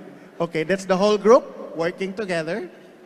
And then these are the second episode, okay, work-life balance. This time, it's the Board of Trustees. Yung Board of Trustees yung nag-a-anchor. No? Tig-dalawa-dalawa sila nag-a-anchor. So we distributed the work po among ourselves, among themselves, kasi hindi ako naging anchor. Okay. Then, that's Safe Space. Again, Usapang Queer Mental Health, Episode 3. That's after Usapang Love Language. Dr. Lillian Gui was there, and so on. And then this was the 4th episode. I think this was the beginning of school. And the 5th episode has something to do with teaching psychology at mental health ng mga guro. And then finally, the last one, this was hosted by Sir Henmar and Doc Lally. Dr.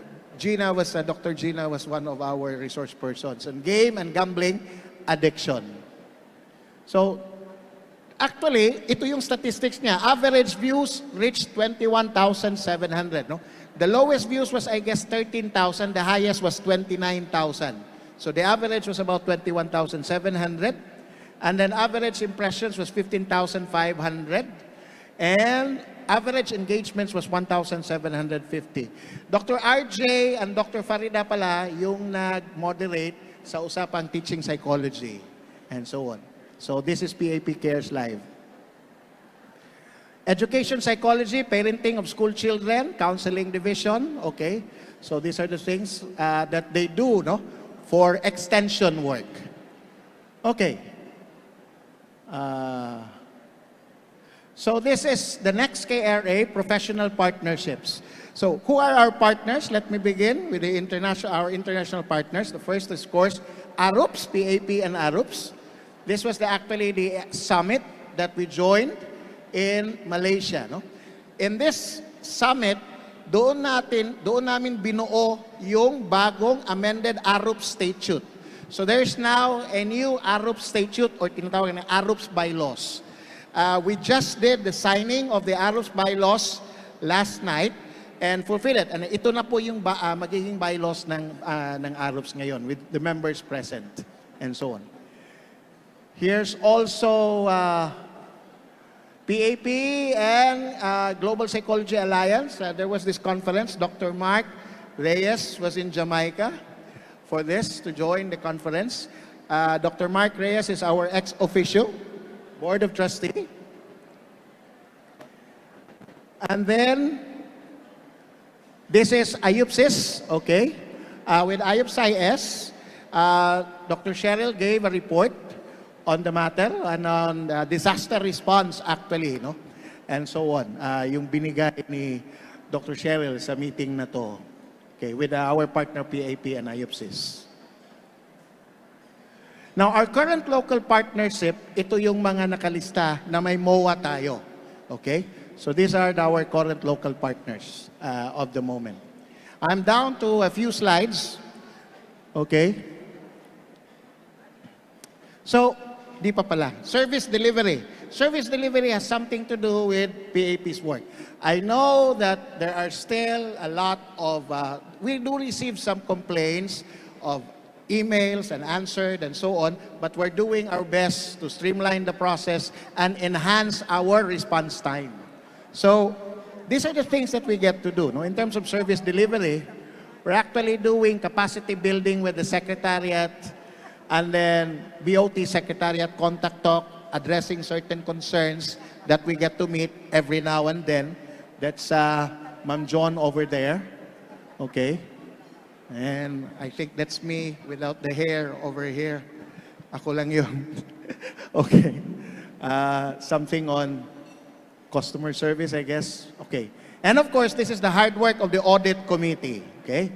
Yan. They're very thorough. Doc Chan, Doc Farida, and Doc Lali. Okay. Walang exception si Doc Lali. Almost. Grabe, ano? Halos pag may slide, nandun. Okay, so makikita ninyo, okay? Yan. So this is a very thorough auditing that they did. I think this was shared by Dr. Farida. Dr. Farida, you chaired this.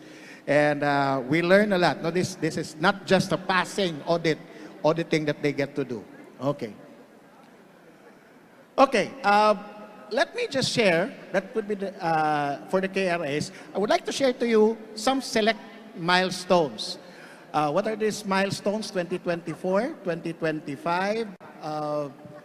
Okay. So, renewing our status as the accredited integrated professional organization for psychologists and psychometricians. Hindi po ito madali. To be honest with you, this is actually giving us difficulty because PRC issued particular stringent requirements, bagong mga requirements na pinadala nila. Ang nangyari, the PAP was able to comply with all the requirements of IPO renewal. There were new requirements specified by the SEC. Okay, let me go. Parang hindi itong slide, no? We were able to meet as well the membership requirement of 50% plus one, which is why very crucial to our renewal. With this, we are one among the first few professional associations granted with such privilege. So, about 49 or 50 plus IPOs were, renewing, at isa tayo sa nauna. At naging model pa tayo, kinokopya tayo, paano nyo ginawa yon. Can we give a hand to ourselves and to our secretariat po? Okay? This is the effort of our secretariat. Talagang they were working so hard for this. Okay. The second one is that DBM BC number 2024-5, upgrading of the psychologist position. Now, let me make this very clear, okay? PAP participated well in this endeavor. Okay, so we participated well in this. And PAP wants to thank the different institutions and personalities that made this milestone possible. Of course, yung una, yung nag-issue sa atin, Department of Budget and Management. Thank you, DBM, for this. No? Na-upgrade na yung position. Approved. And the second, of course, the National Center for Mental Health. Okay? Sir Aaron at kayo dyan, thank you very much. They took that initiative to really work on. They submitted their paper on this and it was being considered. And we thank NCMH for this. We also thank the Professional Regulatory Board of Psychology, headed by Dr. Miriam Cue and Dr. Villar. And of course, nandun na yun si Dr. Hector at that particular time. No? And the liaison in the BOT na talagang nag-work nito for how many years na? I think starting 2019 pa hanggang natapos ito. Doc Nick, maraming salamat po. Thank you very much, Doc Nick. Okay, sige. And, well, we will not discount our own. Yung effort ng grupo nito, mula sa simula, nang ginawa ito, I think this started with Doc Ola's time, no? This is actually, or PRC and other government agencies pa pala, okay? Well, of course, we have to recognize the PAP Psychology Practitioners in Public Service, SIG. San ba kayo? Please raise your hand, yung PAP in Public Service. These were the people from the very start, across the years, 2017, 18, 19, throughout the years, no, na nagtatrabaho, okay? Alala ko pa, no, nakita ko si Ma'am Adele, no, sa DSWD, kayo tahan. This was made possible. Now, this was a concerted effort, people. Matagal-tagal din ito. And finally, we now have DBM BC number 2024-5, upgrading of the psychologist position in government service. Okay, dalawa. And finally, final na talaga. Okay. Honestly, guys, honestly, everyone, I was surprised by this, but we received this particular award. PAP received this particular award. Trophy lang muna yung ipapakita ko kasi ang meaning niyan, ito. PAP is one of the finalists for the Outstanding Accredited Integrated Professional Organization in Category B for 2025. Yeah, okay. So, well, it's not the most outstanding, but it still is a finalist. I just want to say that this was very meaningful for us because despite the fact that ever since the board started, conflicts and so on, troubles and, you know, bagyo and disagreements along the way, up to now, problems, we still made it through, guys. And we have this. But this is not just the board's work. This is also everyone's work. No? The LC Leadership Council, the SIGs, the geographic chapters, and the specialty divisions. And for all of this, the members, the feedback that you give, the support that you gave, no? Yung pag-register and so on and so forth. This is our effort, so this is our achievement. Hindi pa lang most outstanding, but we are going there. So let's give ourselves a hand, please. Come on. Okay. Well, let me just, you know, for this reason, I would like to call the members of the Board of Trustees 2024-2025. Please come on stage. If it's okay with you po, papakita ko sa iyo mga mukha nitong mga nagtrabaho. These are the people who work so hard. We do have allowances, but at the end of the day, this is actually volunteerism, volunteer work, no? Ang hirap, pagod na binigay nila just to put and make PAP running is hindi mababayaran. That's why they say to be a volunteer doesn't mean we're useless. They are not paid, but because being a volunteer means that you are priceless. These are the priceless people and all of us. Can everyone please come? Okay.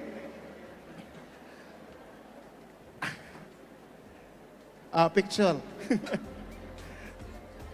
Okay lang po dito. Sige. So, this is the Board of Trustees, Administrative Cycle 2024-2025. Thank you, my dear colleagues. Salamat po.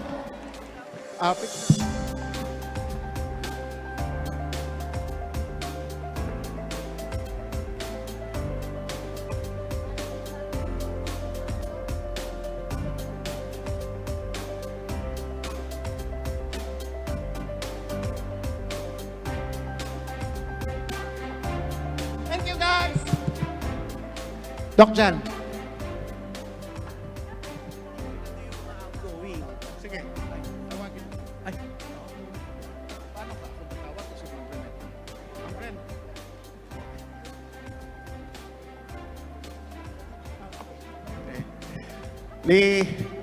We would like to recognize the outgoing members of the board. These are the Board of Trustees whose term is going to end na po. Okay. Unahin ko pagtawag, yung, of course, no, yung nagbigay ng effort na siya yung chair, convention chair, ever since day one. Ang grabing trabaho.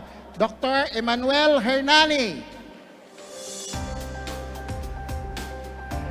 Dr. Emmanuel Hernani, right now has been, di nga nakapunta sa gitna, nagtatrabaho, okay? Is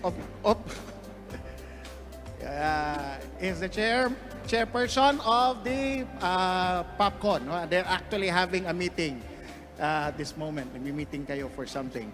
And of course, we also have Dr. Ver Reyes is here. Wala. Doc Well?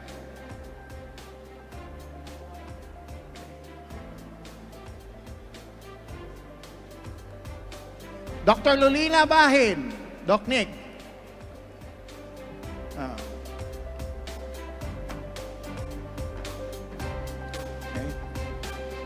These are the ones whose term are actually completely ending. I would also like to call the other persons. Of course, we have Dr. Farida. Dr. Farida Venrick. And Ma'am John Moreno Javier. Okay. And Dr. John Kliatsko.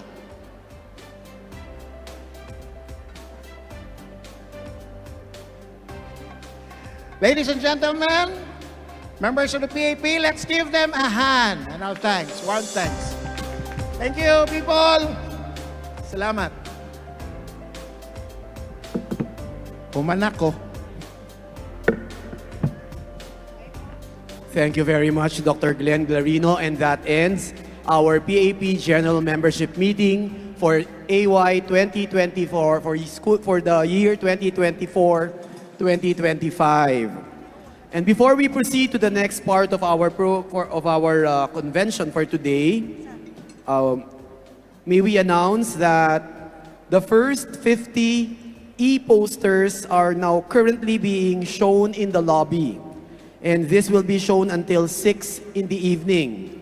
Then tomorrow, the second batch of papers, 50 more will be flashed as well. And that will be for the whole day. Again, this is with regard to our electronic posters. For those among you who also participated in the electronic poster for this year. Thank you very much.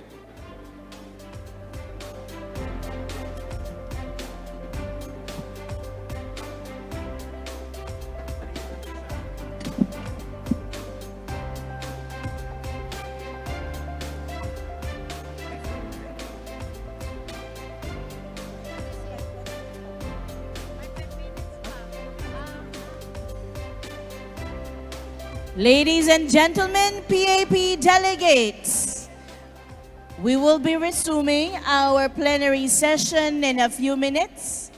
So we would like to request all delegates to be back on their respective tables. We are very full earlier. We're very full earlier, so we hope to see the same faces in a while. Sit back, relax, and prepare for our afternoon plenary session.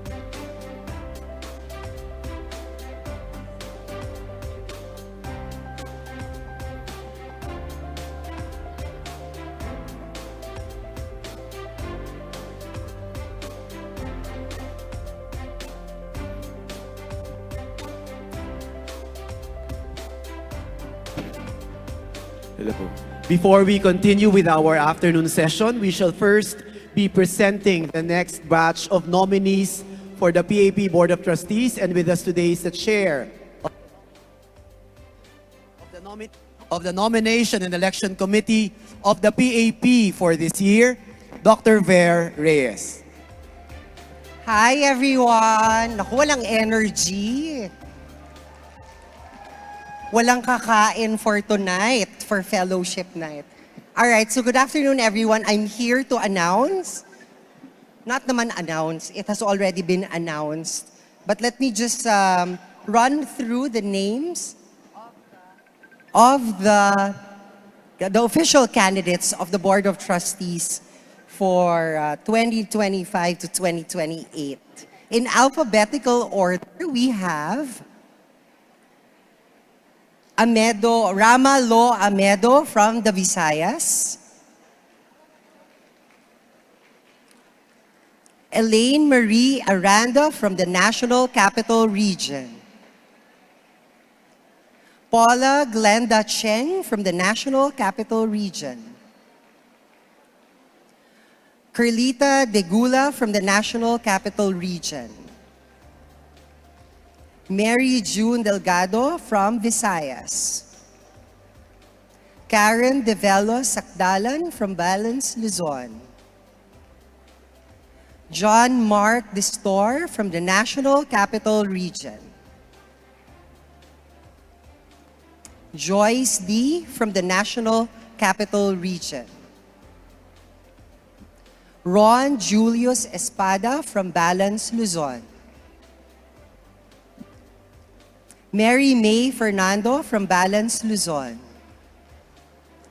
Rodora Garcia Medina from the National Capital Region, Filomeno Gargar from Mindanao, Neil Steve Quintanar from Visayas, John Manuel Cliachco from the National Capital Region, Jomel Labrador from Visayas, Jason Manawis from Mindanao, Georgette Lamberto Mondares from Balance Luzon, Joan Trina Moreno Javier from the National Capital Region, Eva Pacaira from the National Capital Region, Marvic Sanchez from the National Capital Region, Benny Soleman from Balance Luzon, and Farida Christy Weatherick from Balance Luzon. For this year, we have 23 nominees. And also, PJ Bingwasan from the National Capital Region. Apologies for not being able to show your publication material. We have 23 nominees. The elections has already ended, and I am being called by the committee members to start the counting of votes. Good luck to all the candidates. And by tonight, we'll have 6 new board members for the Board of Trustees. Thank you, everyone, and have a great day.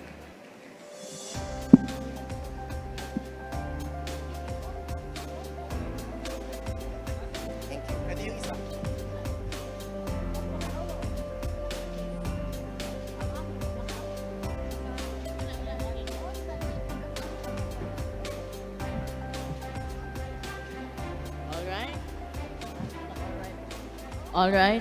Okay.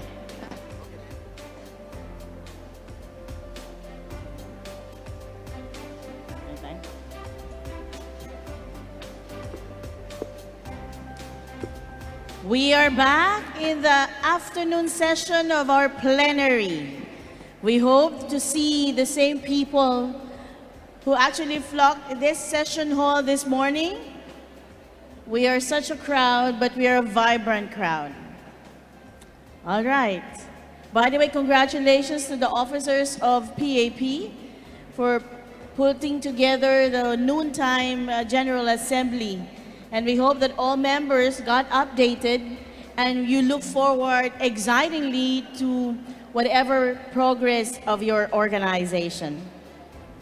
John?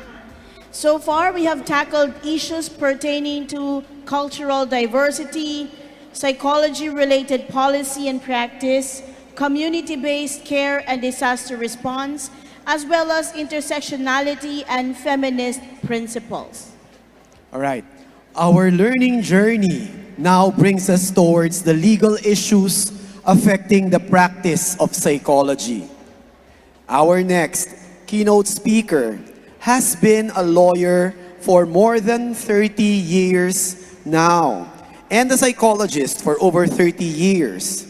Being both psychologist and lawyer, she has focused her legal practice in family law, particularly in marriage dissolution, child adoption, protection of children, property relations, settlement of estates, and other civil cases relative to persons and family.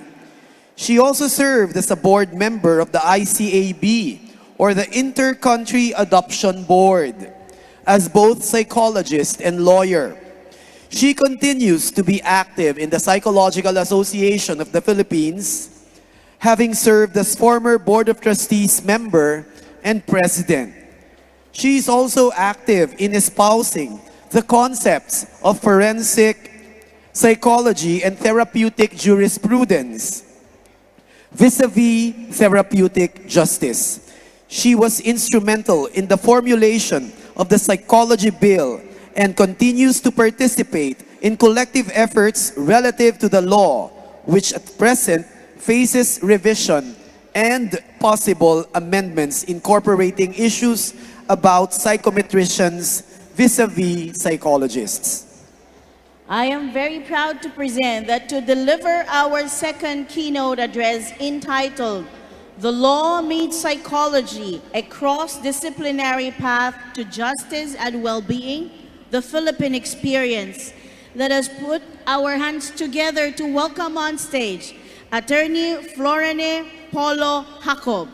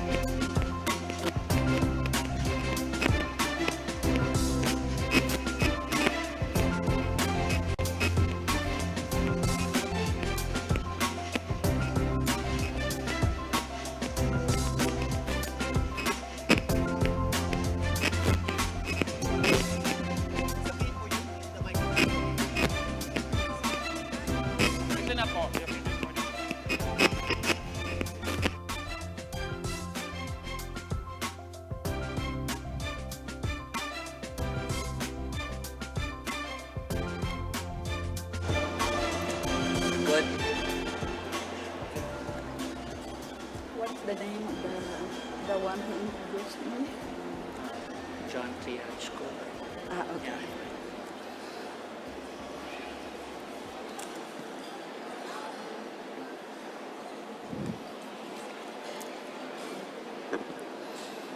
Good afternoon and a warm welcome to everyone. To our distinguished guests, Dr. Bridget Cowrie of the IUPS, being the President-elect, Ms. Dr. Adrian To, ARUPS President, together with delegates of the ARUPS, Dr. Deborah Kawahara, APA President, and all our APA guests and delegates, Dr. Glenn Garino, PAP President, as well as officers and members of the PAP Board, Dr. Mark Reyes, and other program chairs of this joint convention and congress, colleagues, students, friends, ladies and gentlemen, mabuhay! Thank you for the privilege of addressing you at this joint assembly. I am honored to share some thoughts with you on the convergence of two disciplines that I personally live by. These are the disciplines of psychology and law, a topic very much in sync with this year's PAP ARUPS theme of futurescaping psychology, thereby participating in achieving the UN's Sustainable Development Goals, or SDGs. My presentation is particularly aligned with the third goal in the list of 17 SDGs, and that is good health, well-being, which aims to ensure healthy lives and promote well-being for all, at all ages. In the evolving landscape of justice, few intersections are more consequential than where psychology meets the law. Law builds the rules and scaffolding for society. Psychology explains why people think and act as they do. Viewed through an interdisciplinary lens, their synergies deepen. They deepen our understanding of human behavior within legal systems. Let us take the case of memory. Psychological science shows that memory is malleable. It is shaped by stress, by suggestion, and by bias. Courts that grasp these factors should be able to evaluate testimony more carefully and anchor judgments in reliable evidence rather than on mistaken recollections. One need only revisit the long and emotionally charged Philippine case of People versus Hubert Webb et al. This is also known as the infamous Visconde massacre. Let me bring you back to June 30, 1991. 3 members of the Visconde family were brutally murdered. A mother and her 2 daughters were killed, all of them sustaining multiple stab wounds. One daughter was a teenager, the other a 7-year-old child. The teenager was first raped and then killed. The nation was horrified. Early suspects were a local Akyat Bahay gang who were arrested that same year. But these men later said that they had been coerced to admit to the crime. And due to lack of evidence, all were eventually acquitted in 1993. Then again, who was the culprit? Then, in 1995, based largely on the testimony of a lone alleged eyewitness, identified only as an asset of the National Bureau of Investigation, by her account alone, Hubert Webb and several others were placed at the scene of the crime. The named suspects were arrested, they were tried, and eventually convicted. They spent over 15 years behind bars. But on appeal in 2010, the Supreme Court acquitted Webb and his co-accused, citing inconsistencies in the testimony of the supposed lone witness and the lack of physical evidence as presented by the prosecutors. The court acknowledged that the original ruling had relied heavily on memory that, after all, proved unreliable. An acknowledgement of how fragile memory can be and how psychology could have better informed the decision makers in the courtroom and offered a fairer evaluation during the initial trial. It is a painful reminder of what is at stake when psychology is ignored in legal processes, from the alleged inconsistencies in witness testimony to the eventual acquittal after years of incarceration. This case dramatized how psychological factors can deeply influence the outcome of justice. On this note, I would like to state the premise that psychology does not merely assist law. Psychology transforms law. When properly integrated into procedures in the adjudication of justice, psychological insights bring to legal systems greater empathy, more sensitive nuance, and greater consideration of human dignity. Today, we shall explore how these disciplines converge, not just in theory, but in practice. We shall navigate the historical origins of these two disciplines, reflect on the evolution of their convergence, and highlight key areas of impact, more particularly with emphasis in the Philippine experience. The convergence of psychology and law began more than a century ago. In 1908, Hugo Munsterberg, a German-American psychology professor at Harvard University, and who is regarded as the father of forensic psychology, published his seminal work entitled On the Witness Stand. In his treatise, he argued that psychological insights on memory, perception, and suggestibility were essential for courtroom decision-making.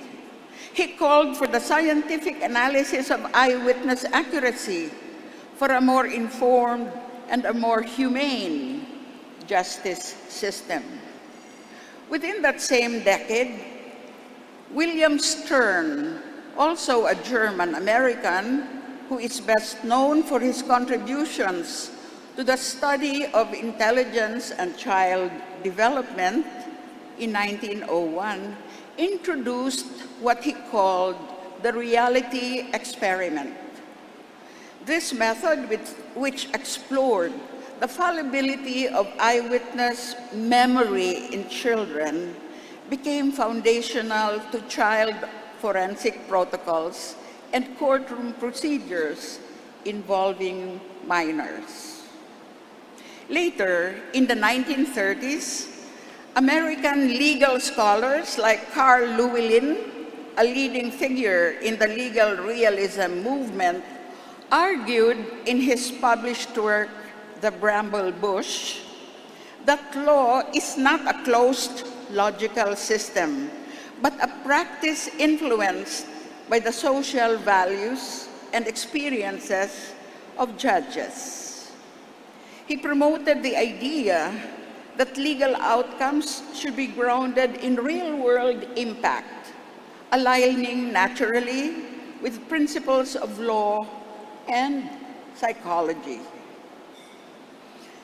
Jerome Frank, also an American legal realist, in his work entitled Law and the Modern Mind, published in 1930, emphasized that judicial decisions were actually influenced by subconscious emotions and biases of judges and members of the jury where applicable.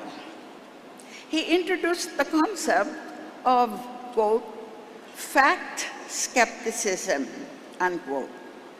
He urged courts to be critical of how facts are interpreted. He stressed the role of psychological insight in the process of discharging justice. His work inspired later calls for trauma-informed and evidence-sensitive legal frameworks. In more recent years, we have Dr. Elizabeth Loftus, an American cognitive psychologist.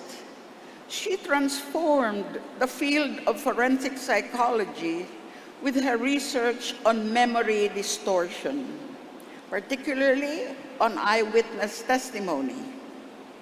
Her landmark studies, most notably her Lost in the Mall experiment, published in 1995, demonstrates how individuals can form false memories when exposed to suggestive questioning.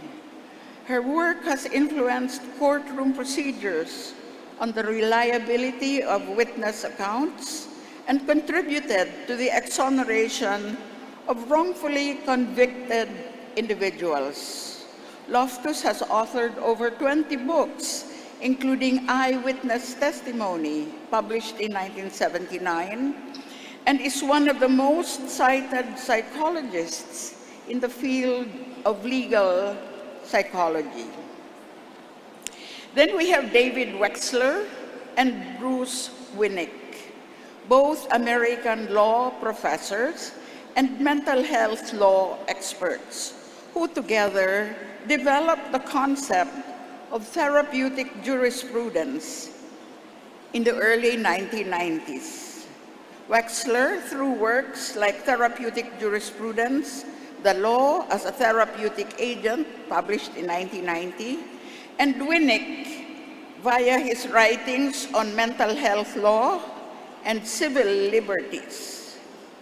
They proposed that laws and legal systems should be evaluated for their therapeutic as well as their anti-therapeutic effects. Therapeutic jurisprudence, however, is not a separate branch of law, but it is a perspective.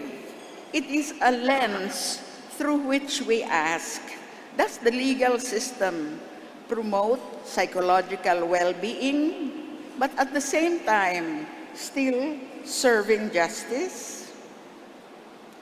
The practical application of therapeutic jurisprudence, of course, is therapeutic justice. Therapeutic jurisprudence addresses how laws are crafted, and therapeutic justice is the implementation of these laws. In this context, forensic psychology serves as the clinical bridge, grounding court decisions with psychological evidence, evaluations, and interpretations. At this point, let me share with you a powerful case illustrating this convergence between psychology and law. This is the tragic but pointedly significant story of Kendra Webdale.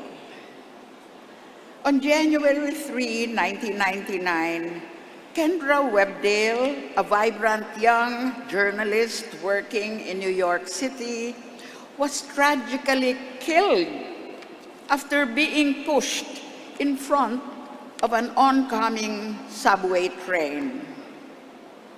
Her assailant was Andrew Goldstein, a man suffering from severe schizophrenia who had a long history of psychiatric treatment, instability, and hospitalizations.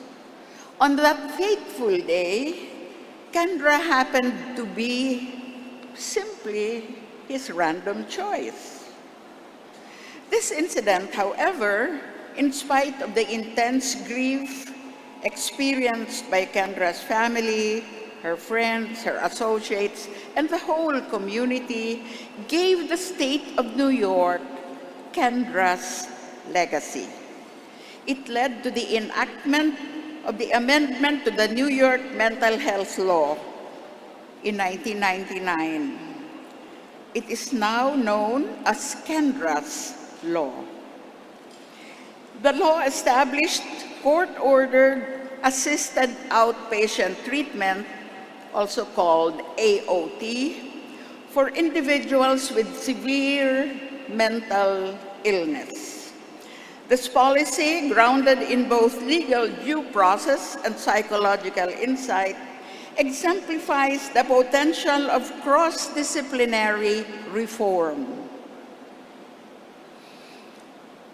With these foundations, we now turn to how the Philippine experience has echoed and even expanded this global conversation. As we all know, in the Philippines, the most prominent legal doctrine currently integrating psychology into law is the concept of psychological incapacity under Article 36 of the Family Code. We do not have a divorce law in the Philippines, and this is the closest recourse of parties. This law, this provision, is the closest recourse of parties in a dysfunctional marriage. Couples have to petition the courts to have their marriage declared null and void. Rather, not couples, but individuals. That is, to have their marriage declared null and void ab initio, or in effect, that no marriage has ever taken place.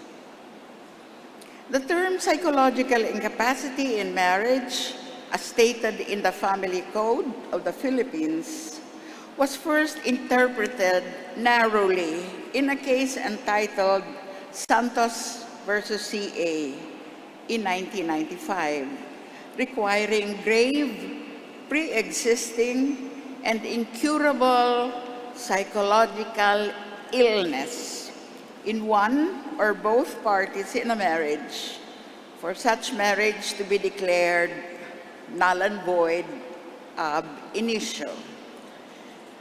The doctrine was further tightened in the case of Republic versus Molina in 1997. This is popularly known, as perhaps some of you know, as the Molina Doctrine. It demanded, among others, clinical diagnosis and expert testimony at the trial for a marriage to be even considered possibly null and void from the very beginning. However, almost 25 years later, in 2021, in the case of Tan Andal versus Andal, the Supreme Court departed from the rigidity of the doctrines established in the cases of Santos and Molina. In Tan Andal, the court emphasized that psychological incapacity is, in fact, a legal concept, not a clinical concept, and that psychological incapacity should be interpreted as being rooted in an individual's incapacity to perform the essential marital obligations, quote, unquote. The court primarily referred to Article 68 of the Code, which reads, "The husband and wife are obliged to live together, observe mutual love, respect, and fidelity, and render mutual help and support." Importantly, the court recognized that psychological dysfunction need not be medically or psychologically labeled, and that compelling lay testimony would even suffice for the court to arrive at a decision declaring a marriage null and void ab initio. However, the court still acknowledged that expert testimony by a psychologist, preferably a forensic psychologist, is best offered to aid the court in its decision-making. Relative to this progressive judicial shift in interpreting the dynamics in a marriage, several legislative enactments explicitly address child protection and welfare, embedding psychological and trauma-informed considerations in the following laws. First, Republic Act 9262. This is also known as the VAUC law, or the Violence Against Women and Their Children. This statute explicitly recognizes the emotional and psychological dimensions of abuse and violence in the family. It mandates the provision of psychological counseling, temporary protective measures, and rehabilitative support for victims. Then we have Republic Act number 7610. This is the law on special protection of children against abuse, exploitation, and discrimination. This law was enacted as early as 1992. It integrates psychological assessment and therapy into judicial processes. It recognizing trauma's profound impact on child development. Additionally, it underscored the psychological impact of such experiences on child development and well-being. The Act ensures that psychological assessments and therapeutic interventions are integral components of child welfare cases handled by the judicial system. Then we also have Republic Act 1103-6.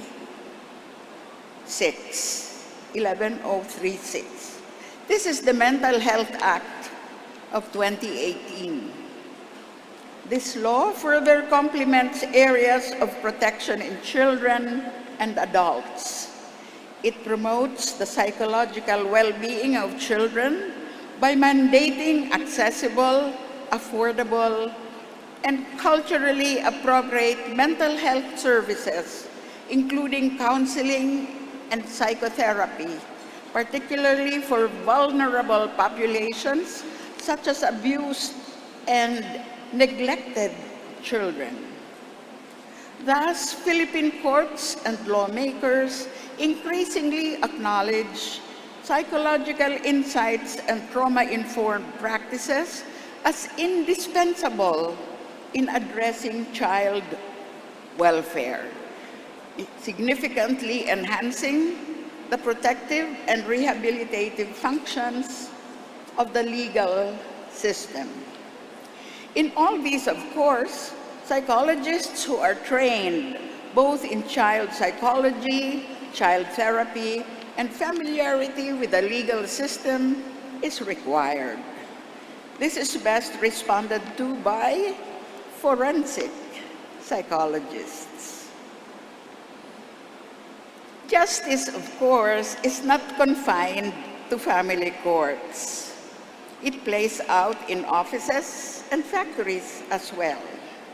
The Mental Health Act, mentioned earlier, also decrees workplace protection for employees, mandating that employers should establish programs supporting employees' psychological wellness. In response, several Philippine companies have pioneered in initiatives reflecting this mandate. For example, and this one is right here in Cebu, the Cebu Century Plaza Hotel introduced a heartbreak leave policy. Broken-hearted employees. and it offers paid time off to employees who are coping with emotional distress. Another example is PhilCare's Mindscapes program. It provides employees with confidential telecounseling and mental health support. These corporate examples show how mental and emotional wellness is being made a regular feature in labor policy, aligned with the spirit of therapeutic jurisprudence vis-a-vis forensic psychology. And when Philippine labor crosses oceans, the stakes grow even deeper and sharper.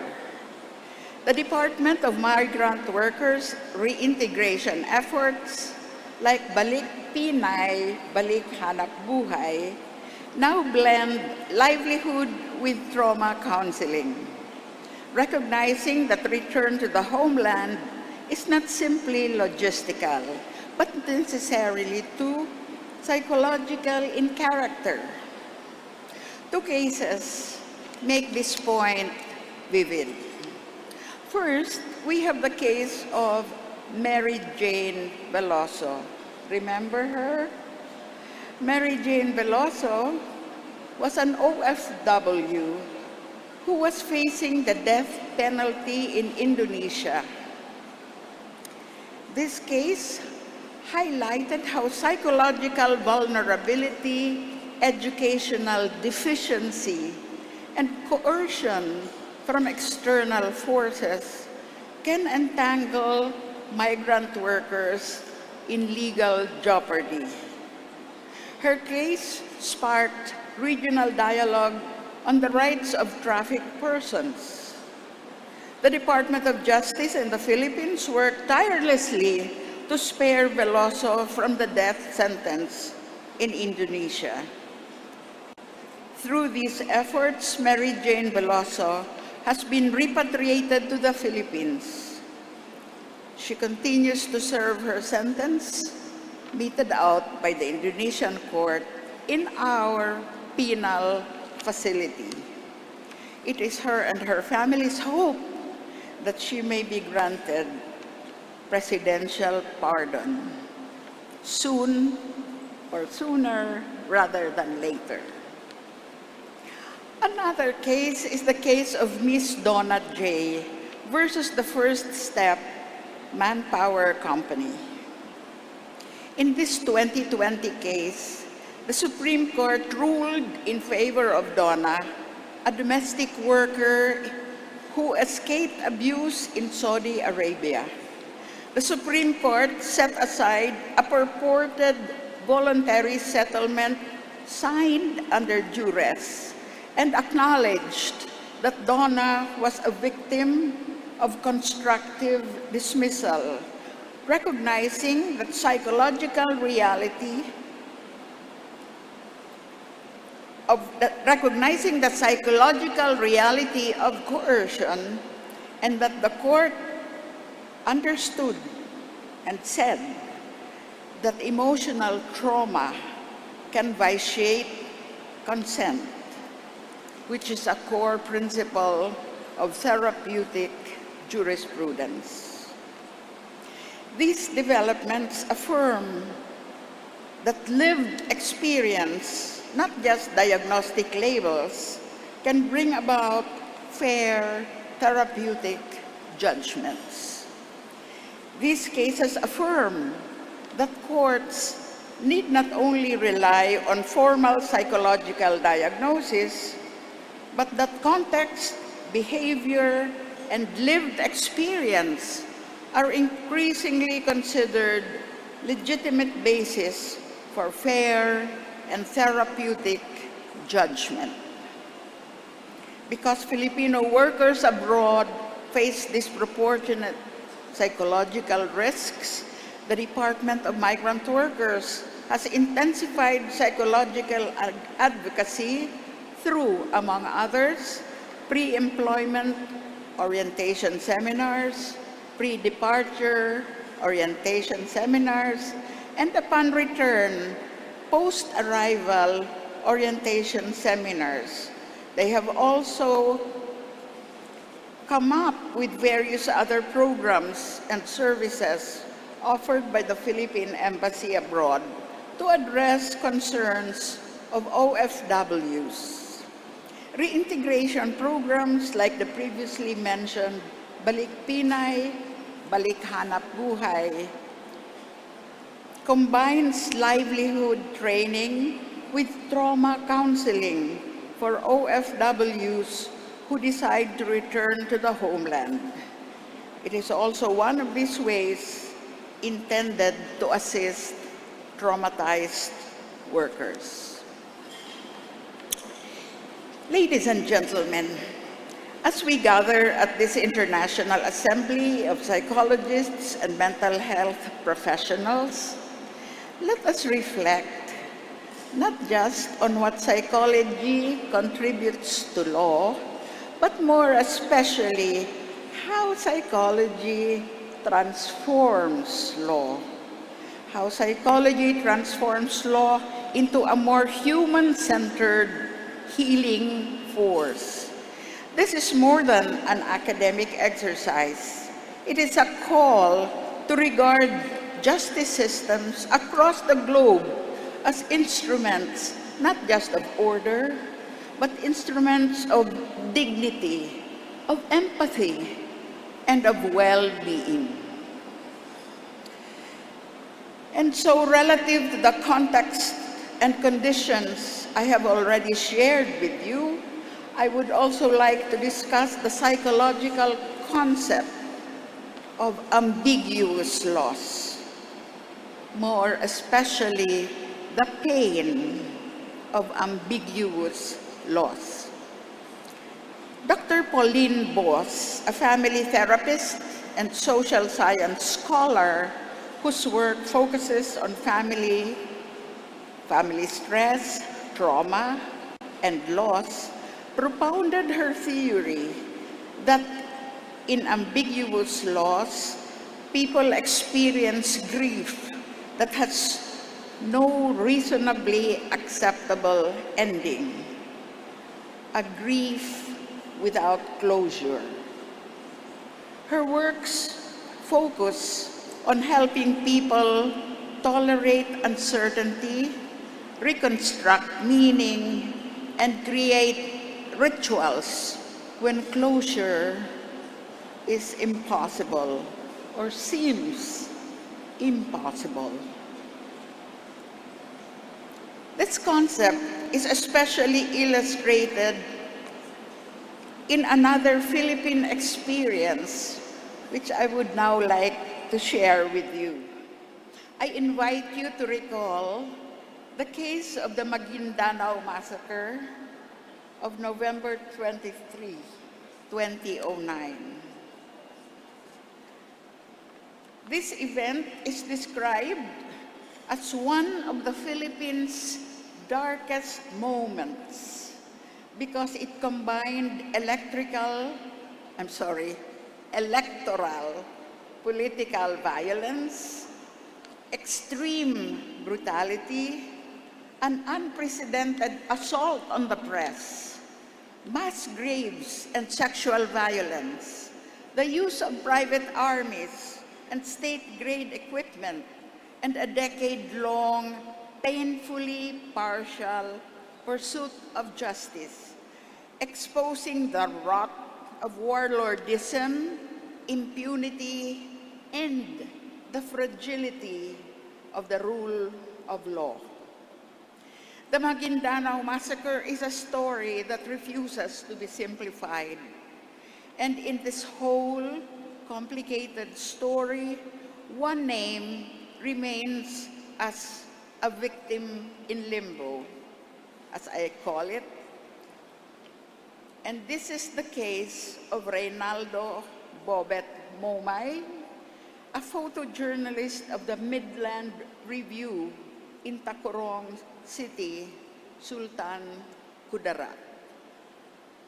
His remains were never recovered, neither at the killing site nor anywhere else. And then, though dentures found at the site were alleged to be his, this supposed evidence was considered by the court as insufficient proof of death, as was the absence of his corpus delicti, or the remains, the material remains. Because of this, he was excluded from the 2019 awards of damages. There were 58 deaths reported. The families of 57 reported victims received compensation and were awarded equivalent civil damages. But Momai's family was excluded. Why? Because there was not enough proof, because his body was not found, and because dentures were not enough to say that it was he who owned those dentures. The Momai family continues to appeal for inclusion, for recognition, and their condition personifies ambiguous loss, as propounded by Dr. Pauline Boss. This is formal justice without closure. The Momai family is emblematic of that ongoing harm. The harm of the pain of ambiguous loss, which must be central to how psychologists engage with law in cases such as this. On the other hand, I am happy to share with you that Philippine policy and statute has moved in response to such disappearance. RA 10353, enacted in 2012, called the Anti-Enforced or Involuntary Disappearance Act, criminalizes enforced disappearance. It recognizes the need for compensation, rehabilitation, and restitution of honor when bodies are never found. Yet, courts still lack routines that translate ambiguous loss. It fails to include ambiguous loss psychology into day-to-day practice and procedure. The act was widely hailed as a landmark measure, and the Philippines became one of the first countries in Asia to criminalize enforced disappearance. At this point, too, we are reminded of yet another case involving mass atrocities, likewise affecting a large number of families grappling with the pain of ambiguous loss. This is the case of the 34 missing sabongeros. For our foreign guests, the word sabongero refers to a cockfight enthusiast or a cockfight gamer.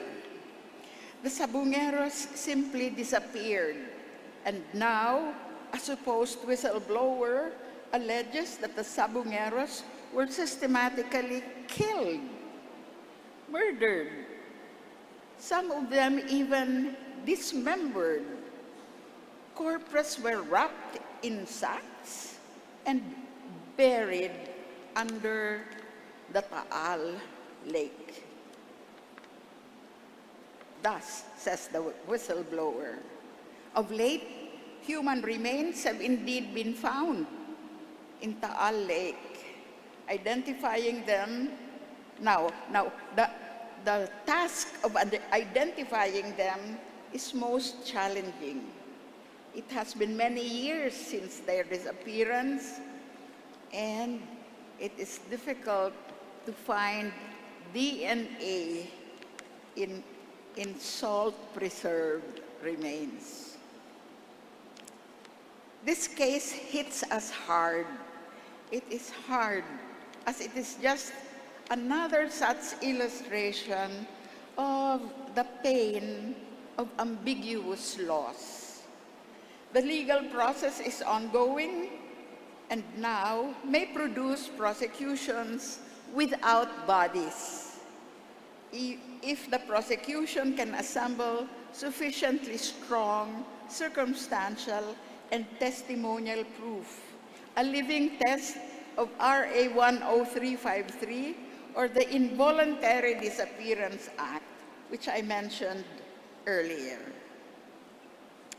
Families of the missing Sabongeros continues to live with the pain of ambiguous laws, while investigators labor to secure scientifically defensible evidence.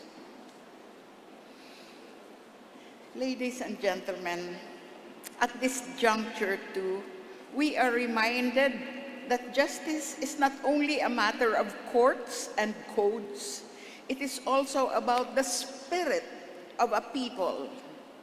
I must confess that I will not be comfortable leaving this stage and this assembly without sharing with you what I propose to call the wounds of corruption. The greatest test of justice, healing, and well-being for the Philippines today lies in how we confront the corrosive force of corruption. Corruption is not only a legal offense, it is a profound psychological wound. It erodes trust, it corrodes civic morale, and it generates learned helplessness among citizens. Citizens who begin to feel that integrity is futile and accountability is impossible. You will recall, my dear psychologists, the concept of learned helplessness. Dr. Martin Seligman, who, by the way, is a former APA president, and Stephen Mayer, as early as 1967, and they continued to write, and as late as 2016, they came up with another powerful expose. Their work is a powerful model of understanding how chronic injustice or repeated failure can calcify into passivity, and why restoring a sense of control is central to clinical and forensic work. Psychology reminds us that when people lose trust in systems, they withdraw, they disengage, or worse, they even replicate the very dysfunction they abhor. This is why addressing corruption is not simply a legal matter of punishing the guilty. It is also a therapeutic challenge. It is a challenge of healing collective trauma and restoring a people's faith in governance. Corruption does not only steal money, corruption steals trust. It steals safety. It steals psychological equilibrium. The wounds are clinical and communal. These are wounds we experience, you and I. We experience betrayal trauma, moral injury, chronic uncertainty, erosion of civic voice, and intergenerational distrust. Forensic psychologists must treat these harms as we would any trauma with legal implications. This is our challenge and our opportunity to place psychology at the service of justice, not only to interpret the wounds of corruption, but to help heal these wounds, not only to point out what is broken, but to join in the work of restoration. If we succeed, then this address of psychology at the crossroads will mean not merely an academic theme, but a living force for justice, for healing, for well-being in the Philippines and beyond. And now, as we look to the future, we must also reflect on the role of emerging technologies, particularly the role of artificial intelligence, or AI, in shaping how justice and psychological services are delivered. AI is increasingly used in both legal analysis and in mental health support. Some jurisdictions abroad now use predictive algorithms in sentencing. Then also, AI-driven diagnostic tools are now in use in psychotherapy programs. Perhaps not yet in the Philippines, but abroad, they're increasingly experimenting on how to use AI in these concepts. Now, while these innovations offer efficiency, they also demand vigilance. Human dignity, emotional complexity, and contextual judgment cannot be fully captured by code alone.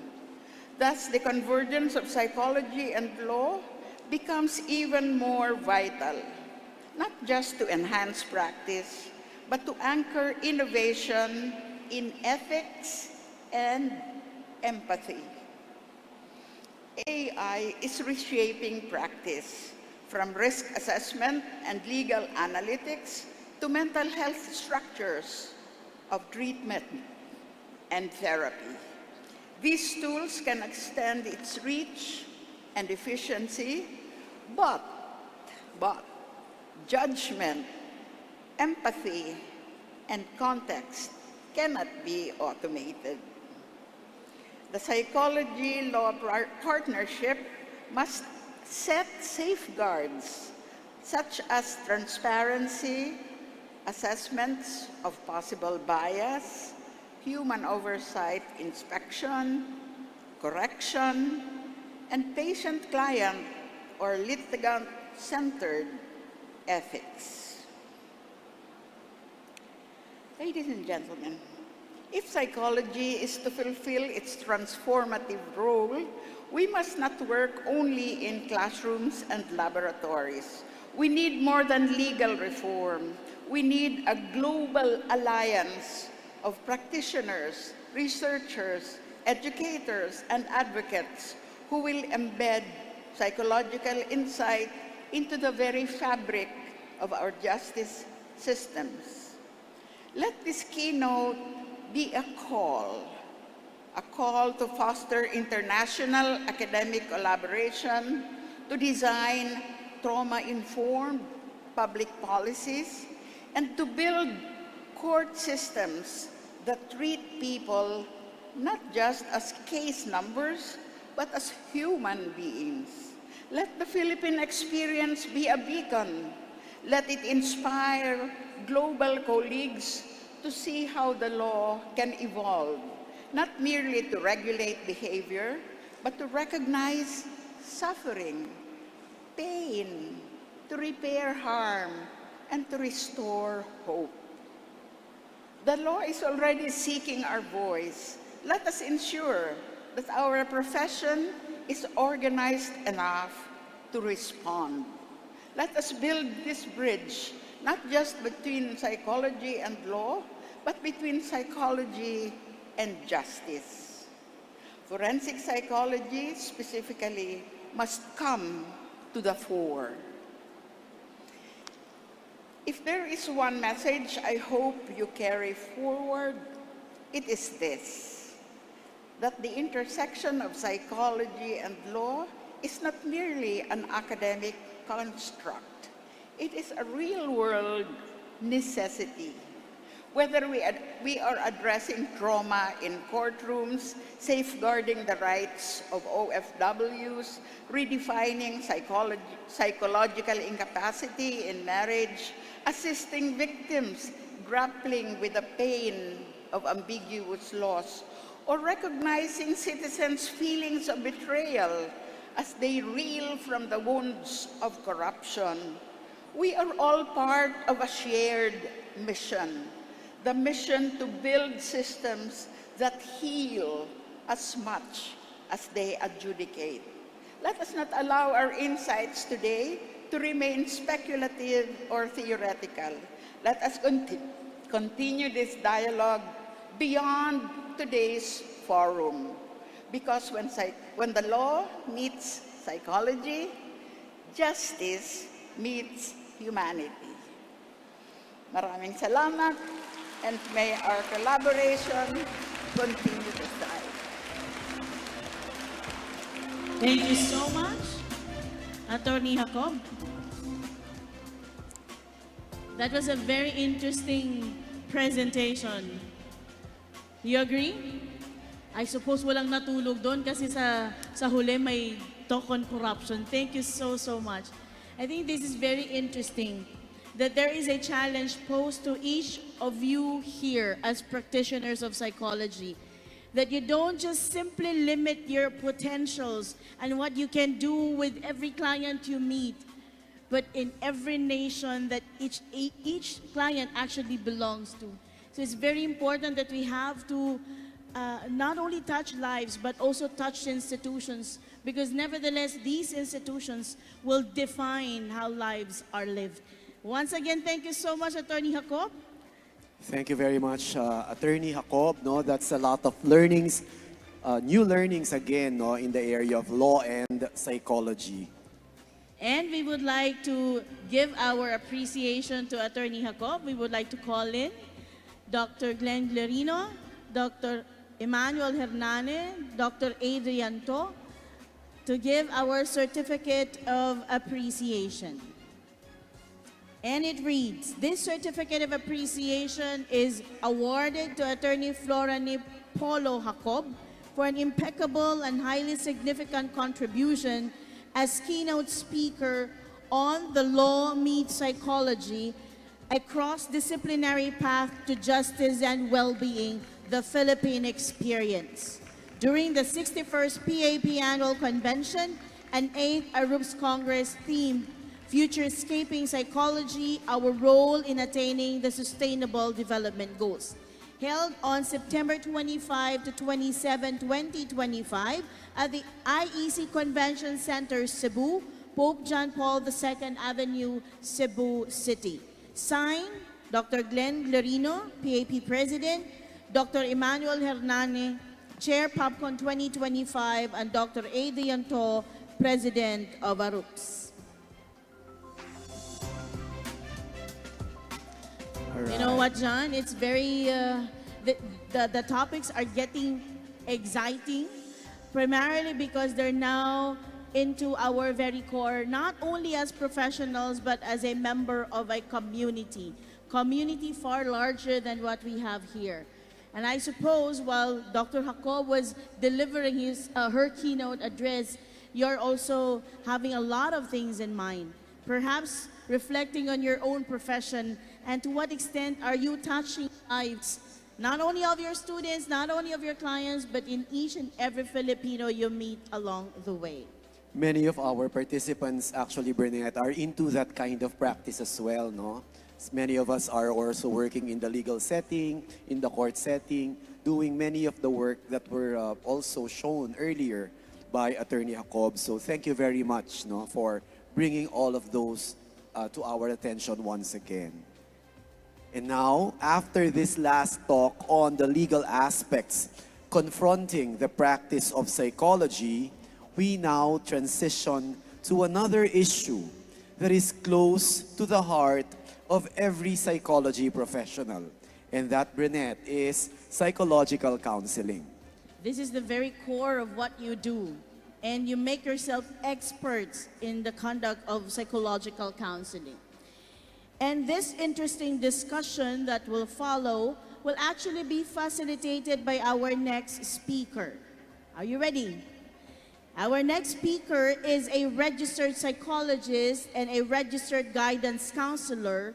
Added to that, she is a professor emeritus and university fellow of De La Salle University, and is at the same time the president of the Asian Psychological Services and Assessment Incorporated, or APSA. A PhD in psychology from the University of Minnesota, she has headed various national and international professional organizations, including your very own PAP. Her professional life reflects a successful integration of teaching, research, and practice, along with community service. Her various awards, particularly the Professional Regulation Commission's 2015 Professional of the Year in Psychology, the PAP Outstanding Psychologist in 2002, and the Metrobank Outstanding Teacher of 2000, give due recognition to her significant contributions to psychology and education in the Philippines. Her publications actually reflect a wide range of interests that include counseling psychology, counselor education, health psychology, career psychology, psychometrics, program evaluation, educational management, teacher education, including the teaching learning process, peace and values education, and research in higher education. To articulate her thoughts on the topic entitled Philippine Perspective on Counseling Psychology, Future Opportunities for ASEAN's Broader Mental Health Agenda, let us all warmly welcome Dr. Rosemary Clemenya.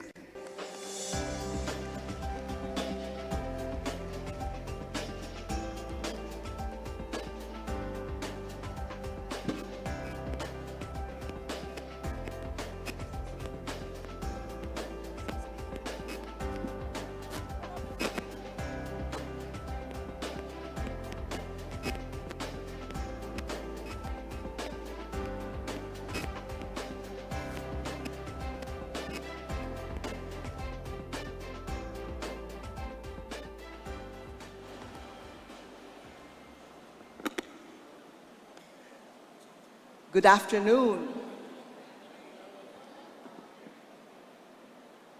I'm happy to follow my fellow Bicolana, Dr. Nani Paulo Jacob. And from the topic of law, we move on to the topic of loss that we deal with in counseling, loss of many kinds. Honored guests, colleagues in the PAP, ARUPS, APA, and IUPS, good afternoon. I have been asked to talk about counseling psychology in the Philippines, future opportunities for ASEAN's broader mental health agenda.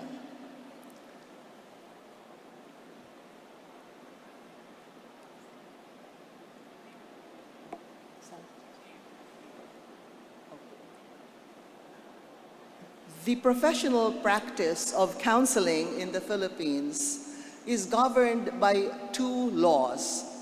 One covering the RGCs, the RA 9258, or the Guidance Act of 2004, and the other covering the registered psychologists, RA 10029, or the Psychology Act of 2009.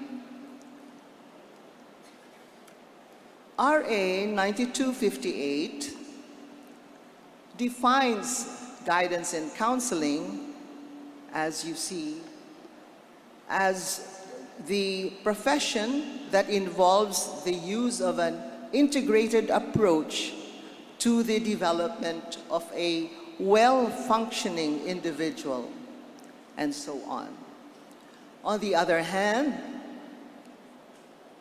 RA 10029 defines the practice of psychology as consisting of the delivery of the application of psychological principles and procedures for the purpose of predicting, understanding, and influencing the behavior of individuals or groups. We all know, however, that not all psychologists practice counseling. In fact, we have in the PAP a number of specializations, and we have certified counseling specialists. And our primer for certified specialists defines certified counseling psychologists as being in the discipline that is a psychological specialty that facilitates personal and interpersonal functioning across the lifespan with a focus on emotional, social, vocational, etc. If you see these definitions juxtaposed, they are all mentioning about functioning of individuals across the lifespan and involving different components of life. So, as we see, the practice of guidance and counseling or counseling psychology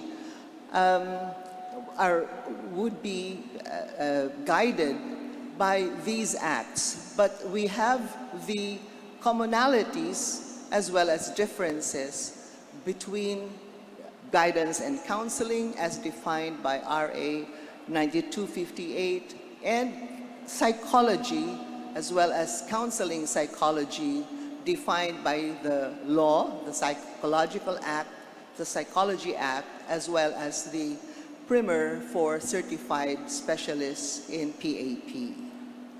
However, if we look at the history, we have common roots.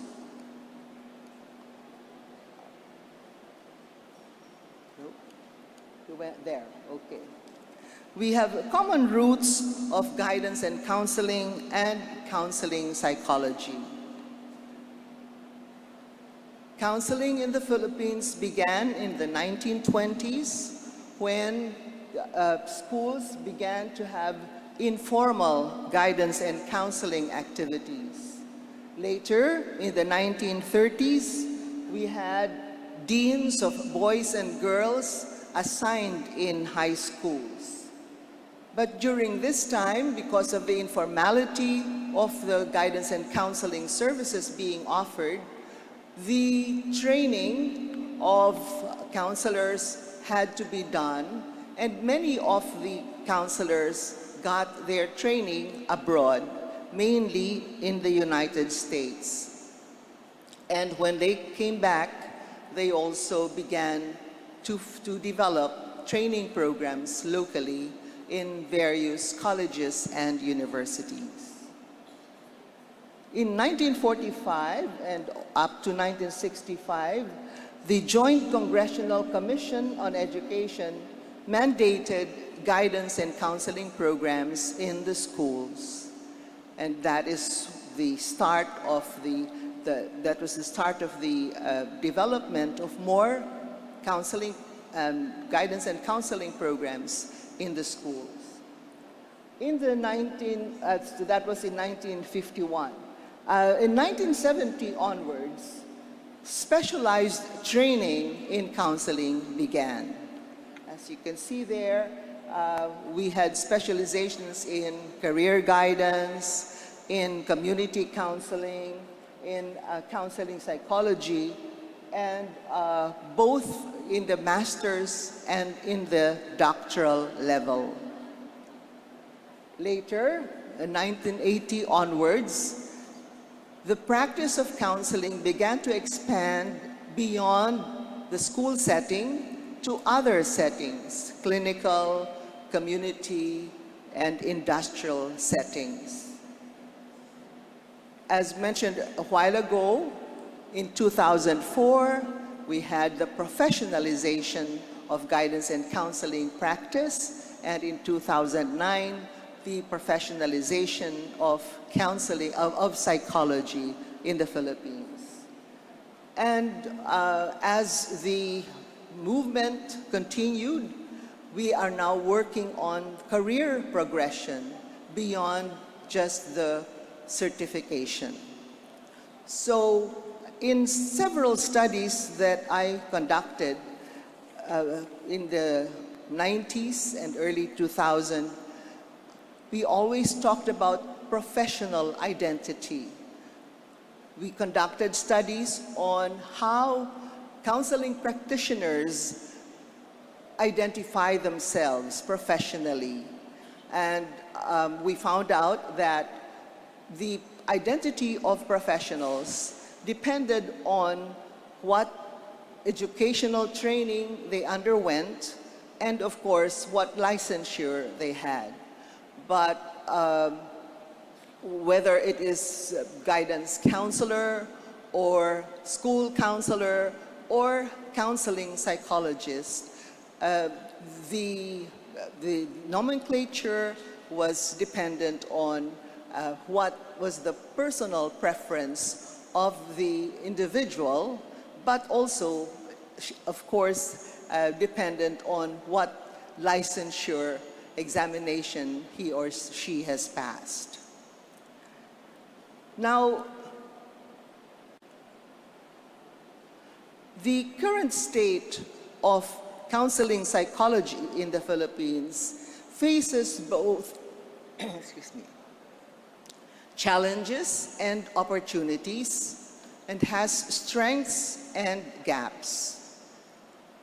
As the Chinese character for crisis indicates, Wei-ji. Wei refers to the current state of danger, and Wei-ji is a crucial point, a turning point, which is a component of the word opportunity. First, let us consider the cultural context. Many studies have been done on Filipinos' help-seeking behavior since about the 80s. And it seems that up to now, nothing much has changed. Most surveys show that the survey participants still prefer to talk with their family members or friends, primarily when they have mental health problems or concerns. I think that was mentioned also by Dr. To this morning. Moreover, also, as mentioned by Dr. To, the religiosity or spiritual beliefs of individuals often hinder them from seeking professional help.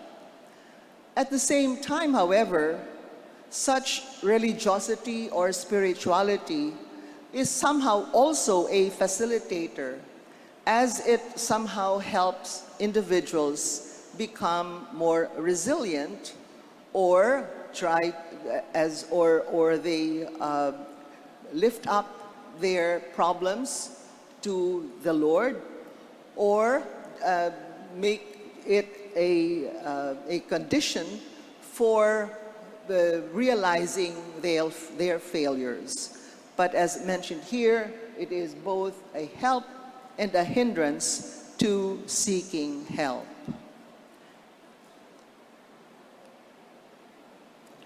And of course, as has also been often mentioned, the aspect of stigma is again a part of our culture, discussed extensively by Dr. To this morning. Another cultural factor to consider is the counseling approaches that counseling psychologists use. Considering our history, the roots of counseling in the Philippines, wherein most of our training has come from people who were trained abroad, or when they came back, they were also developing their own counselor education programs. We are very much influenced by Western approaches. And as also mentioned by Dr. Deborah this morning, we know that these Western approaches were developed from a weird framework.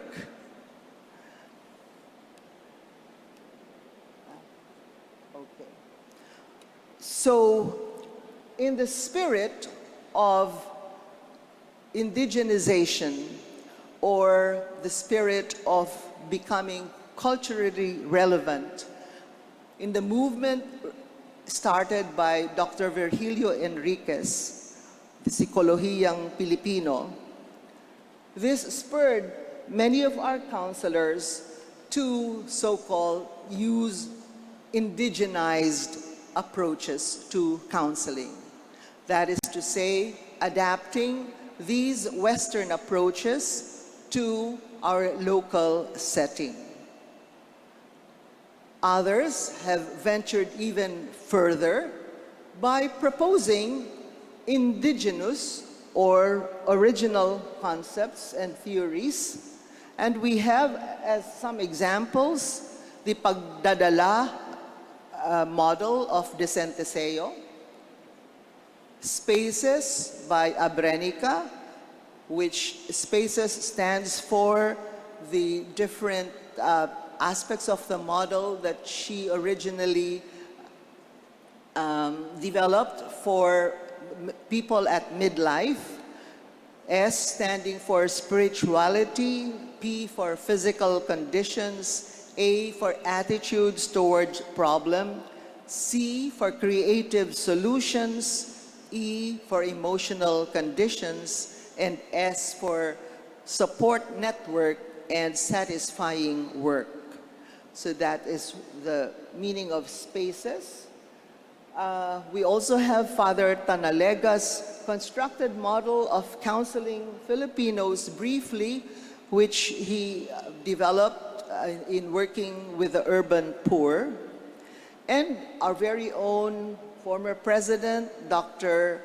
Carandang, has worked on the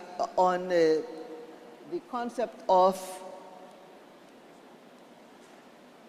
pakikip. It's not coming out. There. Pakikipagkapwa-damdamin, which is more or less equivalent to empathy. And others have also worked on other concepts from Psikologiyang Pilipino. So, slowly, we are trying to get out of the cultural encapsulation that some of us probably were guilty of. We're becoming more and more aware of the need to be conscious of our worldviews, our own worldviews, as well as those of our client as a basis for deciding on what and how to do things with our clients.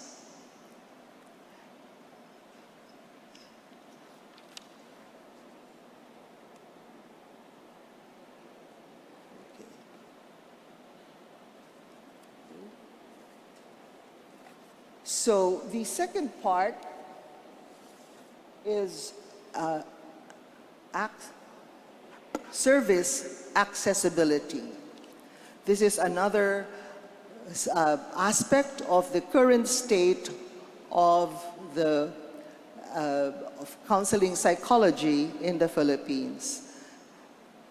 Service accessibility tells us that our people have uneven access due to different factors, including geography, economic, etc. And we see a concentration of services in the urban area. We have underdeveloped community mental health services. But along the way, we have also had the development of a community mental health program led by our own Dr. Gina Alampay with her Katatagan Community Mental Health Intervention Program. So we see that so far, something that is seen as a challenge can also be considered an opportunity for growth of the counseling psychology profession.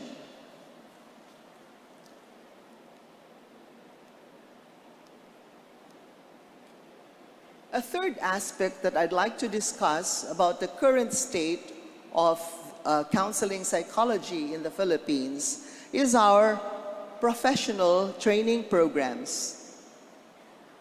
I looked at the directory of higher education institutions of the Commission on Higher Education, or CHED, and it showed that we have 176 HEIs offering graduate programs in psychology and 157 HEIs offering guidance and counseling programs, both in the master's and doctoral level.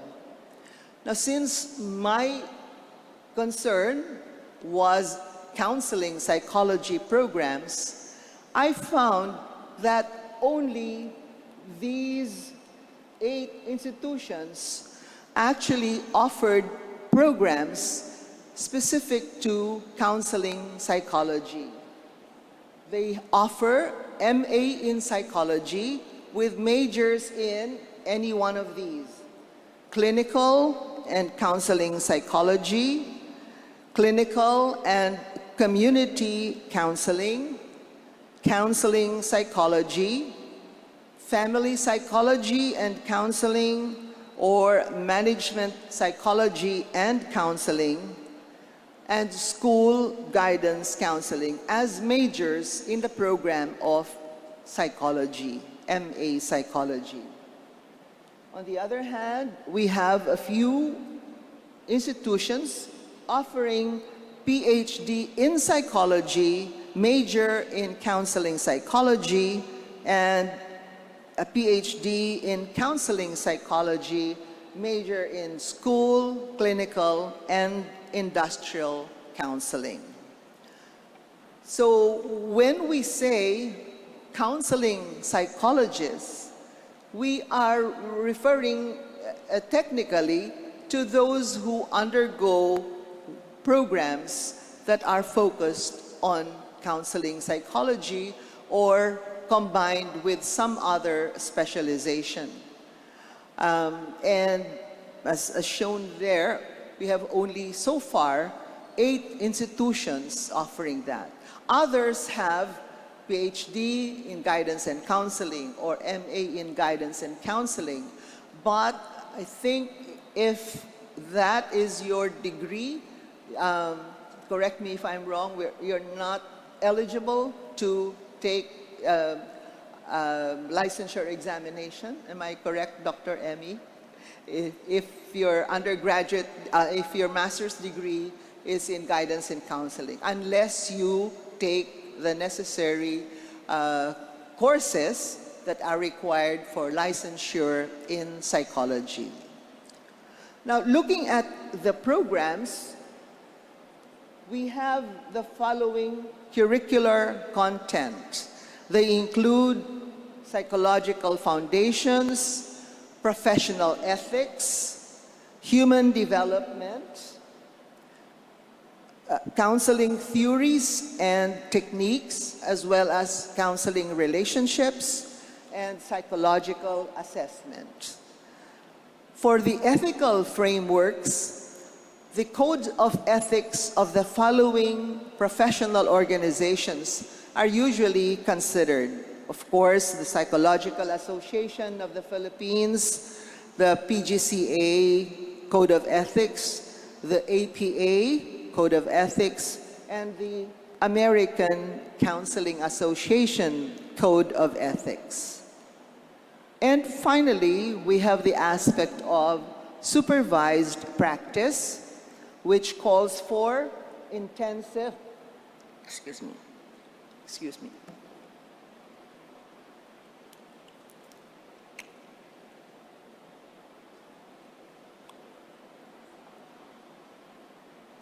calls for intensive and highly supervised practicum and internship experiences. It is only in the later years, in the 2020s, when institutions began to emphasize supervision. And one of our professional organizations, the PACERS, the Philippine Association for Counselor Education, Research and Supervision, has been presenting seminars and workshops on counseling supervision. Now, considering the need for cultural sensitivity in counseling, it is important for counseling psychology programs to develop multicultural competencies. These include awareness of our own cultural values and biases, awareness of the client's worldview, and culturally appropriate intervention strategies. So these encompass knowledge, attitudes and beliefs, and skills. Again, this is a later development in the inclusion in the counselor education programs. We cannot forget, or we cannot avoid talking about the latest development in our counselor education programs, which is, of course, the need for continuing professional development. As required by Republic Act 10912, the Continuing Professional Development Act of 2016, we cannot stop after we receive our degree, whether it's a master's degree or a doctorate. We have to continue being trained, and that's why partly we are here.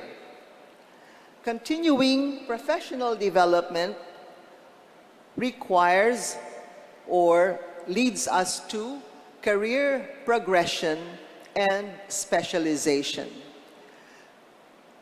The different disciplines or professional regulatory boards of the PRC have been working on their respective CPS programs. I believe the CPS program of psychology is still being worked on, but 2 years ago, we had an international summit on career progression and specialization. And at that time, in my presentation, I shared this proposal of our PRB chair, Dr. Miriam Kwe, that shows the suggested career progression of psychologists. Okay. So we have, let us look only at the counseling psychologist track. So the counseling psychologists can have specializations of community mental health counseling, addiction counseling, couple, marriage, family counseling and psychotherapy, and workplace mental health counseling. Okay. Those were the proposed tracks or specializations in the field of counseling psychology. And for clinical psychology, you can see there the other proposals.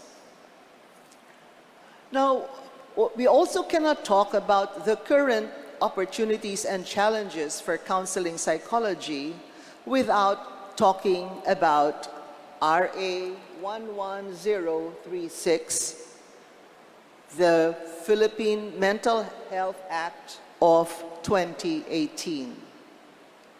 As we all know, this is an act that established the policy for the purpose of enhancing the delivery of integrated mental health services, promoting and protecting the rights of persons utilizing psychiatric, neurologic, and psychological health services. I am told that most of the people who worked for the passage of this act were in the field of psychiatry, although some of the other professions were also involved. In this law, mental health professionals include doctors, nurses, social workers, and psychologists. There are, of course, other designations of people who will work on mental health programs. So that would include, for example, the mental health service providers, under which we have the mental health professionals and workers, and that would include our psychometricians, social workers and counselors, informal community caregivers, mental health advocates and their organizations, professional ombudsmen, and persons or entities offering other non-medical alternative therapies. As with any policy, however, and it was also mentioned earlier this morning, the problem is the gap between policy and implementation. Psychiatrist Samaniego summarized the gap between policy and implementation as follows: the lack of consistency of high quality and affordable mental health care services, defining the roles of both public and private sectors, highlighting the vulnerable groups as children, the elderly, women, and disabled Filipinos, giving special attention to individuals with pre-existing psychiatric conditions, and bringing forth drug and alcohol policies. Again, these are the challenges, but these are opportunities for us to help bridge the gap. Now, to have a better picture of the conditions in our country, we have this data from the World Health Organization that shows the prevalence of selected mental disorders. You can see here that the highest is depression, okay, followed by alcohol use and drug use, and followed next by bipolar, and lowest is schizophrenia. Another set of data would show the shortage in human resources. For every 100,000 population, we have 0.5 psychiatrists, 0.5 psychiatric nurses, and about 0.1 psychologists. So we are very few for many who are needing help with their mental health condition. From the human resource, we go to the financial resource. And that, of course, will show funding limitations. For the Philippines, we have the current burden of mental health conditions, which show that the investment required versus our mental health condition has the very sad condition that in the 2024 national budget, only 4.7 billion was allotted for inpatient and outpatient services, as opposed to what is needed there, which is the investment required for selected clinical packages and population-based preventive interventions over a 10-year period. 4.77 billion is just a drop in the bucket of the national budget, and even more so, a drop in the bucket of the amount that has been used for other purposes aside from flood control. Okay, now from the Philippines, we move on to the bigger world, the ASEAN scene. Okay. According to Chen, Huang et al., the ASEAN scene shows the distribution of disability-adjusted life years in Asia in 2019. And the highest there is depressive disorders, followed by anxiety disorders, schizophrenia, other mental disorders, and so on down the line, up to attention deficit hyperactivity disorder, or ADHD. Okay. Another picture shows, another table shows the ranking of mental disorders among all three GBD causes. Global GBD meaning global burden of disease, causes for age standardized rates of the dailies that were discussed in the previous slide. If you compare the rankings of these disorders in 1990 versus 2019, there has been an increase in the rank.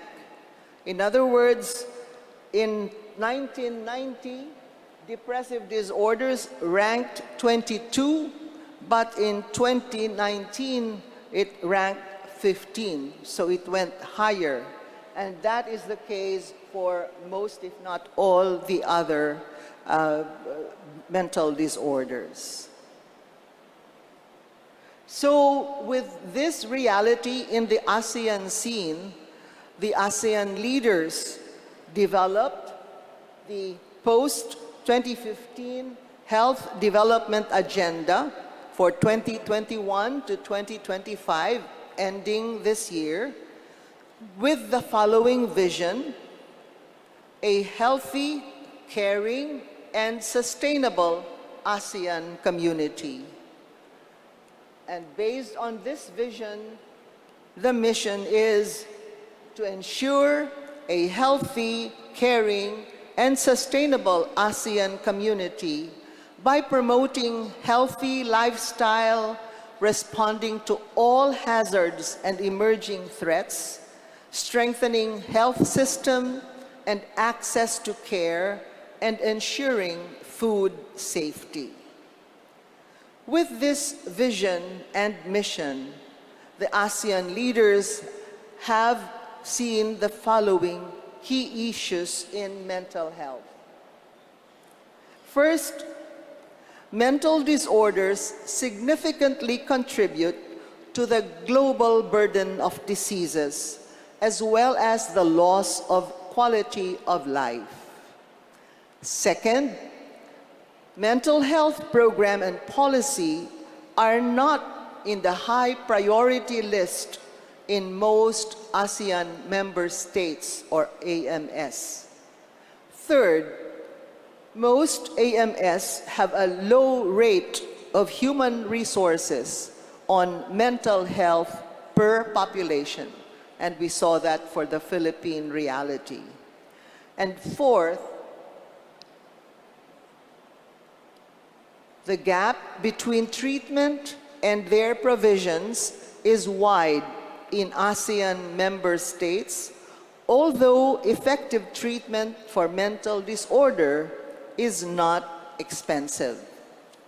Not expensive, but the budget is not there. Given those issues, they have come up with the proposed key solutions and strategies, which include, first, the development and promotion of effective models for mental health program. Second, human resource management and development. Third, financial resources in mobilizing, financial resources mobilization to support key strategies. And fourth, overcoming treatment gaps.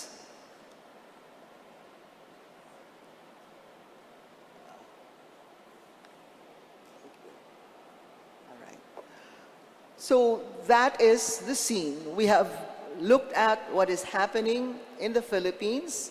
We have looked at what is happening in ASEAN and what are the key issues and proposed solutions. What do we do now? How do we integrate our Filipino approaches in counseling psychology into ASEAN initiatives? Considering the cultural context that was discussed earlier, wherein our people prefer consulting family and friends even before consulting professionals, one of the ways by which we can introduce or integrate our approaches is by having community-based and faith-informed practices. Already, we have some psychologists who have done some research on integrating spirituality in counseling practice. We also need university peer support.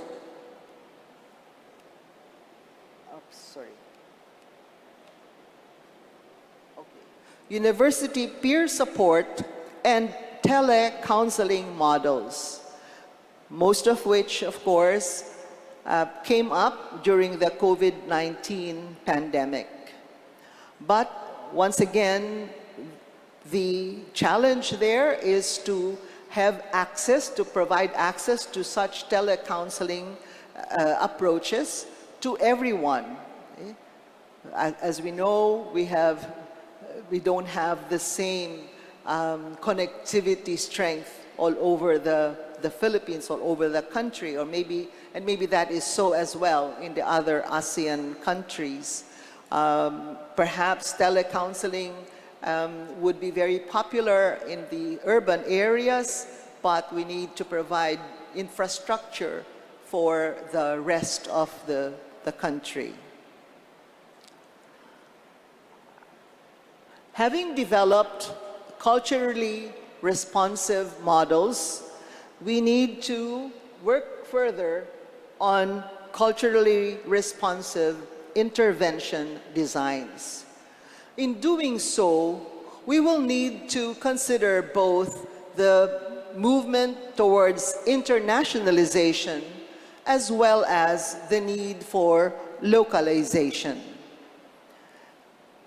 Internationalization is defined as the synthesis of existing or new psychological theories, methods, procedures, or data across cultures to create a more culture-informed, inclusive, and globally applicable science and profession that will not be dependent only on the previously developed Western approaches or the weird approaches.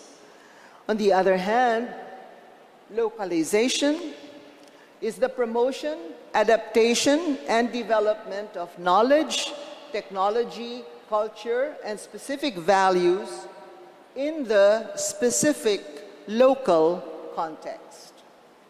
So in a paper I presented to the International Summit of Psychology about 2 years ago, I mentioned that what we need to do is, well, not exactly to balance internationalization and localization, but somehow to integrate them in a way that responds to what is needed at a particular time and a particular place. Doing so will raise some challenges. The challenges to localization are: we need to make theories and practice applicable in the local context. Second, we need to use culture-informed instruments. For the longest time, we have been talking about the need to have locally developed instruments, psychological assessment instruments. Then we need to conduct conversations about the roles and goals of counseling psychology in our local context, and conceptualize culturally relevant intervention strategies and programs. The challenges to internationalization and localization include reviewing our training programs to check alignment with international and regional qualifications, skills, and competencies, and relevance to local context. Of course, we have the qualification framework that again, the PRB is working on alongside ASEAN counterparts. Then we need to continue encouraging evidence-based practice, and very important, consider the contributions of Psikolohiyang Pilipino in defining and articulating requirements for different levels and for different specializations. Doing these, we will be able to collaborate with our ASEAN counterparts. We see many opportunities for collaboration. For example, we need to collaborate on research across the Asian states, such as research on multicultural counseling process and outcome. Then we can collaborate on culture-sensitive counseling practice by sharing culturally responsive interventions in conferences like these. And workforce development by having exchange programs and training hubs. Perhaps along the line of multicultural competencies, having a sharing of practices and training on teaching strategies for multicultural competency training. Collaborating, however, is not an easy task. We have several challenges, particularly in identifying core competencies for counseling psychologists. But we are not starting from scratch. We can have several benchmarks from our colleagues across the world. We have from the American Counseling Association, the APA, the American School Counseling Association, the CACREP, or Council for Accreditation of Counseling and Related Programs, the National Center for Guidance in Education, the Australian Counseling Association, and the Australian Psychological Society, and other professional organizations. We can look to them so that we can understand what we can have for internationalization as we look within so that we can continue our localization. Since our theme is futurescaping, what will be our vision for the future and what will be our contributions as the Filipino counseling psychologists? First, we can serve as a hub for culturally grounded counseling psychology. We can also have sustainable, inclusive, evidence-informed mental health system and a shared leadership in promoting ASEAN regional well-being. In conclusion, counseling psychology in the Philippines is at a turning point. We need greater investment in mental health infrastructure, enforcement of public mental health literacy, and the adoption of evidence-based practice. These are all crucial. By harnessing Filipino strengths, counseling psychology in the Philippines can contribute meaningfully to ASEAN's mental health agenda. And I hope and trust that we can all look to that in the near future. Thank you. Thank you so much, Dr. Clemenia. I bet that's a challenge for everyone. And I suppose a challenge to PAP. How do you bring everybody in the fold to that progress and contributing to the development of the profession? I think you look excited. How do we become eventually the hub of counseling psychology, maybe in Asia or among ASEAN countries, if not globally? I think the presentation of Dr. Clemenia is very revealing of how we need to continuously interrogate existing legal instruments that define the way our professions can make changes and can help other people's lives. Once again, thank you so much, Dr. Clemenia. Thank you, and ma'am. to give the certificate of appreciation, we would like to call up stage Dr. Glenn Lerino, Dr. Hernane, and Dr. Adrian To. All right, and the certificate reads, this certificate of appreciation is awarded to Dr. Rose Marie Clemenia for a pivotal and exemplary contribution as resource speaker on the Philippine perspective on counseling psychology, future opportunities for ASEAN's broader mental health agenda during the 61st PAP Annual Convention and 8th Arabs Congress. Theme, Futurescaping Psychology, Our Role in Attaining the Sustainable Development Goals, held on September 25 to 27, 2025 at the IEC Convention Center, Cebu, Pope John Paul II Avenue, Cebu City, Philippines. Signed by Dr. Glenn Lerino, PAP President, Dr. Emmanuel Hernandez, Chair, PAPCon 2025, and Dr. Adrian To, President, ARUPS. Another round of applause, please, for Dr. Rosemary Clemenya. Thank you, Dr. Clemenya. Okay. After those two talks, Bernette, I think our participants, our delegates deserve a short break. What do you think? No? A short break. A short break. You want a break? Huh? Yes. Yes, of course. A little bit of stretching. Right.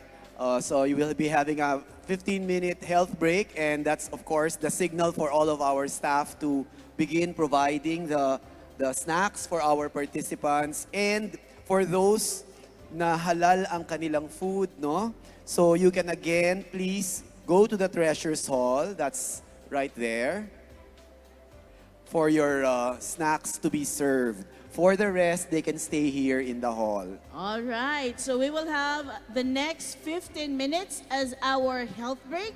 Let's go to the restroom. Let's enjoy our snacks. And let us see each other after a while. All right. See you in a while.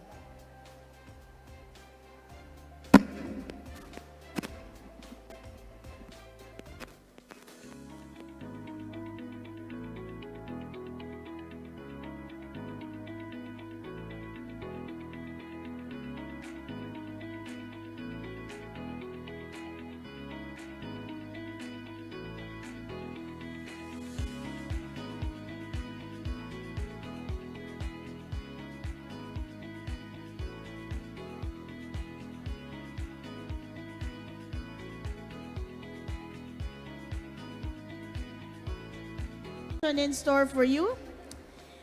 And we are happy that today we will be capping the plenary session with yet another insightful presentation on psychological practice relevant to human development. John?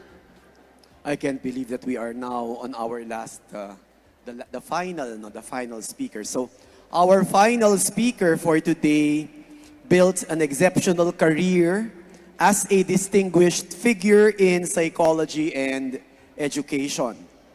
She was chair of the Department of Psychology and dean of the College of Social Sciences and Philosophy at the University of the Philippines in Diliman.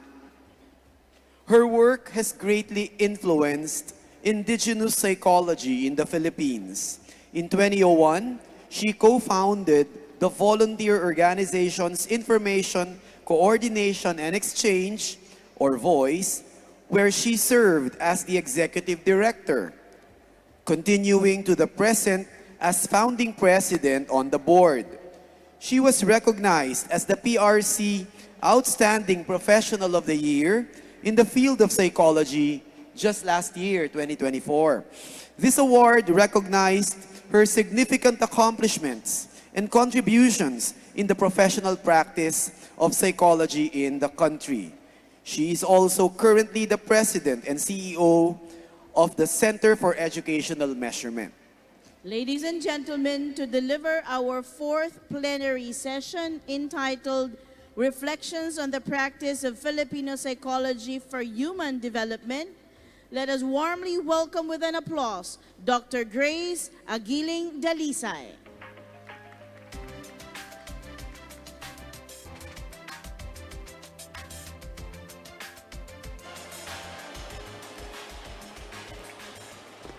Good afternoon, everyone. Welcome to the last plenary session of the day. I hope you were energized by the snack.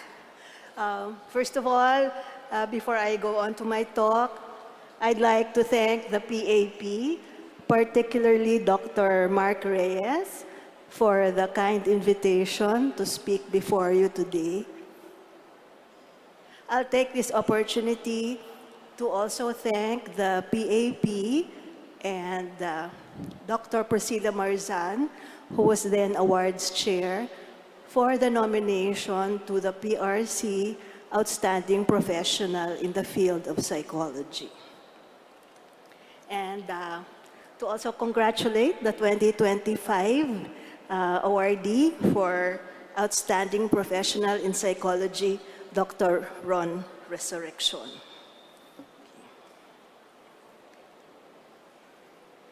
Okay. Before I start, let me say that I was asked to talk about my journey as a psychologist. And I guess that was because I had just been a recipient of the 2024 PRC award. No? So where am I coming from? My academic training at the university is basically in developmental psychology and in Philippine psychology. I was one of the first 2 people who enrolled in the PhD Developmental Psychology program at UP Diliman. And also one of the 2 who graduated. Okay. And for Philippine psychology, I'm very privileged that I had Dr. Virgilio Enriquez as my professor, both in the undergrad and the graduate program. I also served with him at the Philippine Psychology Research and Training House, managing some of the research projects of what we call the PPRTH, and also was actively involved in the Pambansang Samahan sa Sekularong Pilipino. For both DevPsych and Filipino Psych, I was at one point in my life head of the PhD area of specialization in DevPsych, and at another point in Philippine psychology, both at UP Diliman. Okay. One of the major influences in my career was my involvement with volunteering. In, when was this? Maybe the 80s, I was conscripted. Okay. I was encouraged by the late Dr. Elizabeth Ventura to take on the post of director of the Ugnayan ng Pahinungod of UP Diliman. The Ugnayan ng Pahinungod is the system, the institutional volunteer program of the University of the Philippines. And what did she say? That they needed a psychologist to help in developing and running the programs of Pahinungod, as well as in supporting the volunteers. No, it was a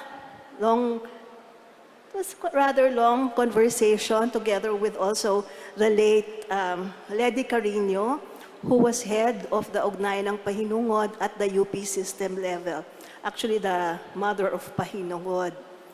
And I was concerned because my children, I have 3 daughters, and my children were quite young, and they told me, don't worry, you won't have to go on field work that often. Okay? There will be just a couple of meetings.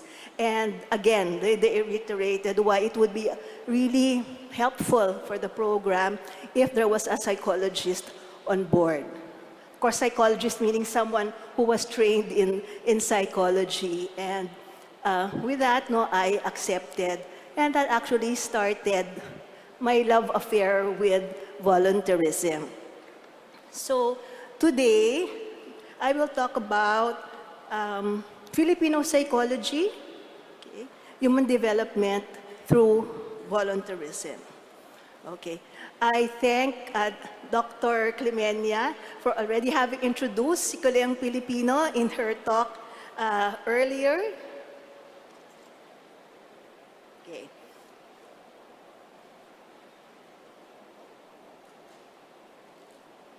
Okay.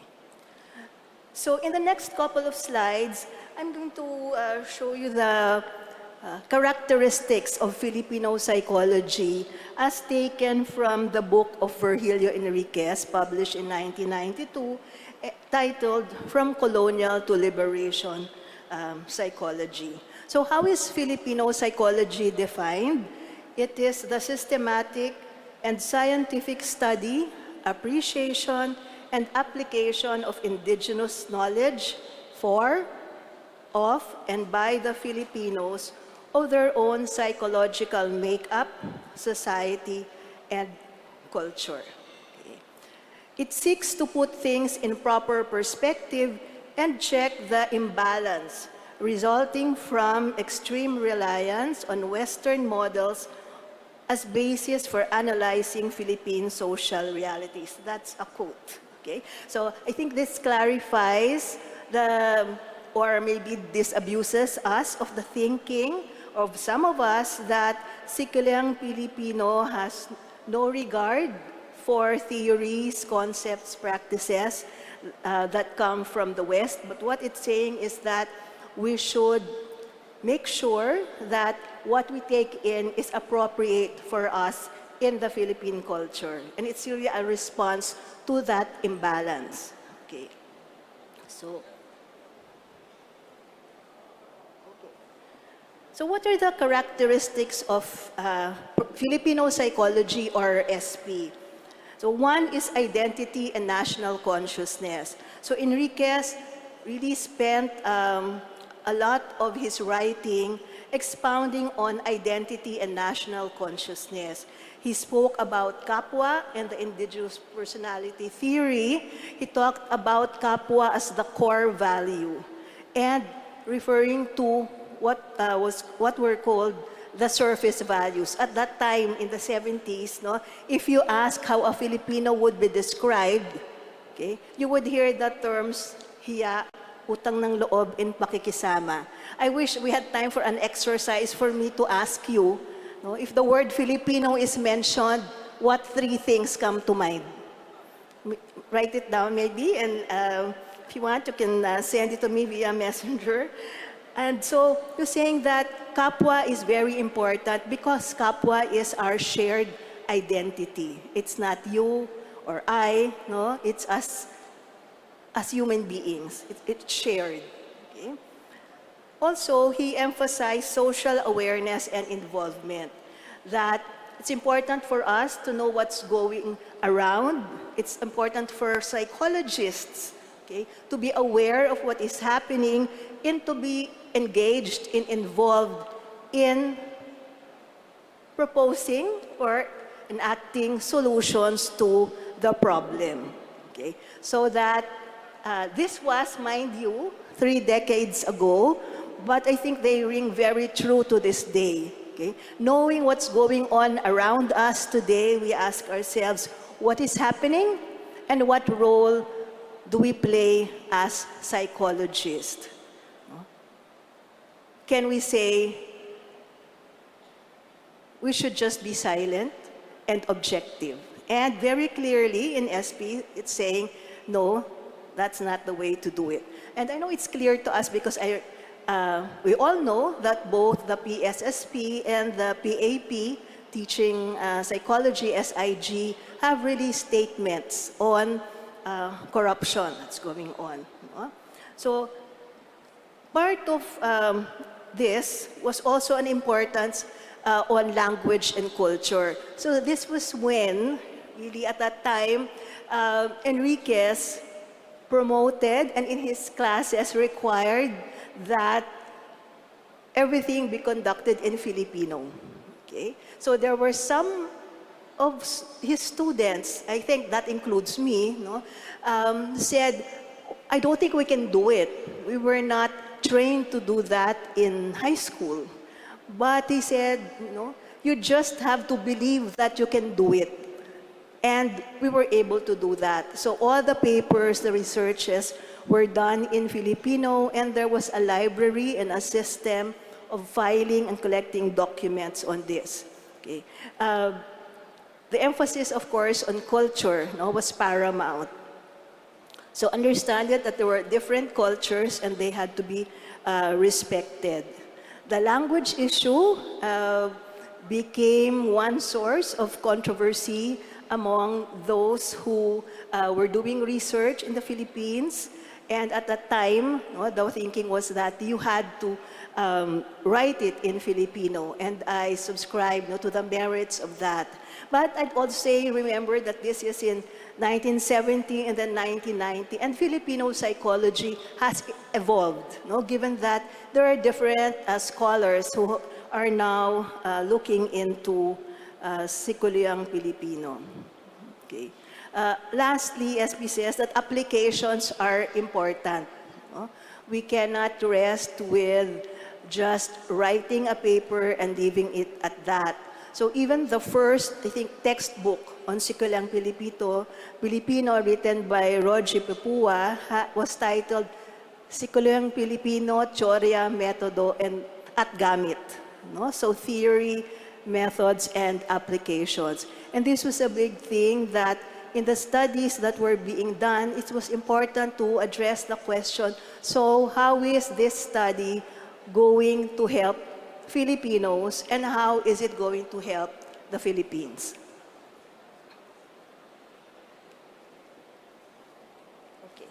So what were the principal methods of investigation of SP? So one, Enriquez talked about cross-indigenous research.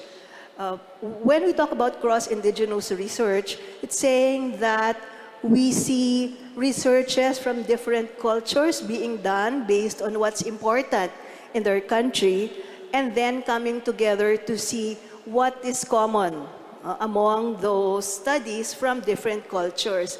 And this would really be a way to go for ASEAN psychology, that if we can have the researches from the different countries, and then to look at what would be maybe the commonalities to come up with our psychology, so which is different from cross-cultural psychology, where perhaps a particular topic is defined based on one culture, and then all other countries are supposed to follow up with that study. Okay. So I recall a study that we did with the then Children's Rehabilitation Center, led by Beth De Castro. Okay. There was a lot of animated discussion because the topic then was children in crisis. And the funder had defined what crisis is and what children in crisis means. But we argued that crisis is defined differently across cultures, okay?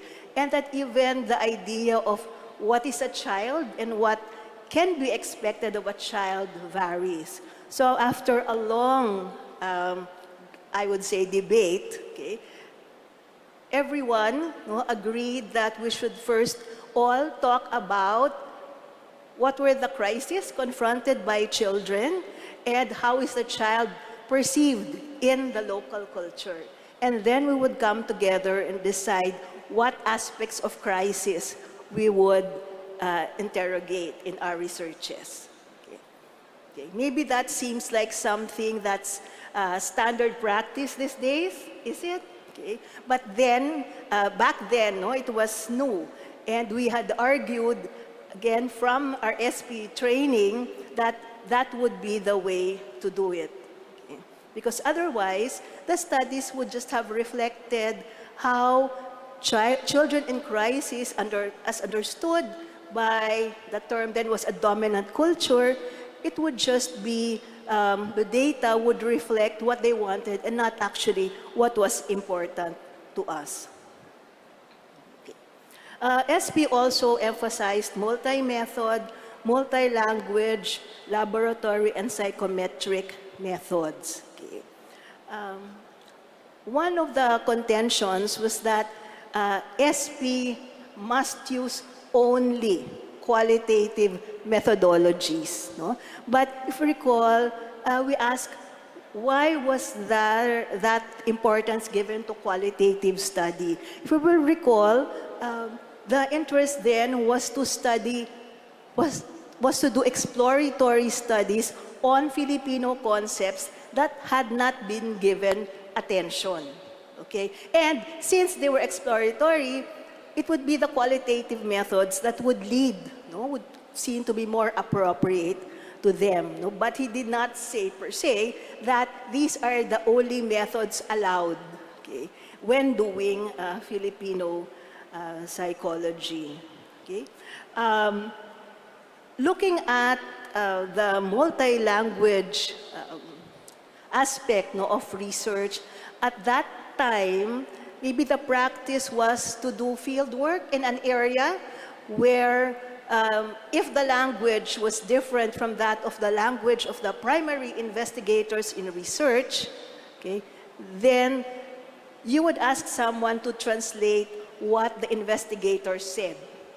So the research used the language of the researcher, not the language of people in the community or people who were partners in the engagement. Okay, but now, okay, and that has also been one of the precepts of SP when we do studies, no, in the Philippines, that we honor the language of people that we work with. Okay.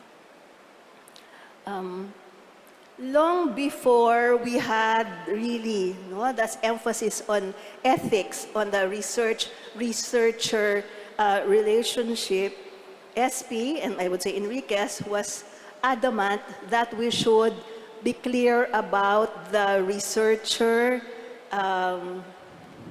researchee, no, relationship, that it is the researchee, it is the interviewee, okay, who had to be respected, okay, because they were the source of knowledge. I still remember being told, I still remember him saying, no, for those of us who think that the researchers are the more knowledgeable, no, that we know everything and then we descend upon people in a community, okay, and they should be very happy that we're doing research, you could ask the question, if you know everything, why are you here? Okay? So that just simply says that there is much that needs, no, to be understood from the vantage point of the researcher, or let me just say even academia. So there was a importance in recognizing the value of the researcher and the research. Okay. I talked about appropriate field methods. So might have heard in Sikulang Filipino, we have the methods like pagtatanong-tanong, pakapa-kapa, no? Sabi nila pag Filipino, you repeat words. So that's that. And the idea being that, especially in doing exploratory studies, it was important that, no, one did not already, no, have a clear result in mind, okay? So that these were the methods needed that were appropriate for the situation, and these were also the methods that the participants were comfortable with, no? So again, we stress that the choice of the methodology depends on the participants, okay? So what they're used to, okay? And I recall him saying, you know, it's difficult to ask someone to answer a Likert scale of 7 or 9 points when they have not really made any choices in their lives. No, so how can you distinguish between 1 and 7? No, so you would have to choose a method that is appropriate. Okay. Throughout all this, argues for the triangulation approach, meaning looking at multiple resources, multiple spaces, okay, and not making conclusions based on one sample. Okay, so those were the principal methods of investigation of SP, which were put forth by Enriquez, maybe even 30 years or so ago, maybe 40 years ago. Okay. Yeah.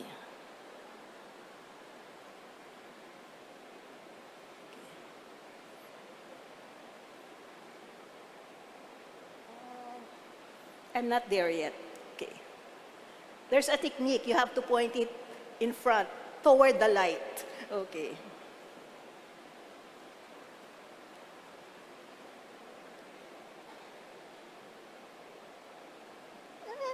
I'm sorry. It's the wrong button.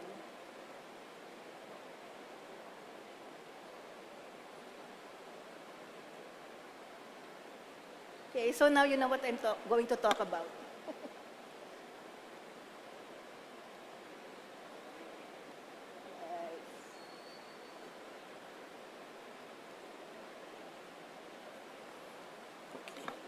One more. Okay, so sorry about that.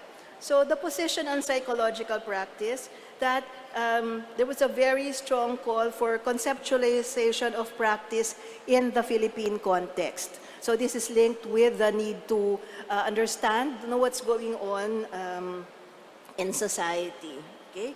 And concerned with recognizing popular movements, so that we could not say that one particular thing happening in the Philippines is not worthy of academic inquiry, or not to be part of your basis for analysis. So popular religious political movements, folk practices, these were considered as important information in understanding the Filipino. And, oh my gosh. Okay. And so the primary areas of protest of SP, according to Enriquez, would be: one is against a psychology that perpetuates the colonial status of the mind. Okay? And our speakers this morning, as well as this afternoon, talked about decolonization, okay?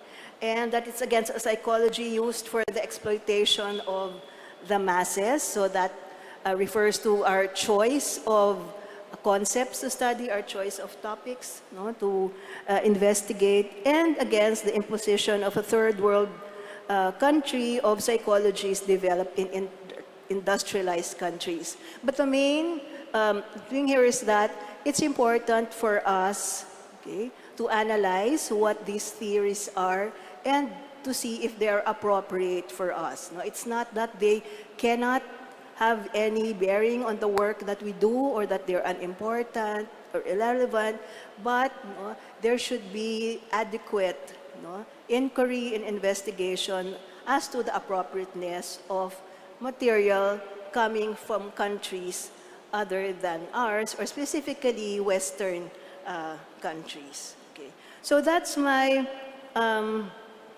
that's where I'm coming from in terms of Filipino psychology. Filipino psychology as a subject that I taught, an area of specialization, a movement that I was part of and still am. Okay? And with that, because the call in Secular Filipino was to address the problems of society. Okay? I remember, like Enriquez, you've heard this before, coming home with a PhD from the US and saying, why are all these things that I know about not helping me? And at certain points in life, we ask ourselves also, so what theory will help me, okay, recommend a good solution to solve this current social problem? Okay. With that, the need to understand and to come up with ways by which to make life better, that simple. Okay? I was drawn to human development. Okay? And I guess when you say human development, I think there are two things. Because this is a gathering of psychologists, maybe the first thing that comes to mind is developmental psychology, and that's partly right. But partly, it's also economics when we talk about human development, which I will go into. So in psychology, as you may have guessed, the area that I found myself immersed in is developmental psychology. And this is the branch of psychology that studies changes, physical, mental, and behavioral, that occur from conception to old age, and investigates the various factors that affect development throughout the lifespan. Okay? So looking at change and growth, I first ventured into child psychology, because at that time, the development perspective, developmental lifespan perspective, okay, was not yet part of the curriculum. So I remember that the first subject I taught a year after graduating from college was child psychology. And that was the subject that I taught for quite a while.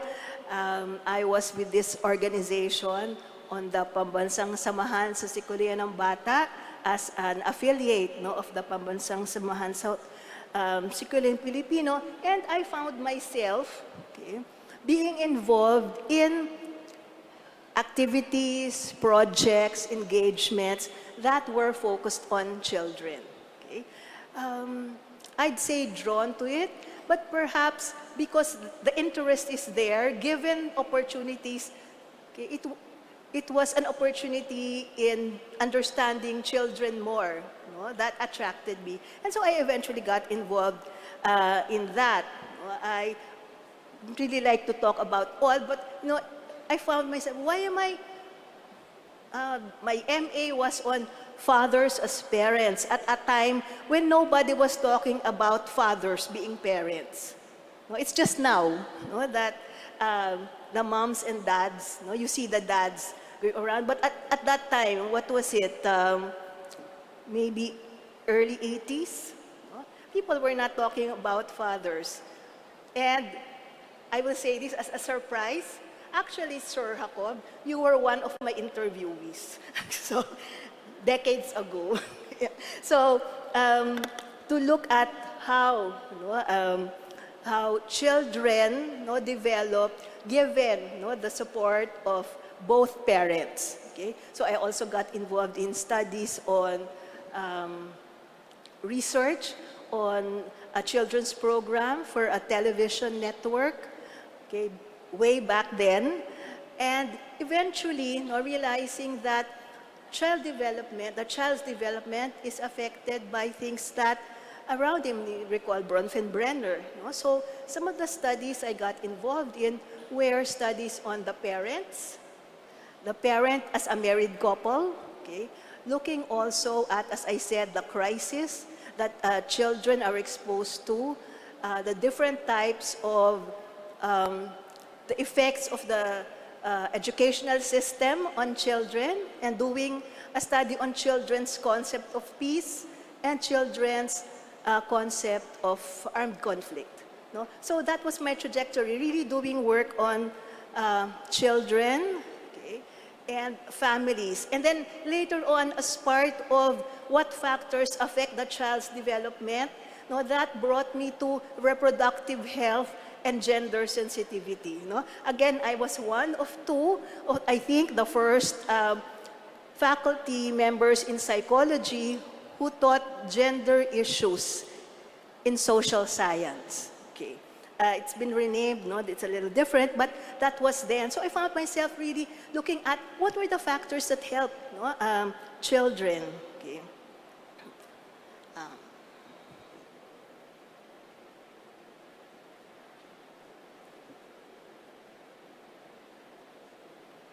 Maybe I should just say next. That's easier.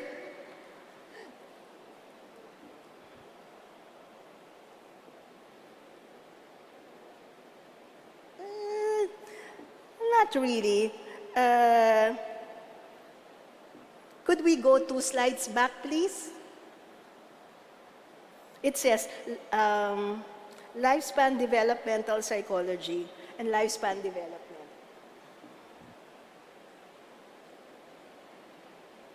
I think even the, what do you call this? Even the clicker is a bit tired, no? So it's become confused. Okay, okay. So fast forward, no, to the time when, with the recognition of lifespan development, that human development, okay, change that does not stop at childhood. That human development is a lifelong process of change from conception to death. So hindi lang old age to death, it's the entire process, no? Sabi nga nila, from womb to tomb. So developmental change is multidisciplinary and multidimensional, having both growth and decline at all stages of development, no? So that even in old age, there's growth and decline. And that, lastly, there's plasticity in human behavior throughout the lifespan, no? So with this, no, I am going into the experience of now looking at development across the lifespan. And this has affected also the kinds of maybe programs and projects that I've been involved with.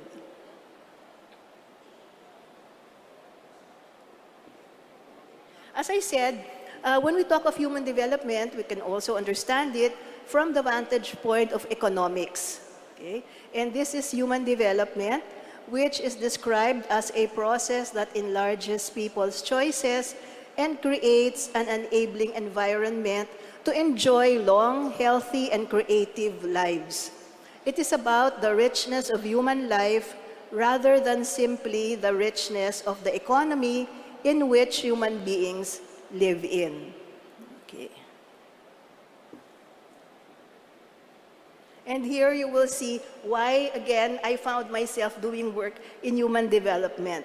And that for human development, the dimensions of these are reckoned as a long and healthy life, access to knowledge, and having a decent standard of living. So in both cases, change is important, and that this is positive change that we're talking about throughout the lifespan. Okay.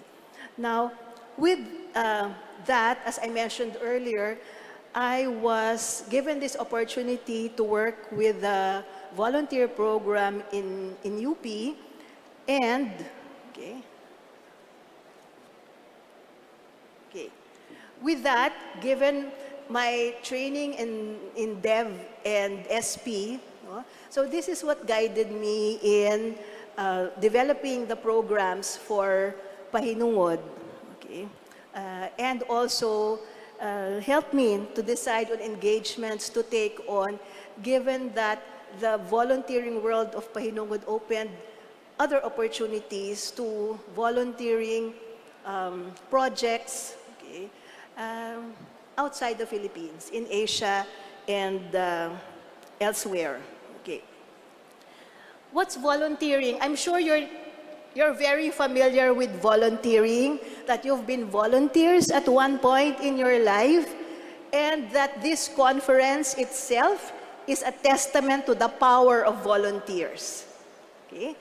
I know because I have been shepherded by professional volunteers of PAP, and I thank them for helping me to get to this point. But what's volunteering? It is defined by the UN, and it was defined as such in the General Assembly in 2001 as a wide range of activities undertaken of free will for the general public good, and where monetary reward is not the principal motivating factor. Okay? So these are the three usual characteristics of volunteering. And there have been studies on the scope, no, of volunteering, what is volunteering and what is not. So we're saying not every good deed is volunteering. Public service is not necessarily volunteerism. Okay? And one of the topics that one of my colleagues like to talk about is, was the Good Samaritan a volunteer? Okay? I leave you and your friends in philosophy to discuss that. But really, there are different categories of volunteers. Okay. So I don't know if you can read it, no? So there are many different forms of volunteering. That's mutual aid. Okay. So remember, probably during the pandemic, no, you have stores where people could share the resources, and then service volunteering. So when people respond to the needs of people, this probably is the most familiar to you. Campaigning usually involves the collective action of a group or an individual to amplify marginalized voices and to change the status quo. Some people get edgy with this example of volunteering. But really, if you look at the definition again, undertaken of free will and for the general public good, okay? So campaigning is one activity that will be called volunteering. And then you have participation, where volunteers give time and effort to engage with governance and decision-making at different points in their lives. And lastly, volunteering as leisure. Maybe something new to some of us, where volunteering is leisure, meaning that the service that they do is related to what they enjoy most. So examples maybe would be basketball players who volunteer to be referees in a community basketball game or to teach kids how to play basketball, music majors who help youth or those interested in music to form their own band. And the examples are limitless, limited only by imagination, as we would say. Okay. So, given these different forms of volunteering, okay, and we encourage all of this by all means, because they found that there are several benefits of volunteering to people. It's the network, it's feeling positive about oneself, and the like. But there's one type of volunteering that I'd like to mention. Okay. And this is what is called volunteering for development. Okay. So it draws on the skills of volunteers, okay, to work alongside people and communities to improve the quality of life and support their own capacities, to help address poverty and inequality in line with the Sustainable Development Goals, the very theme of our convention this year. So activities must aim to be responsible. It means the activities are locally designed to respond to the communities as identified by the communities themselves. So it is not a volunteer activity that is imposed by another group on the community. It has to be from the community itself. And that volunteering has to be impactful, meaning it's measurable, and it is sustainable. Okay. So given volunteering for development, so what we're saying here is that there are many types of development. There are many types of volunteering. Some are informal volunteering, helping one to cross the street, or signing up with a group, probably helping people to a neighbor who is unable to cook, doing that chore, but there's also formal volunteering, meaning volunteering that is done through an organization. What's the difference? If it's through an organization, then there should be a plan, and then it's possible to have more significant impact on the community or the group that we are working with. Okay.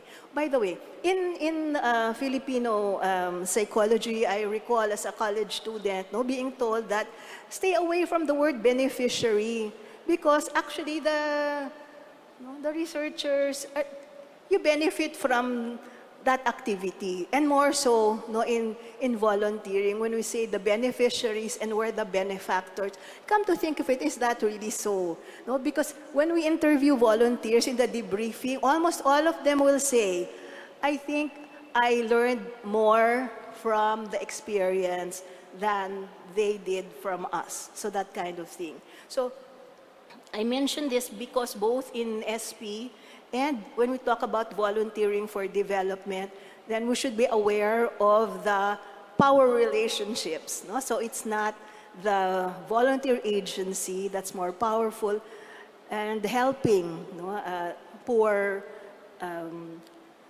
communities or groups to become better. Okay?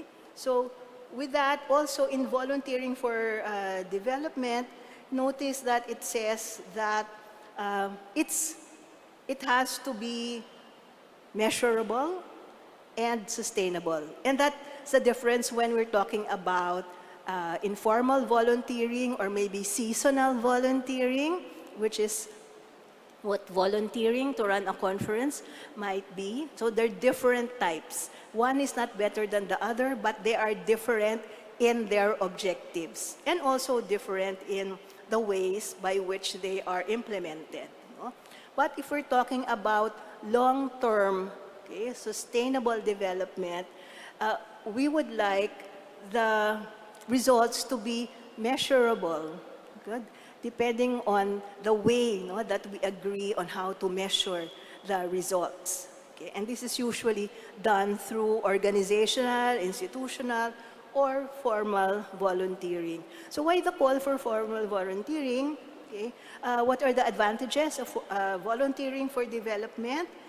And usually there are organizations that spearhead this approach. One would be VSO, mainly in the UK.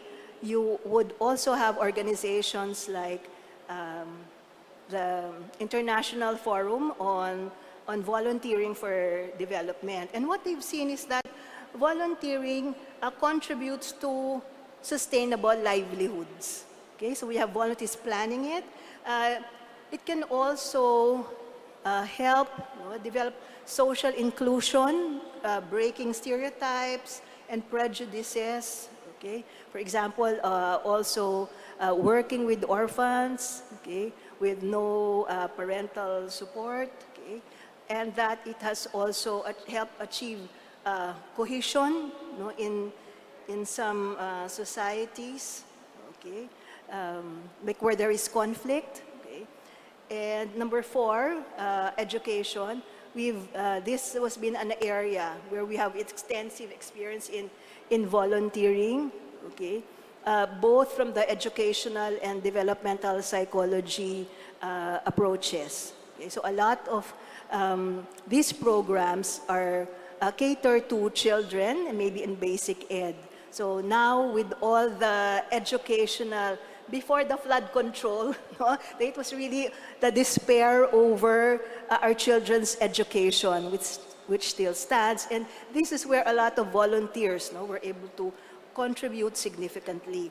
Another area where volunteering for development has really helped was in relation to governance. So there have been examples of areas where people don't have a voice and volunteers can help them with that, as simple as writing a letter of complaint, okay, something like that. Then that would be an area.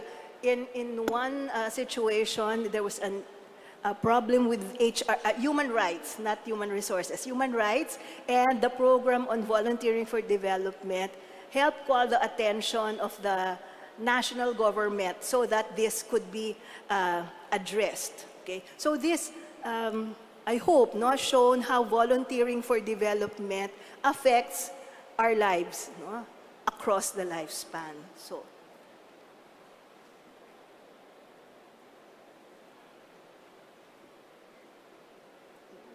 Next slide, please.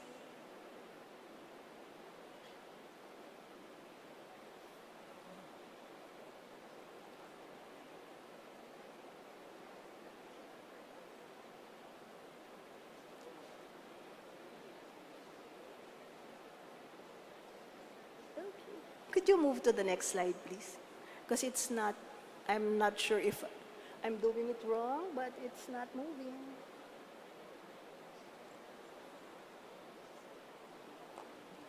Okay. So with that, I just wanted to go into maybe some of the things that I hope psychologists okay, can contribute to volunteering, formal or informal, or volunteering in development. And remember, you know, that was when I was cajoled to joining Pahinwood, but I have no regrets at all, no? That there are different ways by which we can contribute to volunteering. Let me try that again.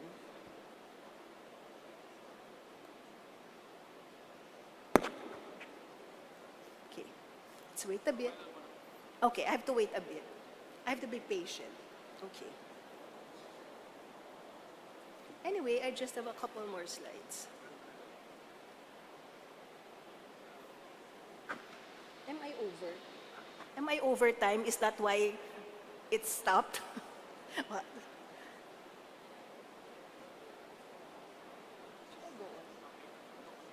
Okay.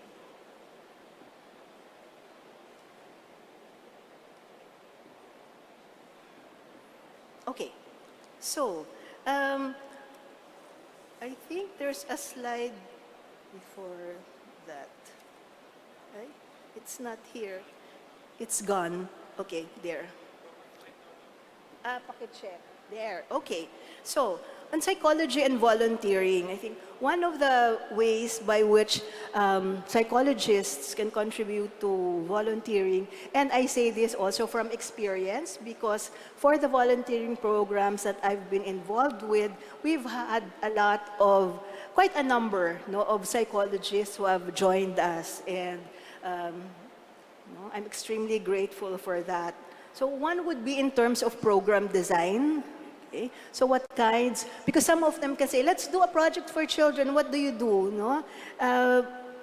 But if we want to make it work and make it sustainable, it's important that we understand where our partners are, okay? If it's a child, if it's a young person, an adult, okay? So that the program is designed accordingly.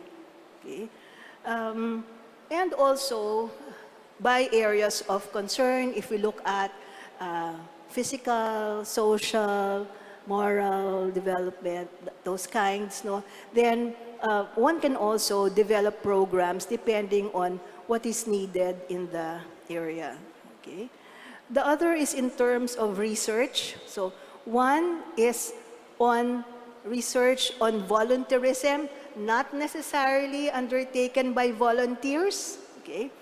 And one is research done by the volunteers themselves. And the third would be the volunteer management system, especially when we're talking about volunteering for development and formal institutional development, okay? It would be wonderful to have organizational psych people, IOOD people with designing the volunteer management system. Okay? Because remember, we are dealing with the lives of people who commit to the program for a year, if not more. Okay? And there are also resources that are given to this project. So for volunteer management, it's in the selection and training of volunteers, as well as psychosocial support for volunteers. Okay. So by life stage, those are just some examples. Okay? But again, as I mentioned, it's important to look at what's needed. So for example, they found out that for college students, the impetus for volunteering is different. So what would one possibly volunteer something as simple to some others as because your crush is there, because the person of interest, romantic interest is there, or that they want to travel to a particular place which they've never been to. I have always dreamt of going to Africa. I know I can't go, and the only way I can go is to sign up for this volunteer program, and my parents will agree because they know that it's well thought, it has been well thought out, and so forth and so on. Okay? So those kinds of motivations, okay, are important, and that's where psychologists, would be your contribution, our contribution would be really important. We also see that the motivations of older adults are different from that of younger volunteers. For older volunteers, it's really for for social interaction, okay, and that it also allows them physical movement, going to the place where they volunteer, so it lessens the risk of difficulties in physical functioning, okay? So those are just examples that we'd like to look at. Okay? Another, as I said, would be by themes or areas of concern. So a lot of the volunteer programs, especially during the pandemic, was on psychosocial support and mental health, and we had programs then online. We still have them up to now, but we also have programs that are on site. Okay? I mentioned education earlier, and that would be one program as well, okay? To help teachers develop assessment programs, both for the students and also for the teachers, to help them understand more about the learning process and how to help children. Okay?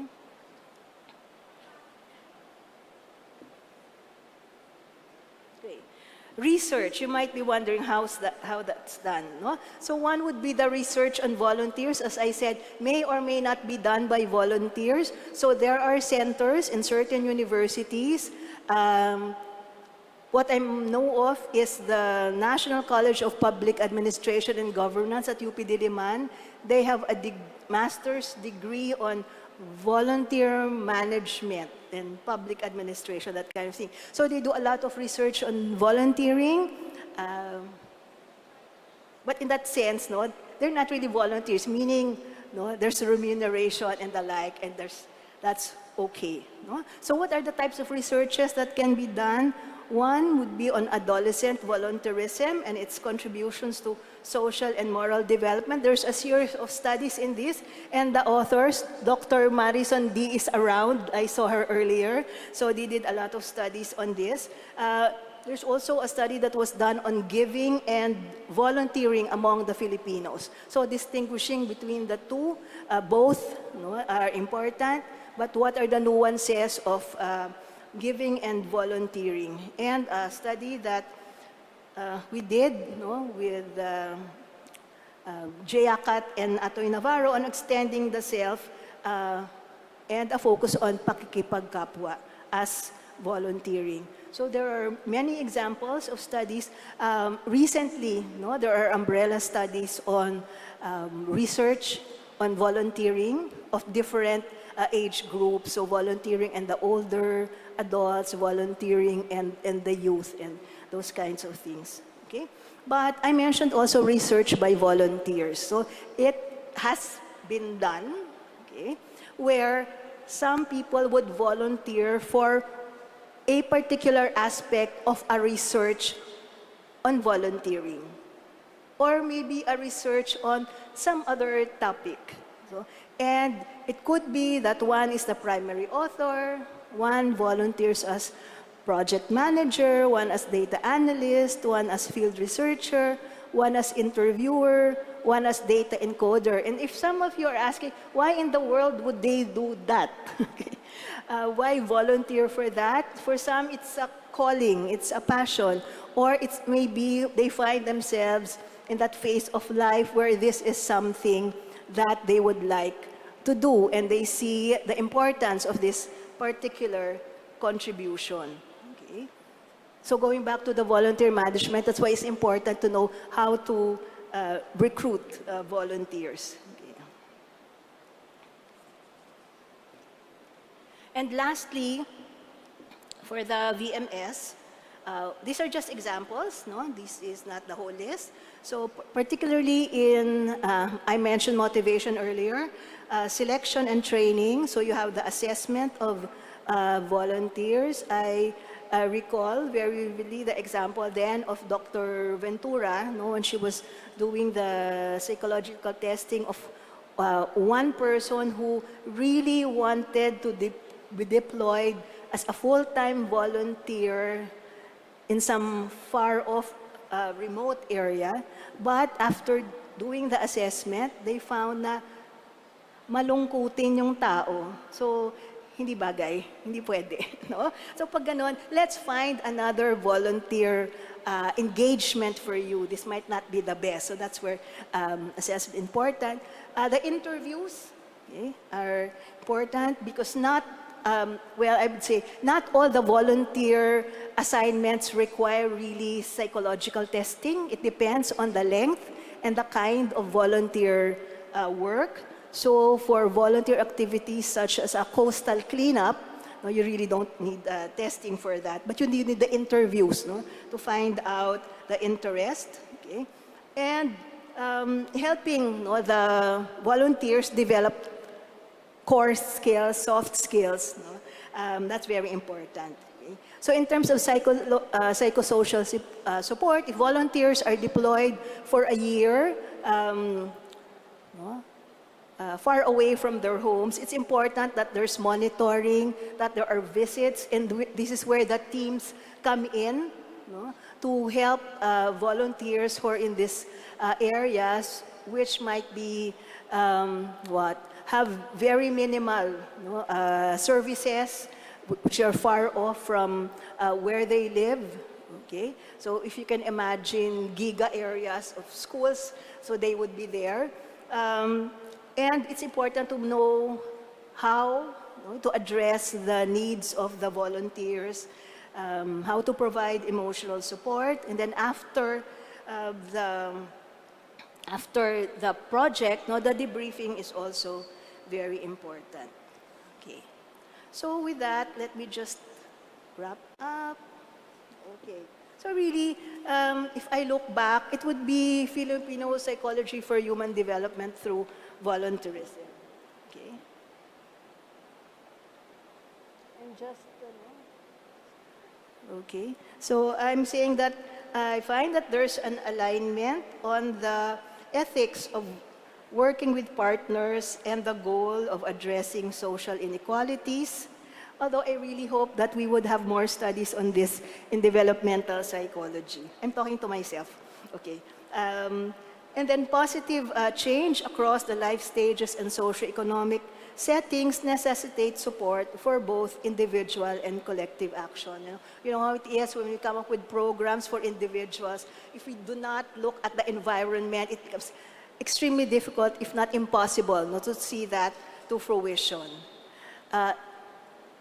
Next is that there is no single factor that guarantees development. From the developmental psychology perspective, we do it chronologically. So, but we find that the life stage per se, no, cannot determine the growth and the positive change that will occur. And in the same way from the economic model, okay, money or financial resources do not make for human development.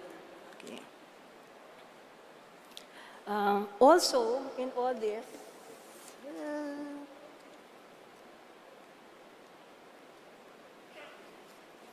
my last slide.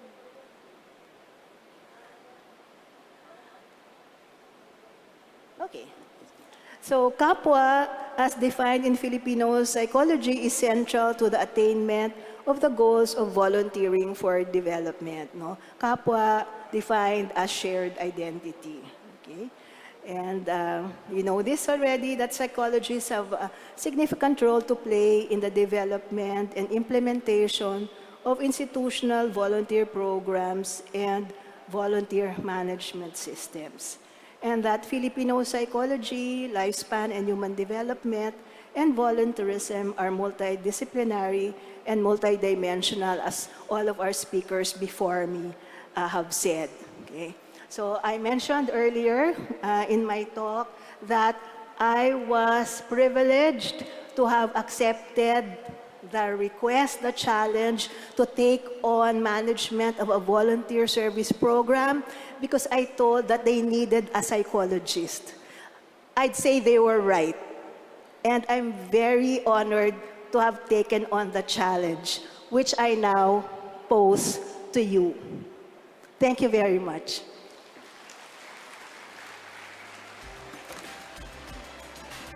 Daghang salamat, Dr. Grace Agiling Dalisay. Another round of applause for Dr. Grace, everyone. Are you tired? Huh? Even if you are tired, let us not forget the message. While we are all professionals, we can still do more. Our energies, the talents, the time, and the treasures given to us individually and collectively as a group can actually help further improve our country.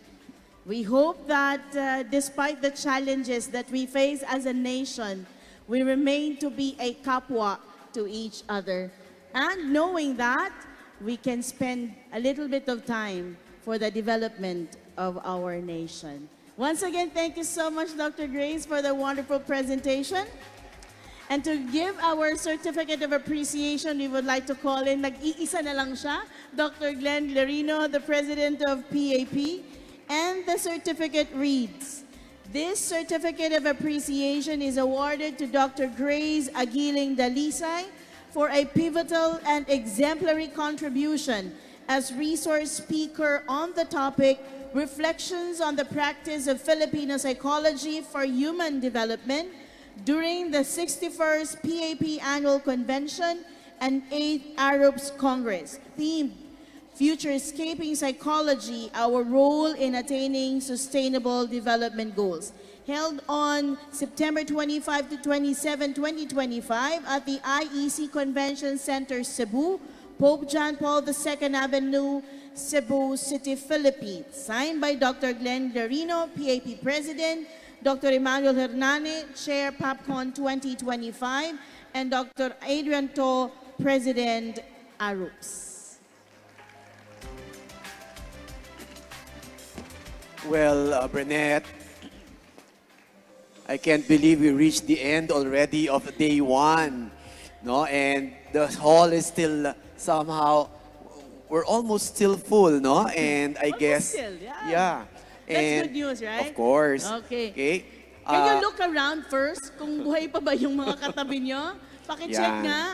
Alright. Pakicheck lingon-lingon naman and then smile. Yeah. And of course, let's take this chance to thank all of our delegates, no, for really spending this time, especially with PAP, no, kasi we only do this once a year, and we get to reunite with each other at least once a year, no, and we do not only remember what the past things we went through together, but also we begin to also learn new things together. Ayan. Exactly why we gather as a professional organization, because the horizon is yet so far. With all the potentials that you have as an organization, there are still a lot of things you can do together. All right, so eto na nga. So these are what else is in store for us today. May today pa po, no? We still have some activities for today, no? So at the end of all the announcements that we are going to give today, kasi hapon pa, no? Ayun.